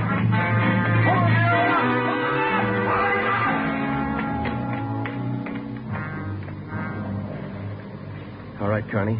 You win. You bet I win, you dumb coppers. You didn't think I'd miss a trick like that? We'll just close these windows, boys. There's one, and lock it. And Here's your brother, Kearney. Yeah. Hi, Al. Hi, Vern. You did it. I told you. I told you I'd do it, didn't I? That's far enough for the rest of you. Al, come on over here. You're crazy, Vern.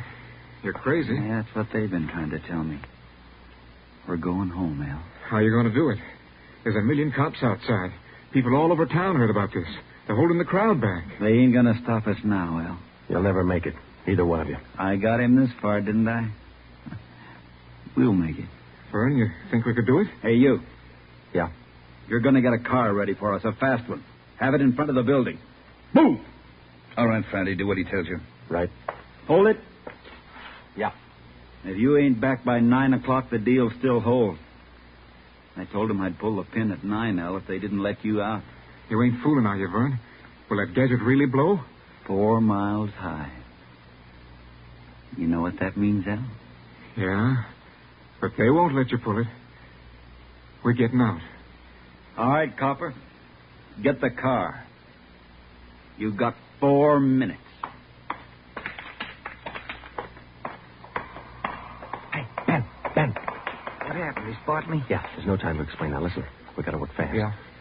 We had to bring Kearney's brother over from the jail. I don't think he cares if they get out or not. He just wants to use that bomb, and for some crazy reason, he's waiting until 9. How much time we got? Let me look. Less than 4 minutes.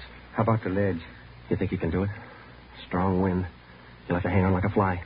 I don't know. I can give it a try. Okay. Same plan. Every second counts. Now, I can't brief Ed.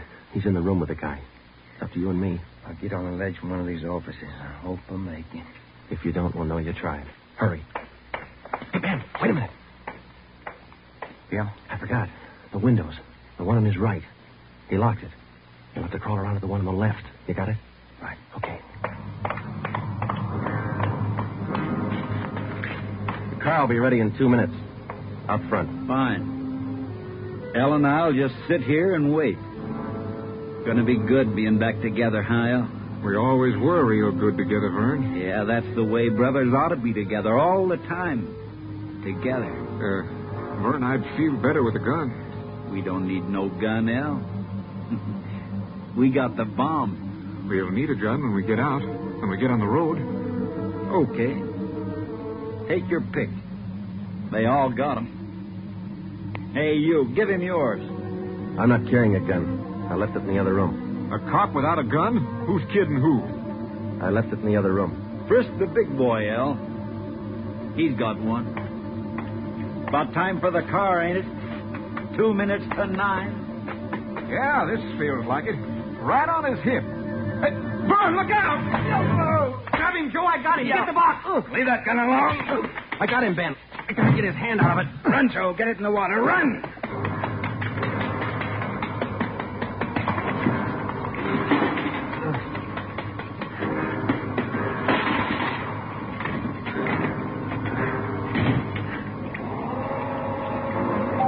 In a fast elevator, 16 floors isn't very much, but I've never shared an elevator with a live bomb. It seemed like minutes between floors. I kept watching the bucket. The bomb was completely underwater. A small stream of bubbles was hissing to the surface. I waited.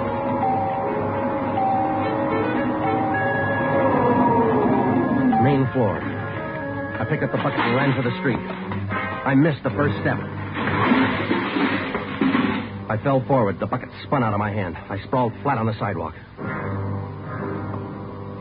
I waited for the explosion.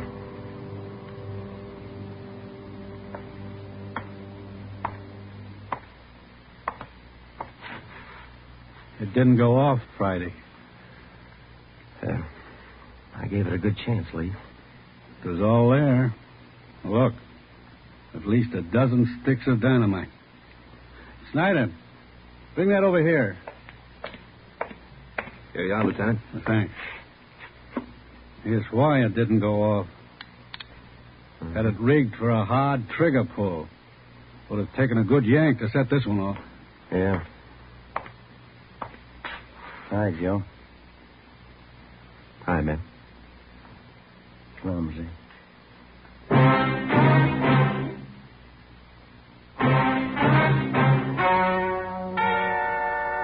The story you have just heard is true. Only the names were changed to protect the innocent. Vernon Carney was examined by 5 different psychiatrists appointed by the Superior Court and was found to be incompetent. He is now confined in the state mental institution for the criminally insane. Elwood Carney is now serving the balance of his sentence with no time off for good behavior.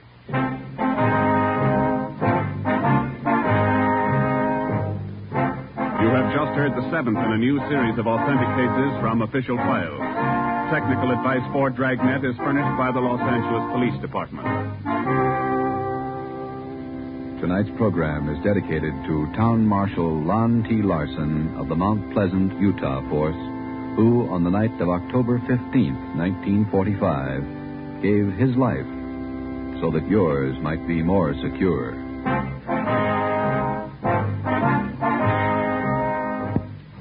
Dragnet came to you from Los Angeles.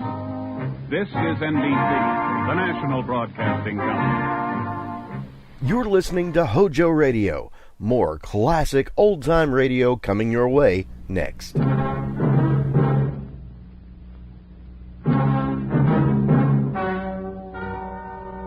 and gentlemen, the story you are about to hear is true. Only the names have been changed to protect the innocent. NBC brings you Dragnet.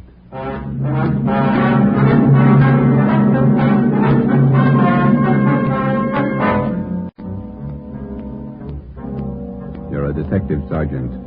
You're assigned to missing persons detail. You've never heard of Fountain Green, Utah. You've never heard of Juanita Lasky.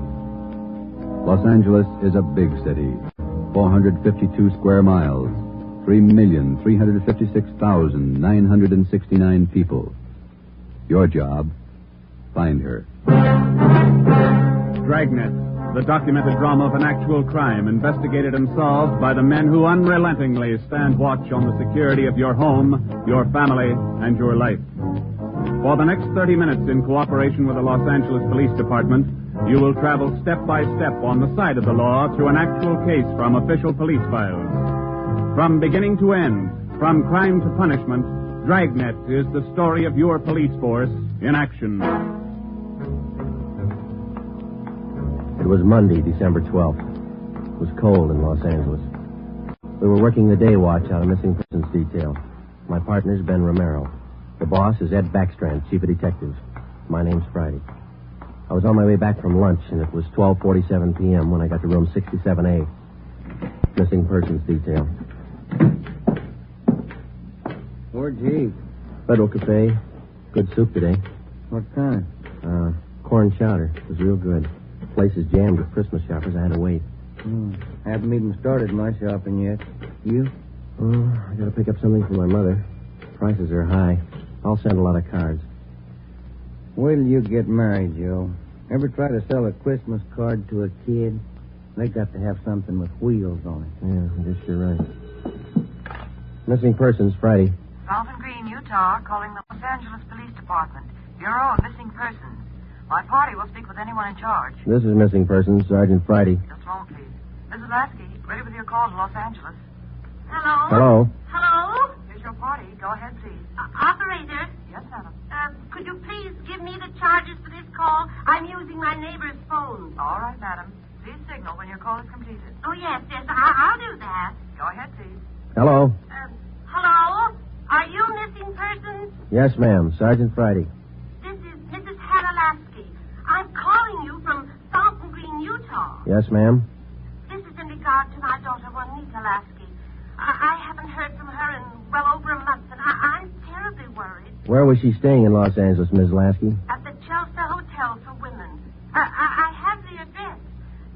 941 South Melrose Street. I can't understand it.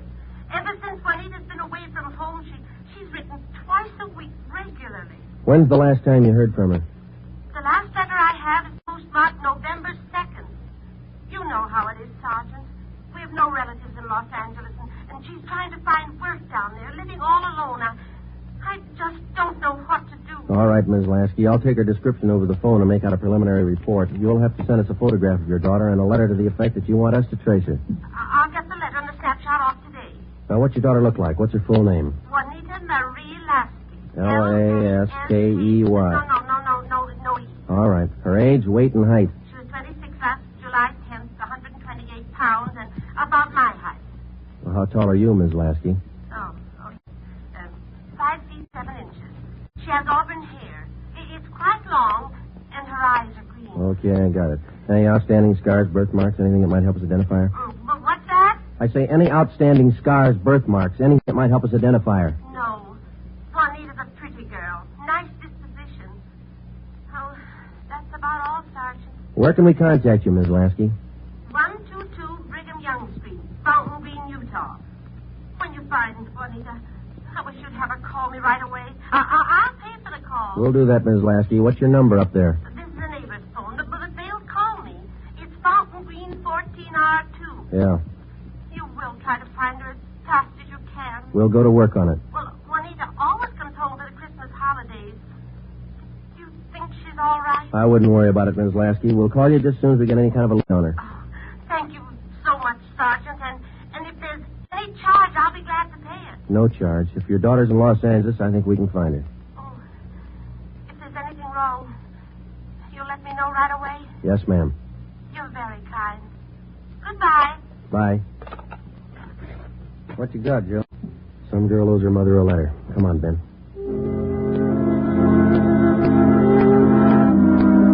Just a routine call.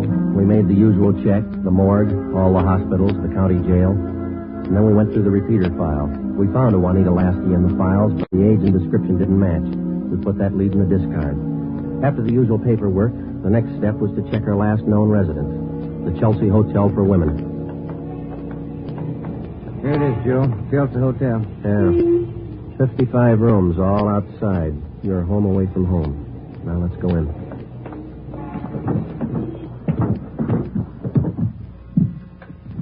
Chelsea Hotel. Thank you. Here's the bell. Yes, sir. May I help you? We're looking for a Miss Juanita Lasky. I'll ring her room. Whom shall I say is calling? Is she in? I believe so. I just saw her about an hour ago. Okay, would you ring her room, please? Yes, sir. And whom shall I say is calling? My name's Friday. All right, Mr. Friday. Just a moment. Do you wish to speak with her on the phone, or shall I have her come down? Ask her to come down if she doesn't mind. She doesn't seem to answer. That's funny. I'll ring again. No, sir, she doesn't seem to be in. Would you like to leave a message? Didn't you say you saw her about an hour ago? Yes, I did. She must have gone out again. I wonder if we could check the room. Oh, no. Gentlemen are not allowed above the main lobby. I'm sorry, ma'am. We're from the police department. Missing persons. I'm Sergeant Friday. This is Sergeant Romero. Oh. You men are from missing persons, did you say? Yes, ma'am. Well, I'm sure Juanita's just stepped out for a moment. If you'd care to wait here in the lobby. We haven't got much time, ma'am. We'd appreciate it if you'd show us a room. Certainly. I'll get to pass through. That's 215. The elevator's right this way. Thank you. What seems to be the trouble? Some friend of Juanita's missing? No, ma'am. Juanita. Juanita? I don't understand. Her mother's a little worried about her. Down this way. Here we are.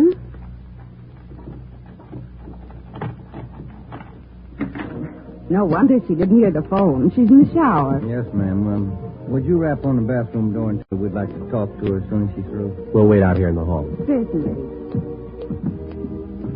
Juanita? Juanita, there are two gentlemen here to see you. Juanita? Juanita? I'm coming in. It's Miss Waters. Sergeant? Yeah? There's no one in the shower. It's running, isn't it? Yes, and I see a robe and towel all laid out. We better take a look around. Turn off the shower, will you? Yeah. She must have left in a hurry. Say, here's a fresh change of clothing on the bed. Where's the closet, ma'am? This door? Yes, that's right. Closet full of clothes. There's a couple of pieces of luggage in there. This isn't like Juanita. Funny, isn't it? You say you saw her about an hour ago. Yes, I did. Coming in or going out? Oh, coming in, I thought. You have room service here? Yes, we have a coffee shop downstairs. The tray of food here on the table hasn't been touched. Coffee's still warm. Shut that radio off, will you, Ben? Yeah. Could she have gotten out of the building without you seeing her? No, we don't have a rear entrance. You sure you didn't see her go out the front door just before we got here? No. No, I did not. How about her mail? Has she been picking it up lately? I think so. We can check that down at the desk. Yeah, here's some letters. Postmarked Utah. Return address. Mrs. H. Lasky. Mother. Let me see that one, Ben. This is one of your telephone message forms? Let me see. Yes, that's right. Says long distance call operator 2 Fountain Green, Utah. According to this slip, this call was received at 1:25 today. May I see that, sir? Certainly. Yes, that's Edna's writing. Mrs. Tollefson took that call. She relieves me for lunch. Well, do you know whether she returned this call? Well, if she did, there'll be a record down at the desk. Now, you're positive that you saw Juanita Lasky an hour ago? Yes, I'm sure. Just about an hour ago. 5'7", 128 pounds, green eyes, red hair. Red hair? Oh, no. Juanita's a blonde. Her mother told us that Juanita Lasky had red hair. Now, we weren't too surprised. A lot of women change the color of their hair. It would make identification a little more difficult, but not impossible. We checked down at the desk. Juanita Lasky had picked up all her mail, but she had not answered that long-distance phone call to Fountain Green. The next step was to question some of the people in the Chelsea Hotel who knew Juanita. We tried room 217. Yeah, Gloria, these men are police officers. They want to ask you some questions. Oh, yes. Is it all right for them to... Yes, of course. This is an exception. Won't you come in? Thank you. What's your name, miss? Gloria Edgerton. You know Juanita Lasky? Yes, I know her. She has the room right next door to me. Have you seen her today? No, I haven't. I've been out doing my Christmas shopping. Why? We were trying to locate her, Miss Edgerton. Wasn't she in her room? I thought I heard her shower going. Yes, she did, but she wasn't in there. When was the last time you saw her? Last night at dinner. We always eat dinner together. Did she say anything that might lead you to believe that she was going anywhere today? No. She said she might do some Christmas shopping today, so I suggested she go with me, and she agreed. She said she'd let me know this morning. Did she? No, she didn't. I just assumed that maybe she was sleeping in, so I went on alone. Are you sure she hasn't just stepped out? We don't know. You're just going down to the corner. It's a little unusual to leave the shower running, the radio on, and let your lunch get cold. Did she do that? How long has Juanita had blonde hair? Well, ever since I've known her, about 6 months. We moved in here together. We work at the same place. Where's that, Miss Edgerton? At the Cratchit building. We're elevator operators. I see. Who's your immediate superior down there? Darlene Kemp. She's chief starter. You got that, Ben? Mm-hmm. She have many dates? No, not too many. Juanita likes to go steady. Who was her steady boyfriend? Paul Matthews. He works in the Target building, too. He's in the dental lab for Dr. Welty, 6th floor. Well, is there anything else that you'd like to add that might help us find her? Well, are you sure she's lost? The Claggett building is in the heart of downtown Los Angeles. It's a business and professional building. The cornerstone says erected in 1924, and it stands 12 stories high. The main entrance is on Hill Street. Going up. Get low in the car, please. All right, Marion. Going up. Get back in the car, please. Are you Darlene Camp? Yes. Just a moment, please. Going up. All right, Dora. Can I help you? I'm Sergeant Friday, Police Department. This is Sergeant Romero. Yes, sir. Juanita Lasky work for you? Yes, she does. She's one of my operators. When's the last time you saw her? Anything wrong? No, we're just trying to locate her. You just missed her by 45 minutes. All right, Sylvia. She was in to pick up a check. Do you know where she cashes her check? Most of the girls cash them down at the bank on the corner. There's only one around here over on 8th. You say about 45 minutes ago? Yes, that's right. Thanks very much, Miss Camp. Come on, Ben. Going up. All right, Marion. Yeah, the bank's not far from here. Yeah, it is kind of funny, isn't it? What's that? Her room, the shower, the radio, that lunch. Sure pulled out in a hurry. What do you think? I don't know what to figure. It's a new one on me. She's alive, we know that. Well, she was 45 minutes ago, anyway. Christmas is here. Santa Claus in his chimney. Yeah. No. I beg your pardon, sir. Yeah, that's all right. Merry Christmas. Same to you. Here we are, Joe. Guess we better check with the manager, huh? You the manager? I'm the assistant manager. Can I help you? Police department. Yes, sir. I'd like to find out if a check has been cashed here within the hour. Yes, sir. And what's the party's name? Lasky, Juanita, payroll check, Claggett building. Yes, sir. I know Miss Lasky. If you'll step behind the counter, I'll get the check. Thank you. If you'll just wait right here. Okay, thanks. Wonder why she stopped writing to her mother. It's a good question. When we find her, we'll ask her. Wonder if anything was wrong where she worked. No, it didn't seem to be. We'll check back there when we finish here. Yeah. That boyfriend, Paul Matthews, too. Yeah. Well, here's our man. Yes, sir. Here's the canceled check. I okayed it. You sure it's the same girl?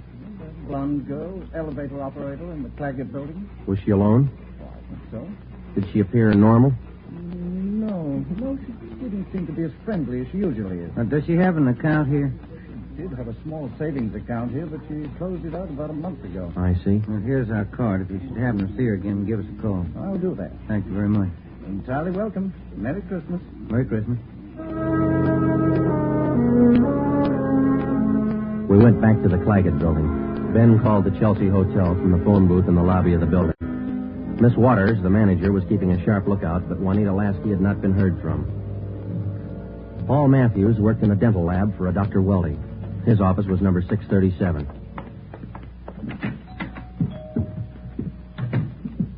Yes, gentlemen, may I help you? We'd like to see Paul Matthews. I'm Paul Matthews. We're from Missing Persons, Police Department. Sergeant Friday. I'm Sergeant Romero. Yes, sir. Do you know a Juanita Lasky? Yes, sir. When's the last time you saw her? Saturday night. We went to a show. Is there something wrong? We're trying to locate her. Do you see a lot of each other? Yes, we do. I don't understand. Miss Lasky disappeared from the hotel a couple hours ago. Thought maybe you might know where she is. No, I don't. Today's a day off. Maybe she's out shopping. Has Juanita done anything wrong? No, it's just that her mother hasn't heard from her for quite some time. I can explain that. Juanita's an elevator operator here in the building. That's how I met her. They don't make much money, you know. Yeah. She was having a hard time making ends meet. She sends money home to her mother every month or so, and besides that, she's got to pay rent and buy clothes and eat. It's pretty rough. She seemed despondent over all this? No, I wouldn't say that, but she was kind of unhappy about not getting a raise. Do you have any outside job? No, sir, she didn't. What kind of a girl is she? What do you mean? Cheerful, good-natured? Oh, sure. Fine girl. We get along swell. I still don't get it. Well, maybe there's nothing to it. Just a routine check. I hope she's all right. When did all this come up? A couple of hours ago. We might have to check back with you. If I can help. Okay. Thanks for the information. Here's our card. If you hear from her, well, give us a ring. You don't suppose anything's happened to her? That's what we're trying to find out. Goodbye, Mr. Matthews.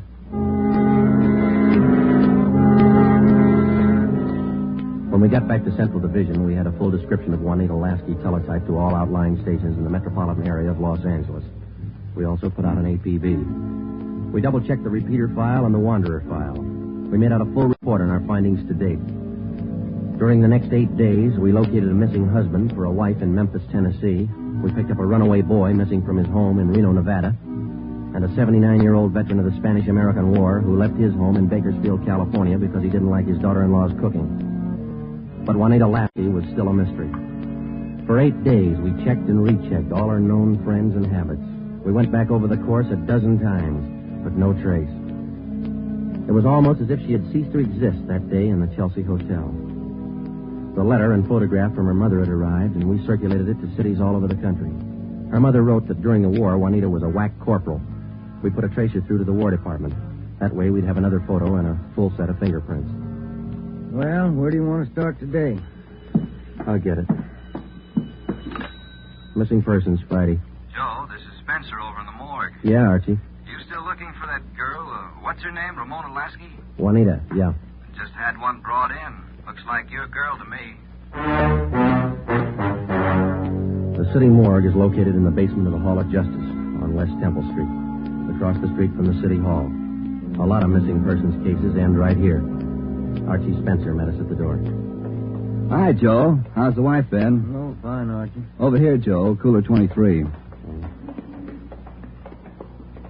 Give me a hand, huh? You bet. That's her, isn't it? When's she going to be posted? As soon as your fingerprint man gets here. That's Ramona Lasky, isn't it? Juanita. Juanita, I mean. No. No, that's not her, Archie. You sure? Yeah. Oh, I was almost positive. Sure looks like this picture in your bulletin. Yeah, she looks a lot like the picture, but it's not Juanita Lasky. 5'7", green eyes, blonde hair, about 130. How close can you get? And look at the face. You sure that's not her? Yeah, I'm sure. Look at her hair, the roots. Yeah. They're blonde all the way down. They ought to be dark. Our girl's a bleached blonde. Yeah, I see what you mean. Look at her right hand, index and middle fingers. Heavy nicotine stains. Our girl didn't smoke, Archie. Yeah, I see what you mean. Yeah, guess I was wrong. That's not Ramona. Juanita. Come on, Ben.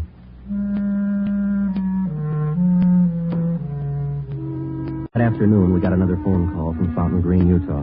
Juanita Lasky's mother. We told her we hadn't found any trace of her daughter. It was a hard job. We had to answer calls like this before, but maybe it was just the season of the year. Somehow, we felt that we had to find Juanita Lasky by Christmas.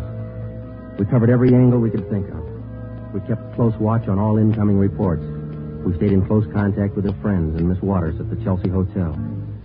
Regardless of the name on the incoming reports, we checked every set of fingerprints against those we had received on Juanita Lasky from the War Department. Still, no trace. December 23rd, we checked in for work at 8:30 a.m. Chief Ed Backstrand wanted to see us. Got a little something on the Lasky girl. Might help you. What is it, Gavin? Man by the name of Willard Harris. Owns a bar out in Pomona. Phoned in this morning. Yeah? Found a woman's handbag left in the bar. Driver's license made out to Juanita Lasky. Why'd you think to call that? He's got a television set in his bar. Saw the Lasky girl's picture on Sergeant Rosenquist's broadcast last night. How about the girl? Says he can't place her. You better hop out and pick up that purse. Willard Harris owned the Mission Trail Bar. It was in the bus terminal in the heart of Pomona. The Christmas traffic was heavy all the way out Garvey Boulevard. It was 10:45 when we pulled up in front of the bar. Willard Harris was inside taking a liquor inventory when we walked in. How'd you do? You Mr. Harris? Yeah, that's right. You fellas with General Liquors? Los Angeles Police Department. My name's Friday. This is Sergeant Romero. Oh, say, glad to know you boys. Yeah, I called Los Angeles this morning. We came right out. Say, how about a little eye-opener? Got some fine Irish whiskey. No thanks, Mr. Harris. How about your partner there? No, thank you. All right, boys. Guess you want that purse, huh? Yes, please. Yeah. Here you are. Just as I found it. I opened it up to get the owner's name, but that's all. Didn't touch a thing. Okay. Thanks, Mr. Harris. You said that you didn't remember seeing the woman who left this. No, I don't. Herb works with me here. He might have seen her, but he didn't. I asked him the night we found it. How long ago did you find this purse? Oh, better part of 2 weeks. No, a little closer to a week. Yeah, about 8 days ago. I usually hold something like this for 30 days. That's the law, you know. Yeah. But I saw that fellow on the television on that missing persons program. That's how come I called you, boy. Well, thanks very much, Mr. Harris. That's all, boys. It's cold out this morning. Sure you don't want a little, Nick? No, thanks, Mr. Harris. Goodbye. We checked the personnel at the bus terminal, but none of them seemed to recognize Juanita Lasky's photograph. We checked the contents of her purse, but we found nothing unusual. 4 $1 bills and some change and the normal things women carry. Since there was money in the bag, we felt sure that Juanita Lasky had lost the purse herself. That meant that she was alive 8 days ago, 2 days after she walked out of the Chelsea Hotel. We checked Chelsea Hotel. We checked Chelsea Hotel. We checked Chelsea Hotel. We checked Chelsea Hotel. We checked Chelsea Hotel's license thumbprint. That's the only print carried on a California driver's license. It matched the same print on the War Department record. It didn't prove anything except that all the evidence tied in and belonged to the girl we were looking for, Juanita Lasky. The next morning, December 24th, we checked in for work at 8:30. Morning, Ben. All right, Joe, here's the daily report. You want to check them? There's a mess of them. Let's get at them. You look through any of them yet? No, not yet. I figured I'd wait for you. All right, I'll take half, huh? Done any shopping done? No, you? It's done. Lunch almost. Mm-hmm. Found some nice cards. Be sure to send me one. Yeah, I'll hand it to you in the morning. Let's trade shaving lotions like we did last year. If I get any. You can get some. My kid's got a bottle all picked out for you. It's called South Pole for that cool feeling. Yeah. Just like it. Yeah. Just like it. Yeah. Just like it. Yeah. Just like it. Yeah. Just like it. Yeah. Just like that feeling, wasn't it? Oh, he's only a kid. Feeling, wasn't it? Oh, he's only a kid. Feeling, wasn't it? Better when he gets older. Joe, you'll do it. How's that, buddy? On the Lasky case. Thanks, Holmes. Oh, Ben, listen to this. Yeah? Bureau of Criminal Investigation, Sacramento. Here's a kickback on our APB. Yeah, what's it say? Reading your APB number 43 on 12/12/48. Our records disclose that Juanita Lasky applied for a position of civilian clerk at Marchfield, California, U.S. Army Air Base, using alias Gene Davis. How about the fingerprint classification? Yeah, let me find out. Yeah, FPC. Key 19, primary 32/32, inner over outer, final 15/17. Prints check out. That's our girl, Joe. The Sacramento report stated that Gene Davis had applied for government work at Marchfield, California. Well, a couple of things dropped into place. Her purse had been found in Pomona. That's right on the main highway from Los Angeles to Riverside. And the application for a job at the Army Air Base a few miles beyond Riverside. We put through a long-distance phone call, and they told us that Gene Davis was employed there as a civilian clerk, but failed to show up for work that morning. It seems like we run fresh out of every trip, doesn't it? We get so close, and then she's gone again. What you think she's on the go for? If I could figure that, I could find her. I'll get it. Missing persons Friday. Yeah? We'll be right over. We didn't find her, but she's been found. Juanita Lasky just walked into the Chelsea Hotel. We went over to the Chelsea Hotel. Technically, our job was completed now. Juanita Lasky had been found. We went over to make out a routine report. The streets were pretty jammed with last-minute Christmas shoppers, so we walked the last block to the hotel.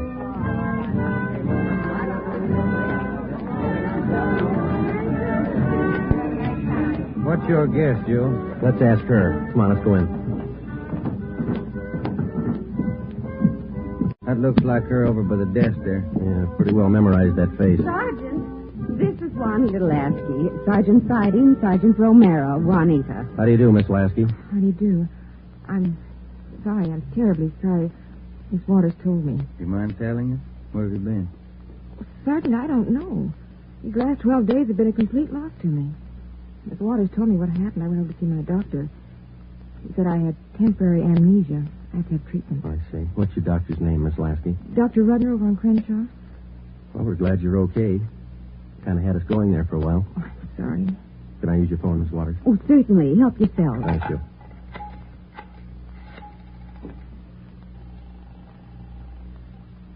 Long distance? I'd like to place a person-to-person call to Mrs. Hannah Lasky, Fountain Green, Utah. That number is 14R2. Fountain Green, Utah, 14R2. That's right. Your name and number, please. Joe Friday, and this is Hempstead 8594. Thank you. Rate operator. Fountain Green, Utah, route and night person rate from Los Angeles. TC Mount Pleasant, Salt Lake, night person, 140. through Salt Lake. Salt Lake. Mount Pleasant. Mount Pleasant. Fountain Green. Fountain Green. Fountain Green, 14R2. Mrs. Hannah Lasky, Los Angeles, California, calling. Thank you. Ringing operator. Hello? Mrs. Hannah Lasky, please. Los Angeles, California, calling. Oh, yes. Hang on. I'll get her. Waiting on your party, sir. Thanks. Getting through all right, Joe? Yeah. Lucky. Christmas Eve. Yeah. Hello? Hello? Hello? Hello, Ms. Lasky. Yes? Just a minute, Ms. Lasky. Juanita, Yes? you're wanted on the phone. Oh, who is it? Just say hello. She'll take it from there. Let's go, Ben. Hello? Yes? Hello, Mother. Come on, Ben. Yes, I'm all right. Mother, it's so good to hear your voice.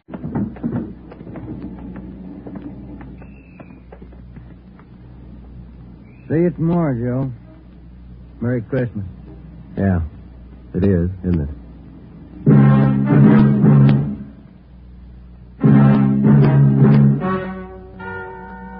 The story you have just heard is true. Only the names were changed to protect the innocent. Upon further examination by competent medical authorities, Juanita Lasky was found to be suffering from periodic spells of amnesia. She was given treatment, and a complete cure was effected.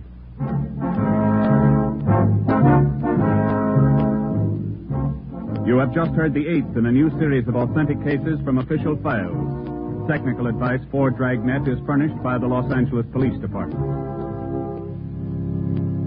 Tonight's program is dedicated to Corporal Grady A. Beecham of the 9th Precinct Metropolitan Police Force, Washington, D.C., who, on the night of December 2nd, 1948, gave his life so that yours might be more secure.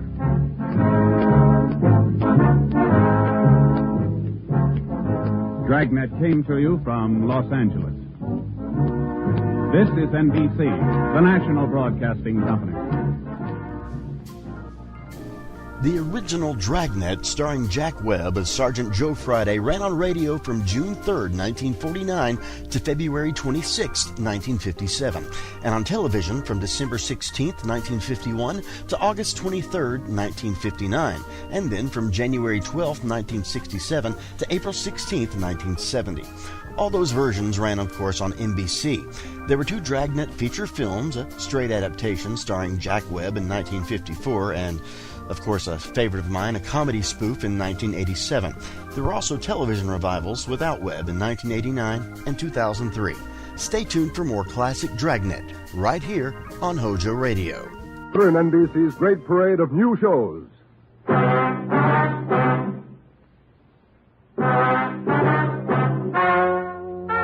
Ladies and gentlemen, the story you are about to hear is true. Only the names have been changed to protect the innocent. NBC brings you Dragnet.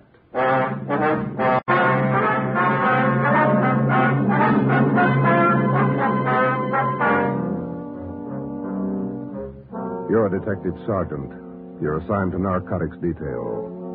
For more than 2 months, doctors' offices have been burglarized, hospital pharmacies pillaged, drugstores robbed, medical supply firms ransacked, with one purpose in mind: the theft of narcotics. The criminals are expert, cunning, vicious. Your job, get them. Dragnet, the documented drama of an actual crime, investigated and solved by the men who unrelentingly stand watch on the security of your home, your family, and your life. For the next 30 minutes, transcribed in cooperation with the Los Angeles Police Department, you will travel step by step on the side of the law through an actual case from official police files. From beginning to end, from crime to punishment, Dragnet is the story of your police force in action.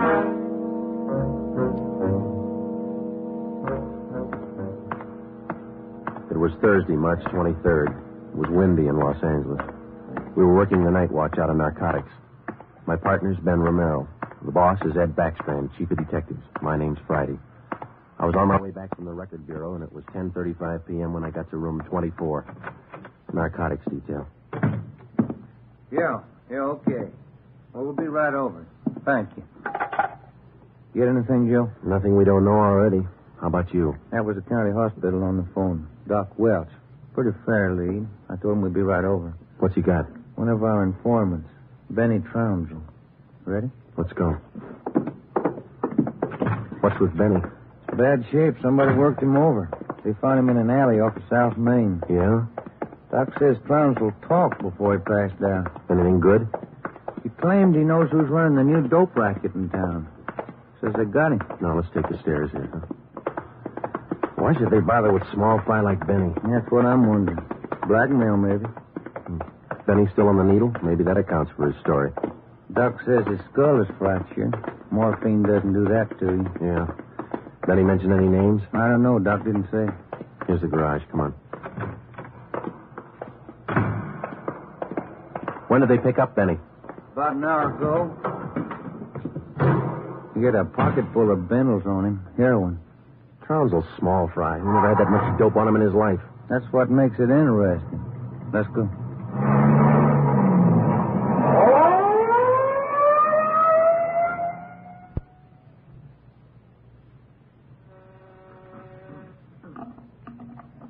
County Hospital?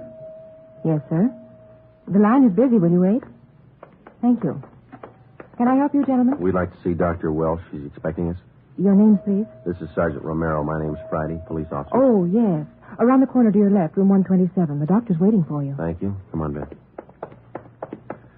I hope Benny's still talking. We could sure use a lead. Yeah. Here it is. 127. Hiya, Ben. Joe? How are you, Doc? Anything new? Just left Trounsel upstairs.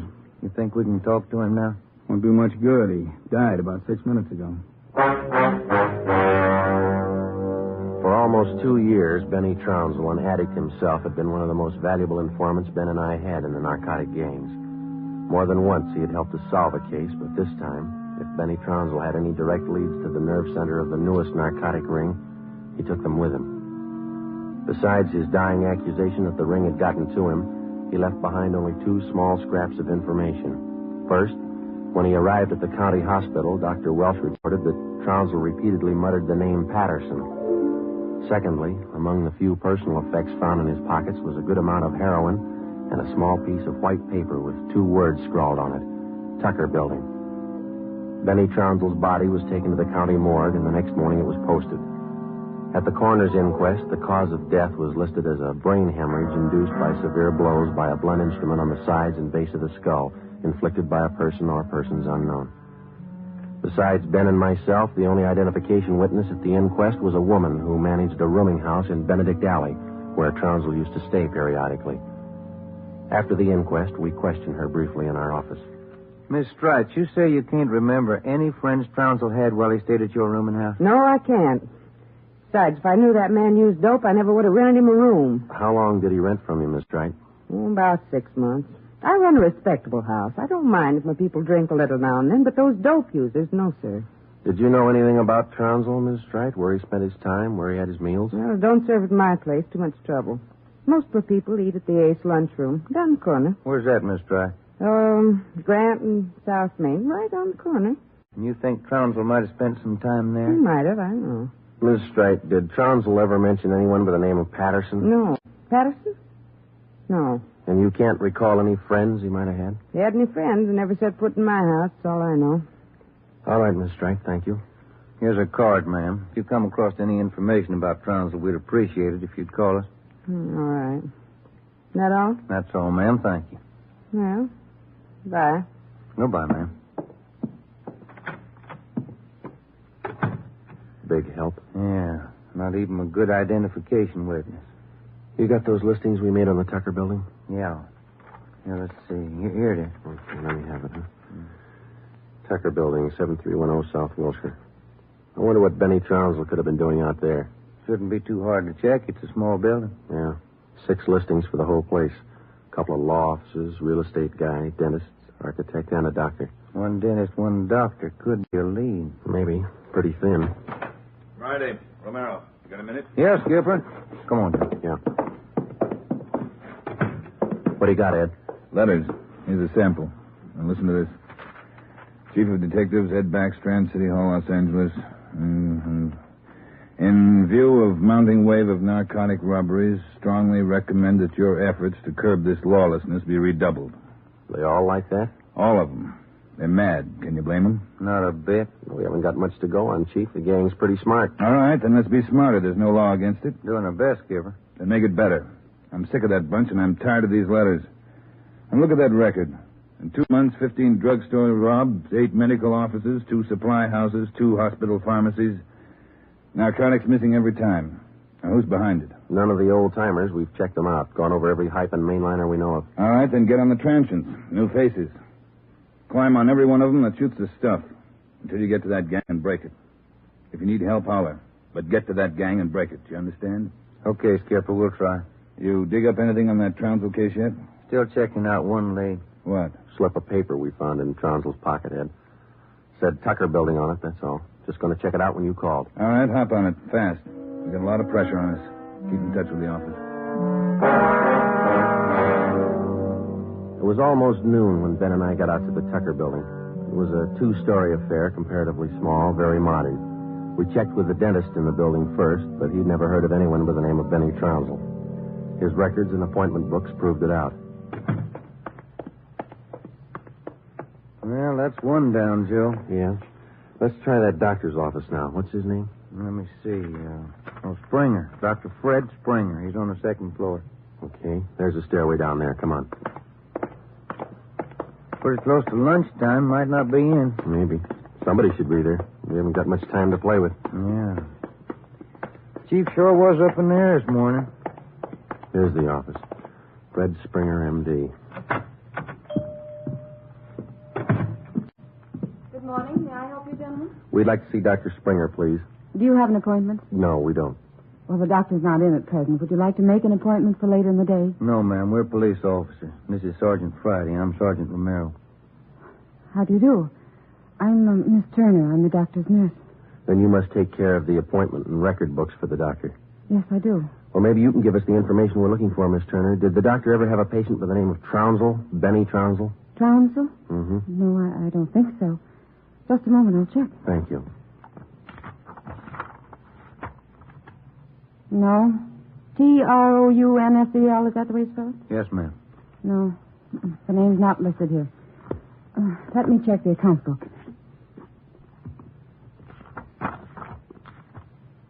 No. Wait. It's funny. What's that, Miss Turner? Here in the back of the book in the doctor's handwriting. Look.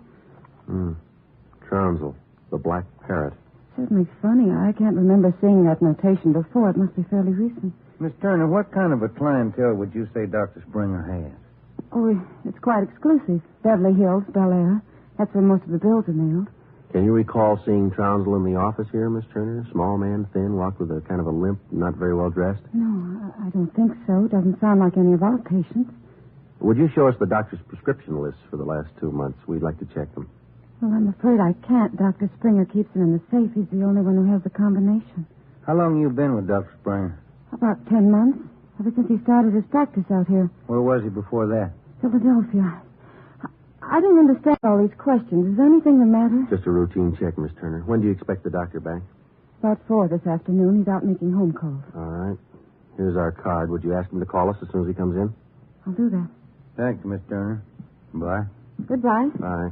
Oh, say, Miss Turner, there's one more question. Yes?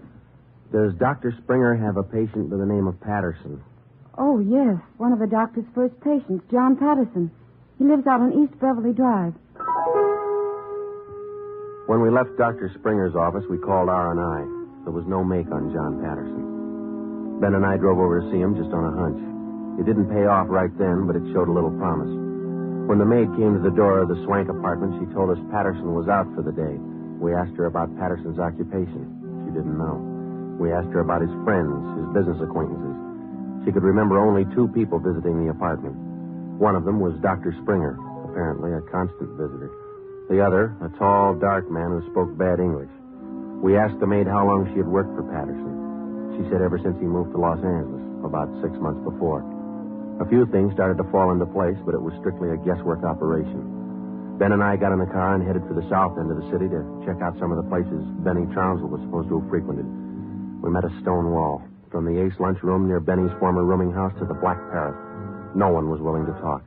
Threats didn't work, and neither did promises. Ben and I gave up for the moment and headed back to the office.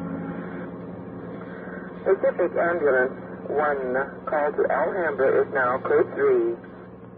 Seems like Skid Row doesn't want any part of this one. Yeah, there's a bad feeling. Something's got him scared. Sure would like to know what it is, or who it is. Yeah, I'd like to know Control the 1, answer to Unit that, too. 80K. Control 1, Unit 80K. Bus, Joe. Get it, will you? I got it. 80K to Control 1. 80K to Control 1. Go ahead. 80K. Call station 2511, code 3. 80K to Control 1. Roger. KMA 367. Wonder what that's all about. Well, let's find out. There's a drugstore. They ought to have a phone. Pull over, huh?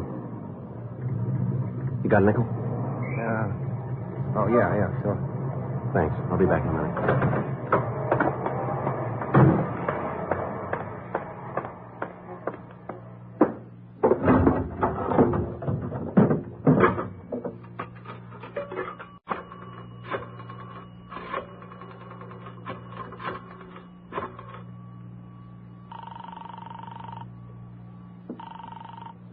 City Hall. 2511. Thank you. Chief of Detective's Office, Hannon. This is Friday, Mike. The chief there? Oh, yeah, just a minute. Next friend talking. This is Friday, Ed. What do you got? You tied up? Nothing big. Then check in as soon as you can. Got something good.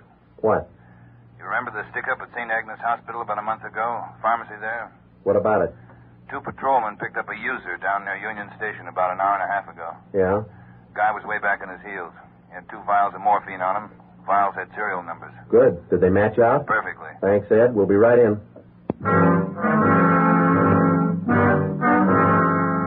When Ben and I got back to the office at 3:52 p.m., we picked up Chief Ed Backstrand and went directly to the crime lab where Lieutenant Lee Jones analyzed the contents of the 2 vials taken from the suspect. Jones told us it was high-grade morphine. We went back to the office and double-checked the serial numbers on the vials with the crime report on the St. Agnes Hospital robbery. They matched. And there's a good break. These vials were in the loot when the gang knocked over the hospital 28 days ago.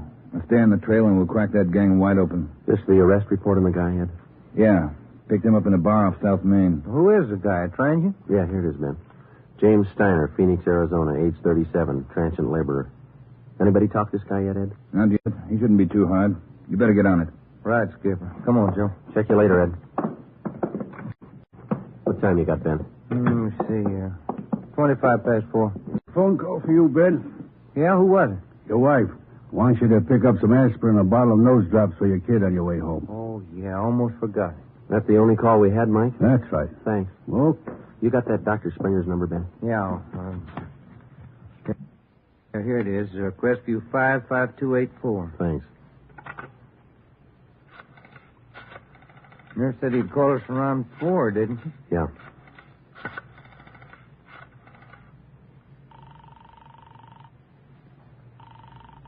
Dr. Springer's office? This is Sergeant Friday down at the police department. Dr. Springer there? Well, no, he isn't, Sergeant. He called in about 20 minutes ago, and I gave him your message. He said he'd call you. All right, Miss Turner. When he comes in, tell him to call us. Impress on him. It's urgent. All right, Sergeant. I'll do that. Goodbye. Goodbye. No luck? I don't know. Just a hunch. He may be ducking us. Who are you calling now? State Medical Board. Maybe they can check us out on Dr. Springer. I put the call through to the State Medical Board and asked for a check on Dr. Fred Springer.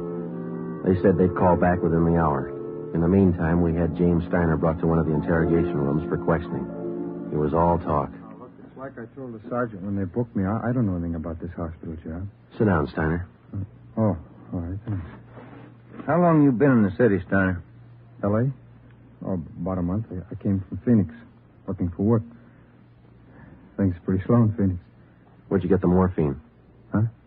I said, where'd you get the morphine? The stuff? Oh, I bought it. Just for a pop now and then. I just play around with it. Just for kicks. Who'd you buy the vials from? Who? I don't know. In a bar. Gave me a price. Which bar was that? Which bar? The black parrot. I'm not hooked. I just play around with it just for kicks. What did the guy look like, Stoner? What did he look like? I don't know. Tall, I guess. Would you remember him if you saw him again? Remember? Sure. I talked to him a couple of nights at the bar. Was he on the stuff? Was he a hype? Hype? Yeah, maybe. Tall fella, dark. You shooting the stuff? Shooting the stuff? No, I'm no mainliner. I never took in the veins of my life. I told you, I'd do it just for kicks, just a pop now and then. Take off your shirt. Let's see your arms. Huh? My arms? Come on, take it off. But, Who are you kidding, Stanley? Your arm looks like a pincushion. I told you just once in a while, just for the kicks. I'm not hooked on it. They found 2 vials of stolen morphine on you, Steiner. You can go 2 ways, hard or easy. Hard or easy? I told you I ain't done nothing. I bought the stuff. I use a cap or a bindle once in a while for kicks, but I'm not hooked. I bought the stuff, I tell you. Who was he, Steiner? Who sold it to you? Who? I told you. I met him in a bar, the Black Parrot. Who was he? He was tall.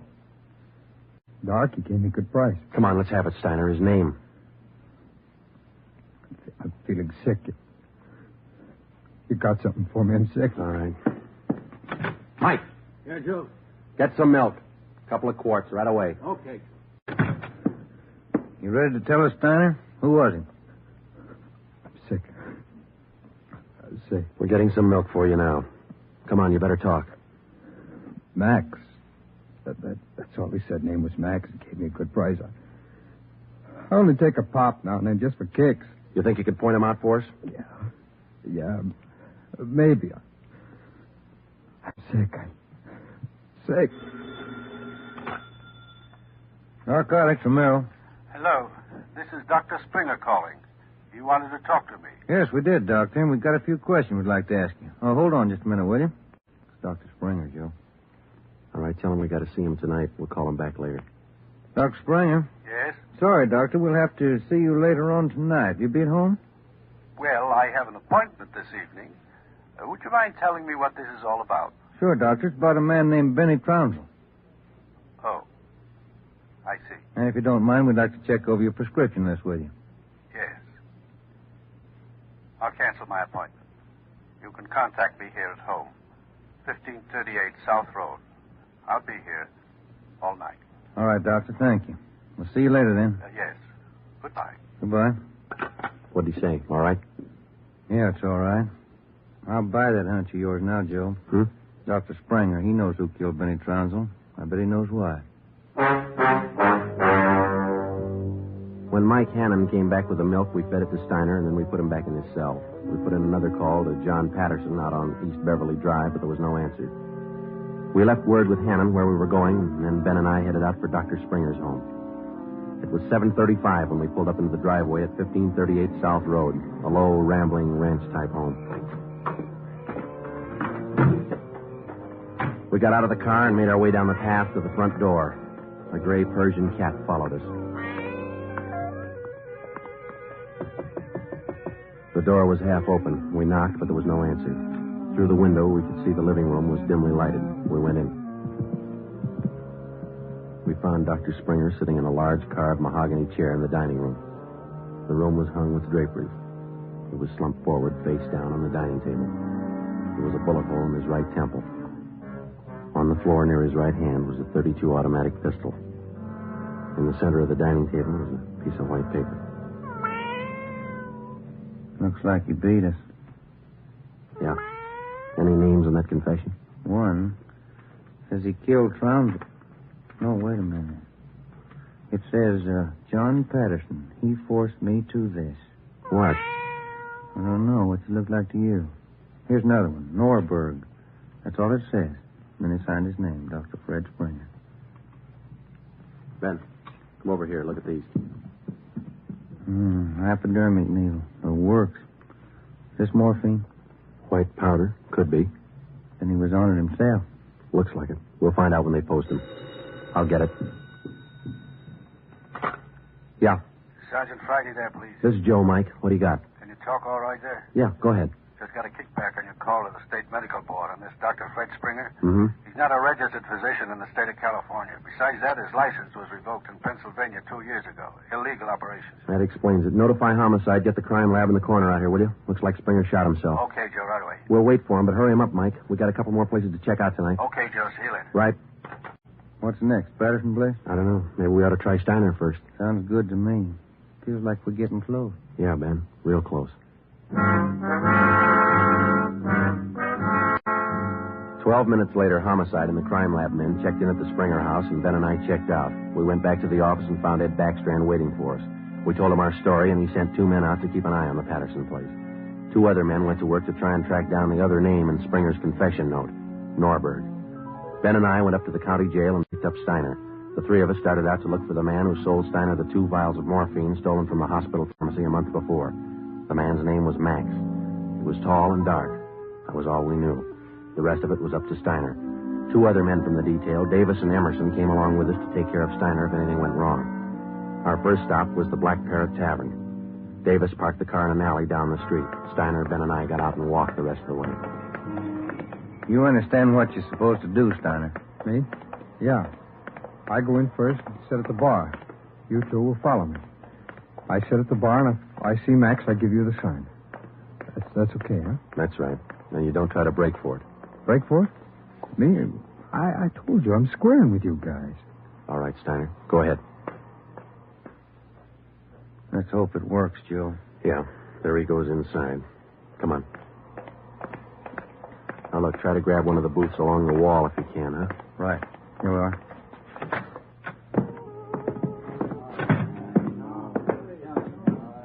First booth, Ben. It's empty. Yeah. Oh, it's left to order at the bar. Waitress got a night off. Make it a couple of beers, will you? Couple of beers? Okay. Joe, go look at Steiner. Yeah, he's signaling. Must mean the guy putting on his coat over there. No, hold it, Ben. Wait till he gets past us.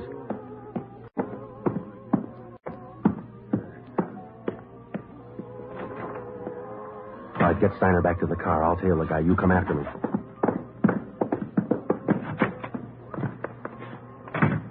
I didn't know how right Steiner was or how much we could trust him. All I knew was that the man I was following was tall and he was in a hurry.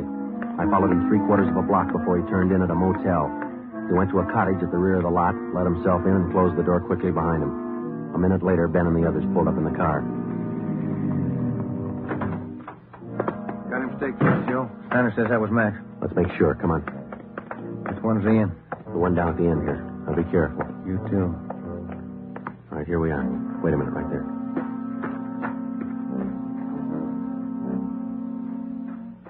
Look, there's no rear door. He's got to come out the front. Keep the door clear. You ready? All set. Cover me.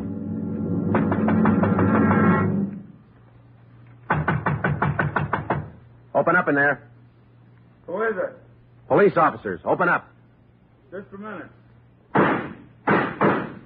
All right, Ben, give it back to him. Don't shoot, we'll come out. All right, throw your guns out first, then come out with your hands behind your head and make it fast. Watch it, Ben. He's making a break. All right, mister. That's far enough. Get out of my way. Get out of Get him, Ben. That's good, Ben. You all right? Yeah. He didn't mean it, Copper. He didn't mean it. He didn't know what he was doing. Well, that must be a good excuse, lady. A lot of people use it. Come on, Ben. Let's take him in.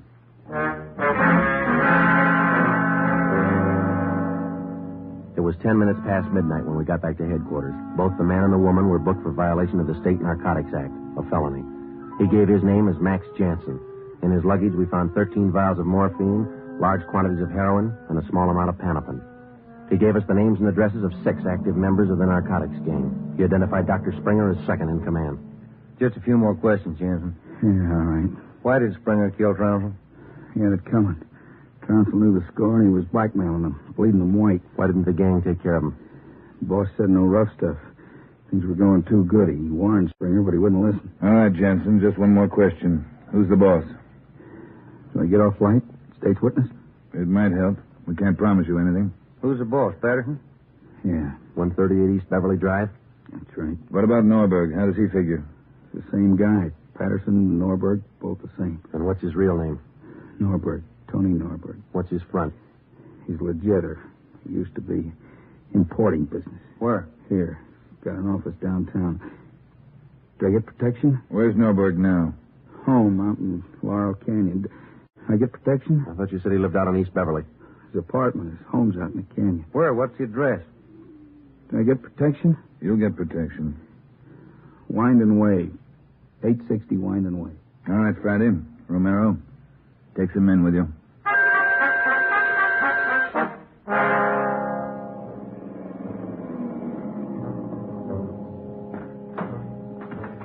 All right, Davis, cover the back of the house. Levine, you cover the front. Come on, Ben.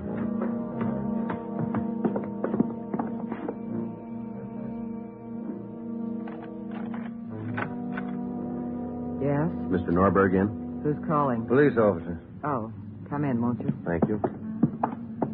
Now get your hands up. Face the wall. You'll never make it, lady. The house is surrounded. Tony, get the stuff. It's our only chance. They'll cut you down, Norberg. All right, Jeannie, give him the gun. Don't be a fool. They're going to march out the door in front of us, right to the car. I'm not going, Jeannie. Try it if you want. I'm not going. All right, Tony, stay. Come on, coppers. You'll never make it, lady. I said move. Fast. All right, Ben, hit the dirt. She's going for the car. See if you can get those tires.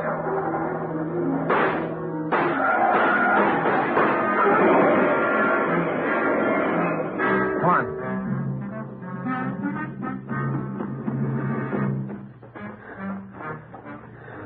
Dan? Yeah. Norberg was smart. Must be the girlfriend. Guess so. Wonder why they start. Why do they get on the stuff, Joe? For kicks, Ben. None of them ever get hooked. Just for kicks. The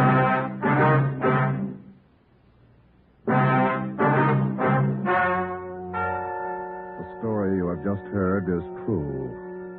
Only the names were changed to protect the innocent.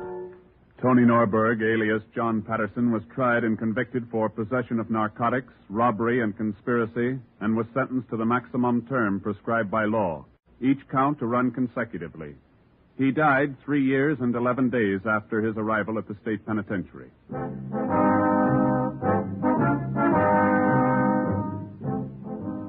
You have just heard the 9th in a new series of authentic cases transcribed from official files. Technical advice for Dragnet is furnished by the Los Angeles Police Department. Tonight's program is dedicated to Chief Erskine Fish of the North Sacramento Police Department, who on the night of August 11th, 1935, gave his life so that yours might be more secure.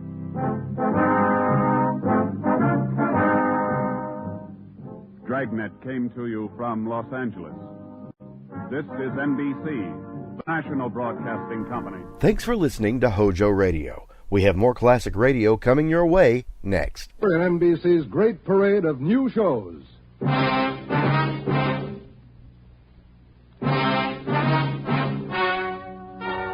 Ladies and gentlemen, the story you're about to hear is true.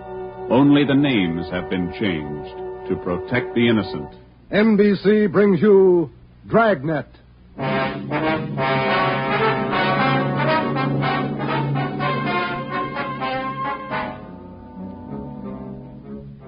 You're a detective sergeant. You're assigned to homicide. There's a mad killer at large in your city. A woman has been brutally slain, the body mutilated. The picture is clear. The killer has a thirst for blood. Your job, get him. Dragnet, the documented drama of an actual crime, investigated and solved by the men who unrelentingly stand watch on the security of your home, your family, and your life. For the next 30 minutes, transcribed in cooperation with the Los Angeles Police Department, you will travel step by step on the side of the law through an actual case from official police files. From beginning to end, from crime to punishment, Dragnet is the story of your police force in action.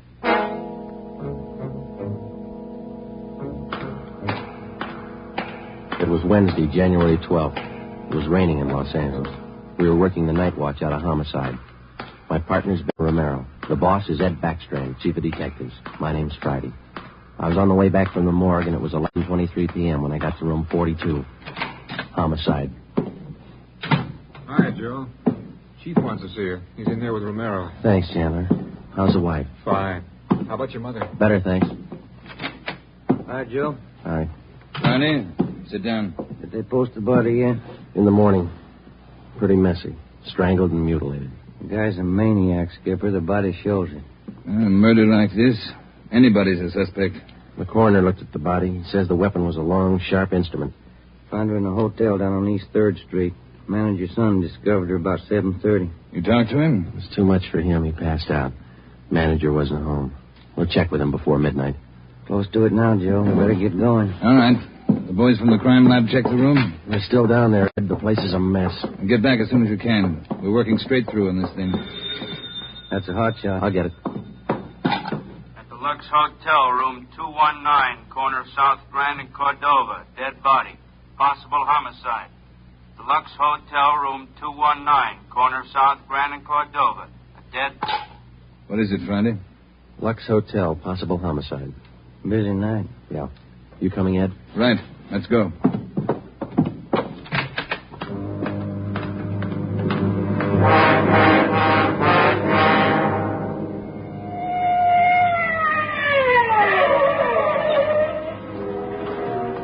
Six minutes later, Ed Backstrand, Ben, and I pulled up in front of the Lux Hotel. The manager met us at the door and led the way up a narrow stairway to the second floor. The room number was 219. We were prepared for the worst. We got it. You're right, Romero. The guy must be a maniac. 2 hotels, 2 murders. The same M.O. 3 of us made a brief inspection of the room at the Lux Hotel. We took a few notes on the appearance of the girl's body and a brief description. Apparently, she'd been strangled to death first, and then her body brutally mangled. Ben and I went back down to the lobby, and the manager, Mr. Ford, showed us the house book. The girl was registered together with a man, Mr. and Mrs. Philip Grant. We took the hotel register to have it checked for fingerprints and to photostat the handwriting. Ben notified the crime lab. Then we went back to the room and questioned the manager. Mr. and Mrs. Philip Grant, that's all I know. I never saw either one of them before tonight. When did they check in, Mr. Ford? About 3 hours ago. That's right, about 9. Maybe a little before. Did they register together? Yeah, a little before 9. They came in together. Did you let them in the room? Yes, sir, like I always do. It's a small place here, maybe not first class, but I treat people right. What did the man look like? Do you remember? I think so. Kind of tall. Young, maybe 30 or so. Husky fella. Had a mustache. How tall would you say, Mr. Ford? Oh, about your height, Wade. Must have been at least 180. Seemed like a nice fella. Would you know him if you saw him again? I think so. People sure don't act like they look. You think it was him? Can you think of anybody else? Well, no. I never saw him before tonight, either one of them. I don't know anything about it. Did you notice anything in particular about them when they came in? Well, he didn't show it, but it looked like she'd been drinking a little. Giggling, you know. And you didn't see this man Grant leave the hotel? No, I didn't. I must have been checking the account books back of the desk. Guess he got by me. Is there a back entrance to the hotel, Mr. Ford? No, he had to come out this way, all right. How about the fire escape? I never thought of that. Say, I bet you cops think I'm trying to hide something. How did you happen to find the body? I don't know anything about it, honest. I've been running the hotel for 10 years now. Everybody knows me around here. You can ask at the bank. All right, Mr. Ford.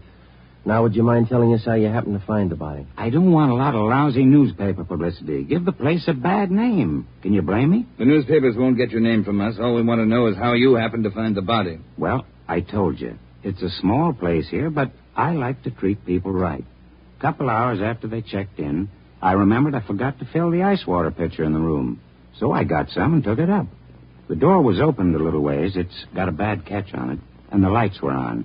I peeked in, and there she was. She was... Well, the guy must have been crazy.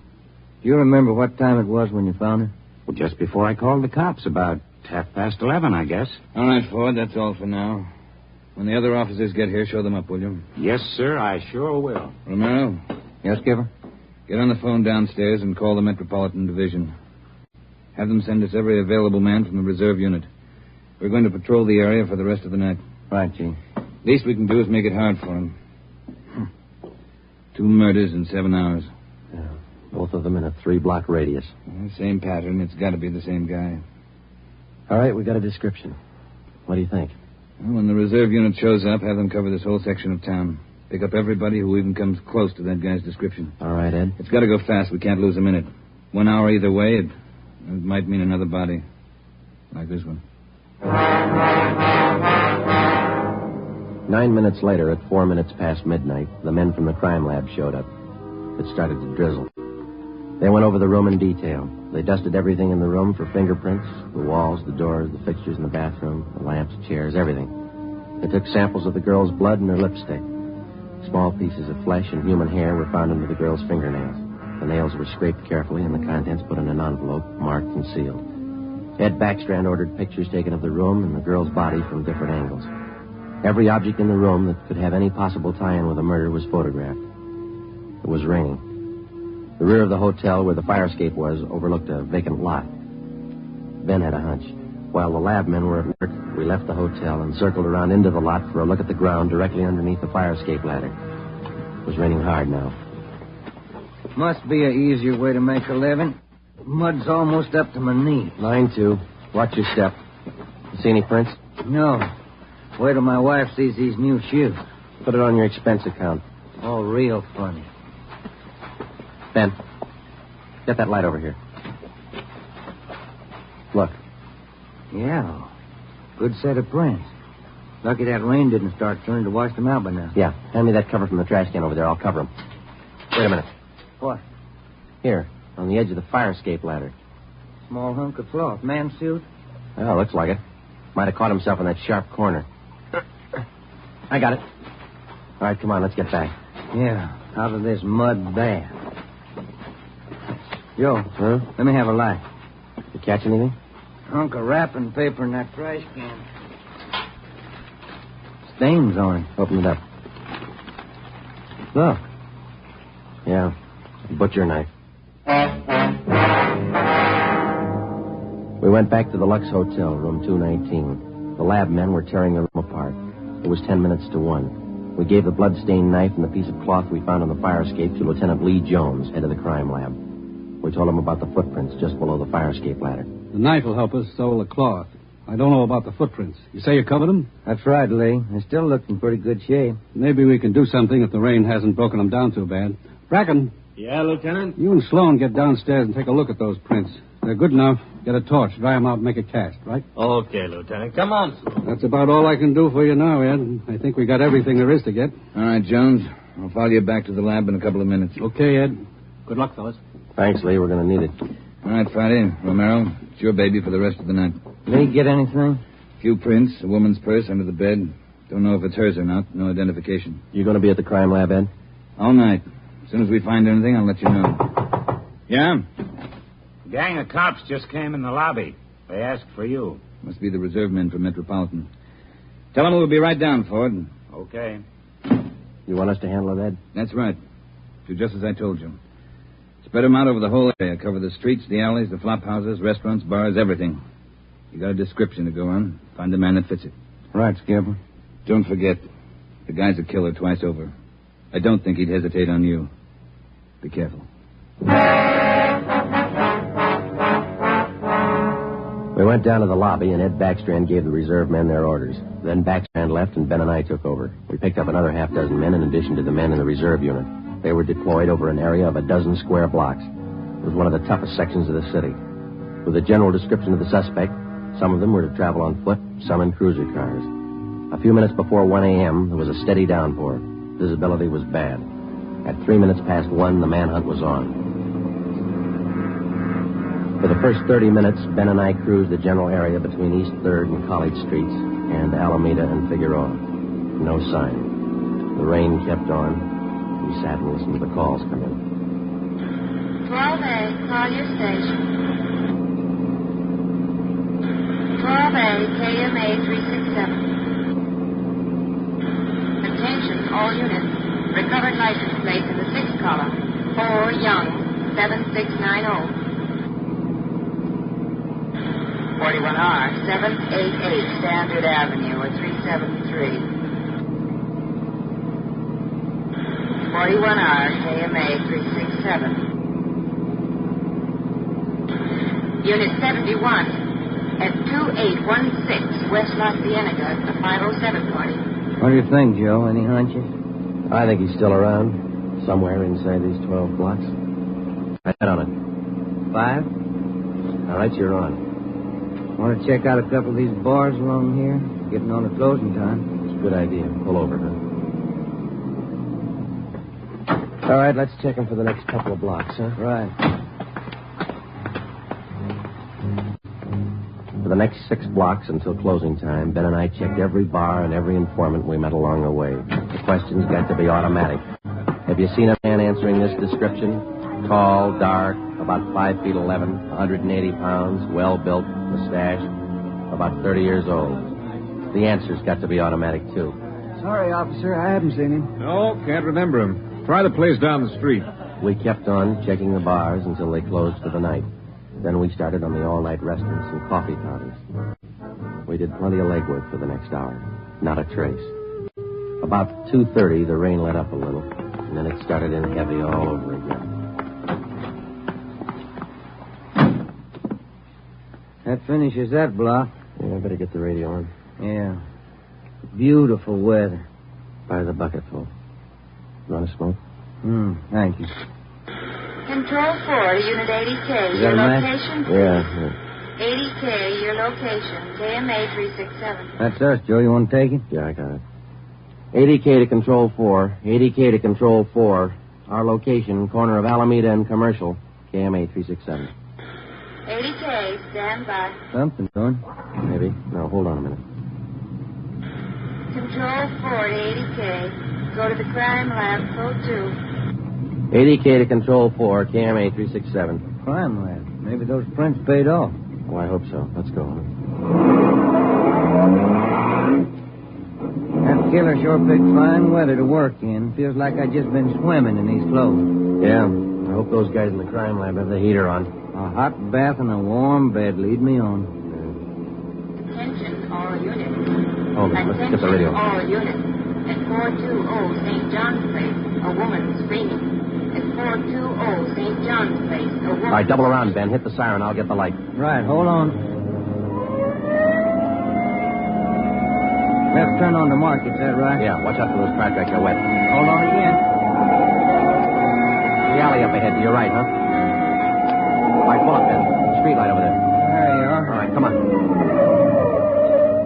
Let's go. Over here! All right, what happened? Let's have it. This girl, Rita, she was coming home up the street. A man, he tried to grab her. He slashed her coat. Look at her. Her eyes saw him as he ran under the street light. Where'd he go? Down that way, down the alley, over that fence there. A big man. Davis, you there? Yeah, Joe. All right, Ben, go with Davis. Circle behind the alley. See what you can find. I'll fall in. All right, come on, Dave. Yeah.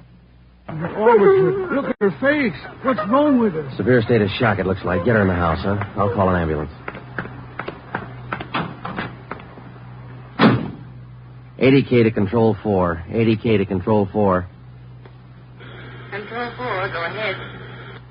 Direct all units in the vicinity to converge on area around St. John's Place from Jackson to Banning Street. A woman attacked by large man with knife. Suspect left seen on foot. Possibly still in area. Request ambulance. KMA 367. 80K, roger, stand by. Attention, all units. Attention, all units. Converge on area around St. John's Place, Jackson to Banning Street. 80K reports woman attacked by large man with knife. Suspect left seen on foot. In 3 minutes, the area around St. John's Place was surrounded. For the next hour, the men combed the neighborhood back and forth. Every building, every storehouse in the 2 square blocks was searched from basement to attic. No trace. The girl, Rita, was hysterical. She could give us only a bare description of her attacker. At 3:45 a.m., a detail was assigned to patrol the area and the rest of the cars, and the men were deployed again in the general area from Figueroa to Alameda Street and East 3rd to College Street. The manhunt went on. So did the rain. At 3:54, Ben and I checked in at the Old City Jail building, 2nd floor, the crime lab. Chief Ed Backstrand and Lee Jones were waiting for us. Heard about the call. How'd he get away? Not sure it was him, Skipper. How do you mean? Well, the girl wasn't hurt bad for one thing. No attempted strangling. For another thing, the guy stole her purse. That doesn't sound like the man we're after.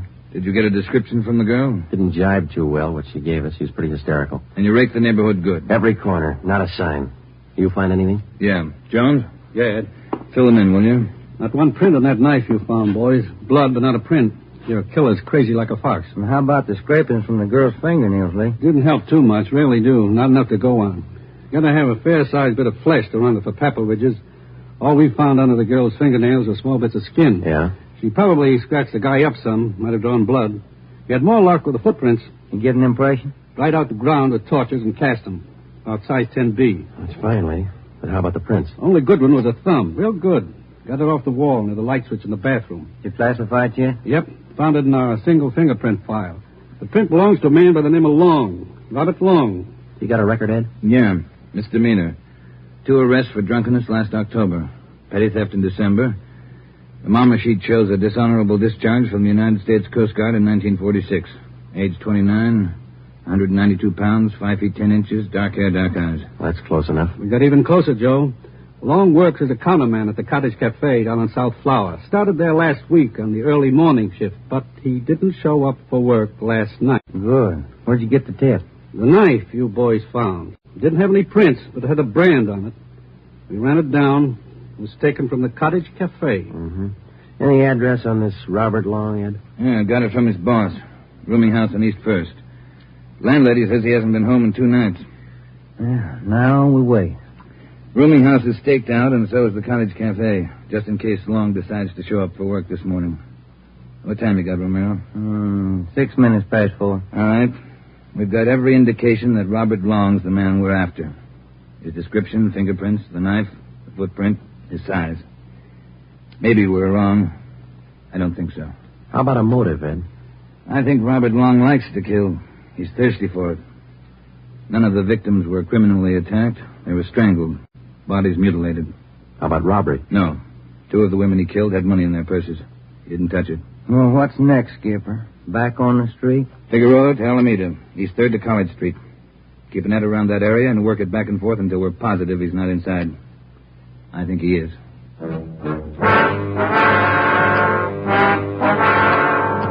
At 10 minutes past 4 a.m., Ed Backstrand, Ben, and I left the crime lab and drove to the surrounded area. It was still raining. We passed several patrolmen from the reserve unit making the rounds. They didn't look any more comfortable than we felt. At Broadway and Alpine Street, Ben and I got out and started patrolling on foot again. Backstrand followed in the car to maintain a radio check. We must have covered 24 blocks and a half a dozen coffee counters before we got to the Criterion Restaurant and Donut Shop, a few blocks up the street from the Cottage Cafe. Hey, Skipper, you want to take a minute for some hot coffee? I'll keep an ear on the radio. You two go ahead. You look drenched. Yeah, we are. Can we bring you some back in a paper carton? Fine, thanks. Cream. No sugar. All right, Ed. Come on, Ben.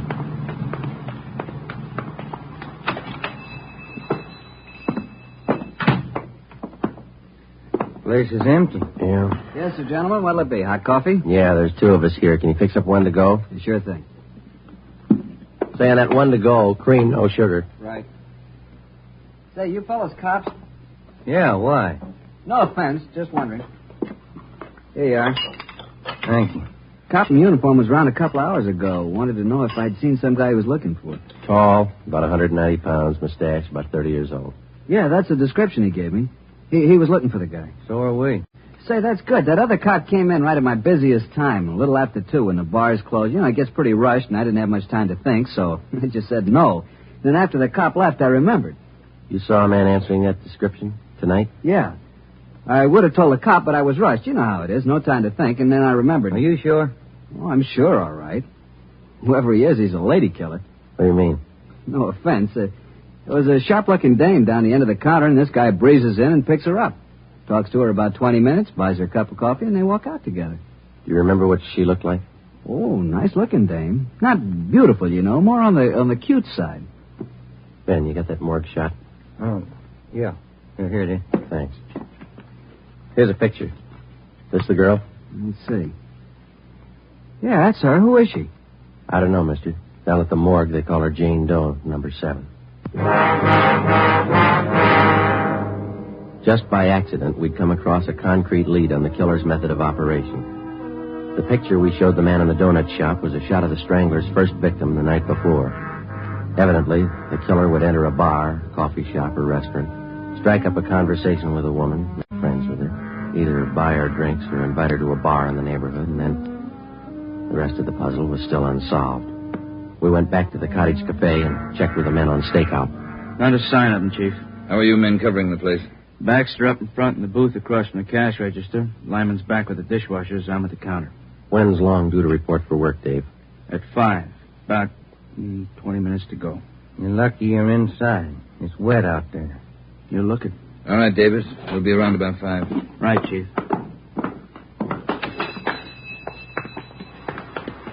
Let's get back in the car.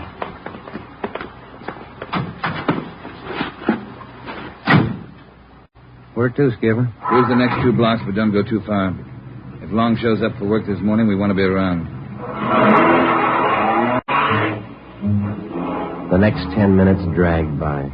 The rain kept on. Backstrand chewed nervously on a cigar. At South Flower and First Street, the sewers were clogged with street refuse.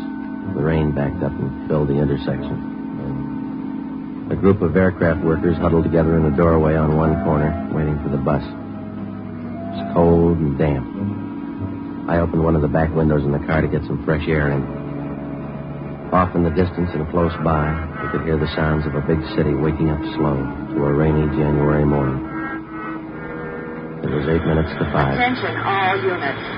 Attention all units. At 780 East Main, a restaurant. Man answering description of murder suspect. All right, Romero, step on it. Right, Skipper. About 10 blocks away, Ed. Who's going to cover the men at the cottage cafe? If this is a blind lead, it won't take us long to find out. They can handle it alone if they have to. Hang on. Look out. We're skidding. That was a close one, Ben. Yeah. This is the guy I owe you $5, right? Yeah. Attention all units. Additional information on your call to 780 East Main. Officers in pursuit of suspect. Suspect is on foot. Step on it, Romero. 2 more blocks, Skipper. Watch it, Ben. Next one to the left. Got it. That's the joint up ahead there. All right, watch your step and don't take chances. Don't play with it. Right. Here we go.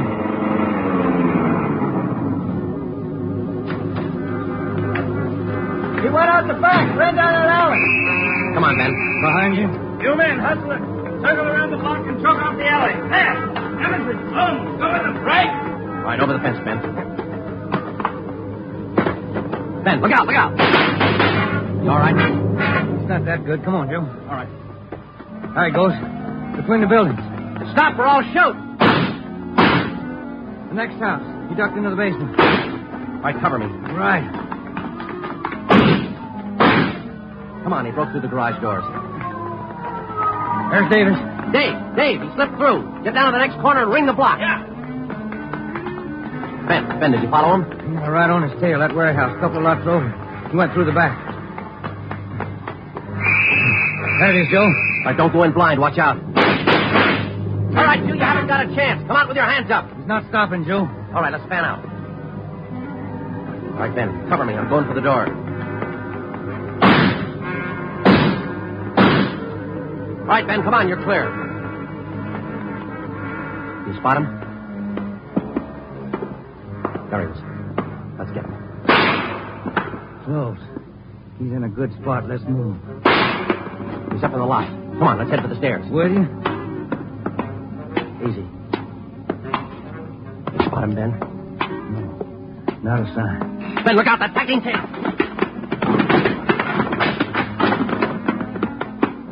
Kind of close, huh, Joe? Yeah. Let's get that punk now. Now, Joe, there's another one. All right, you. We got the warehouse surrounded. Come on down. All right, then we'll blast you out. Joe, he's dropping down the ladder. He's going for the front door. They're waiting for you with Tommy guns out there. They'll cut you down. Stop. Joe, he's got the door open. He's making a break for it. It's crazy. He's trying to shoot his way out.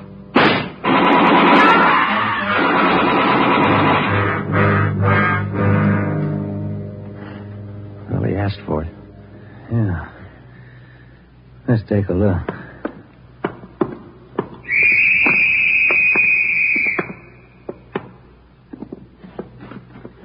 Messed up. Well, like his girlfriends. Well, maybe he just didn't like women. Maybe. Hi, Ed. You all right? Tired. This is him, huh? Even the scratches that girl made on his face. Description match? 5'10", 192 pounds, dark hair, dark eyes, age 29. Robert Long, killer.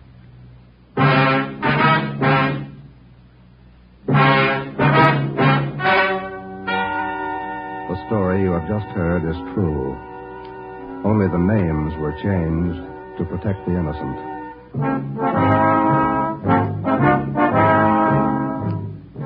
You have just heard the 10th in a new series of authentic cases transcribed from official files. Technical advice for Dragnet is furnished by the Los Angeles Police Department. Tonight's program is dedicated to Detective Louis A. Abbott of the Chicago Police Department, who on the afternoon of March 3rd, 1947, gave his life so that yours might be more secure.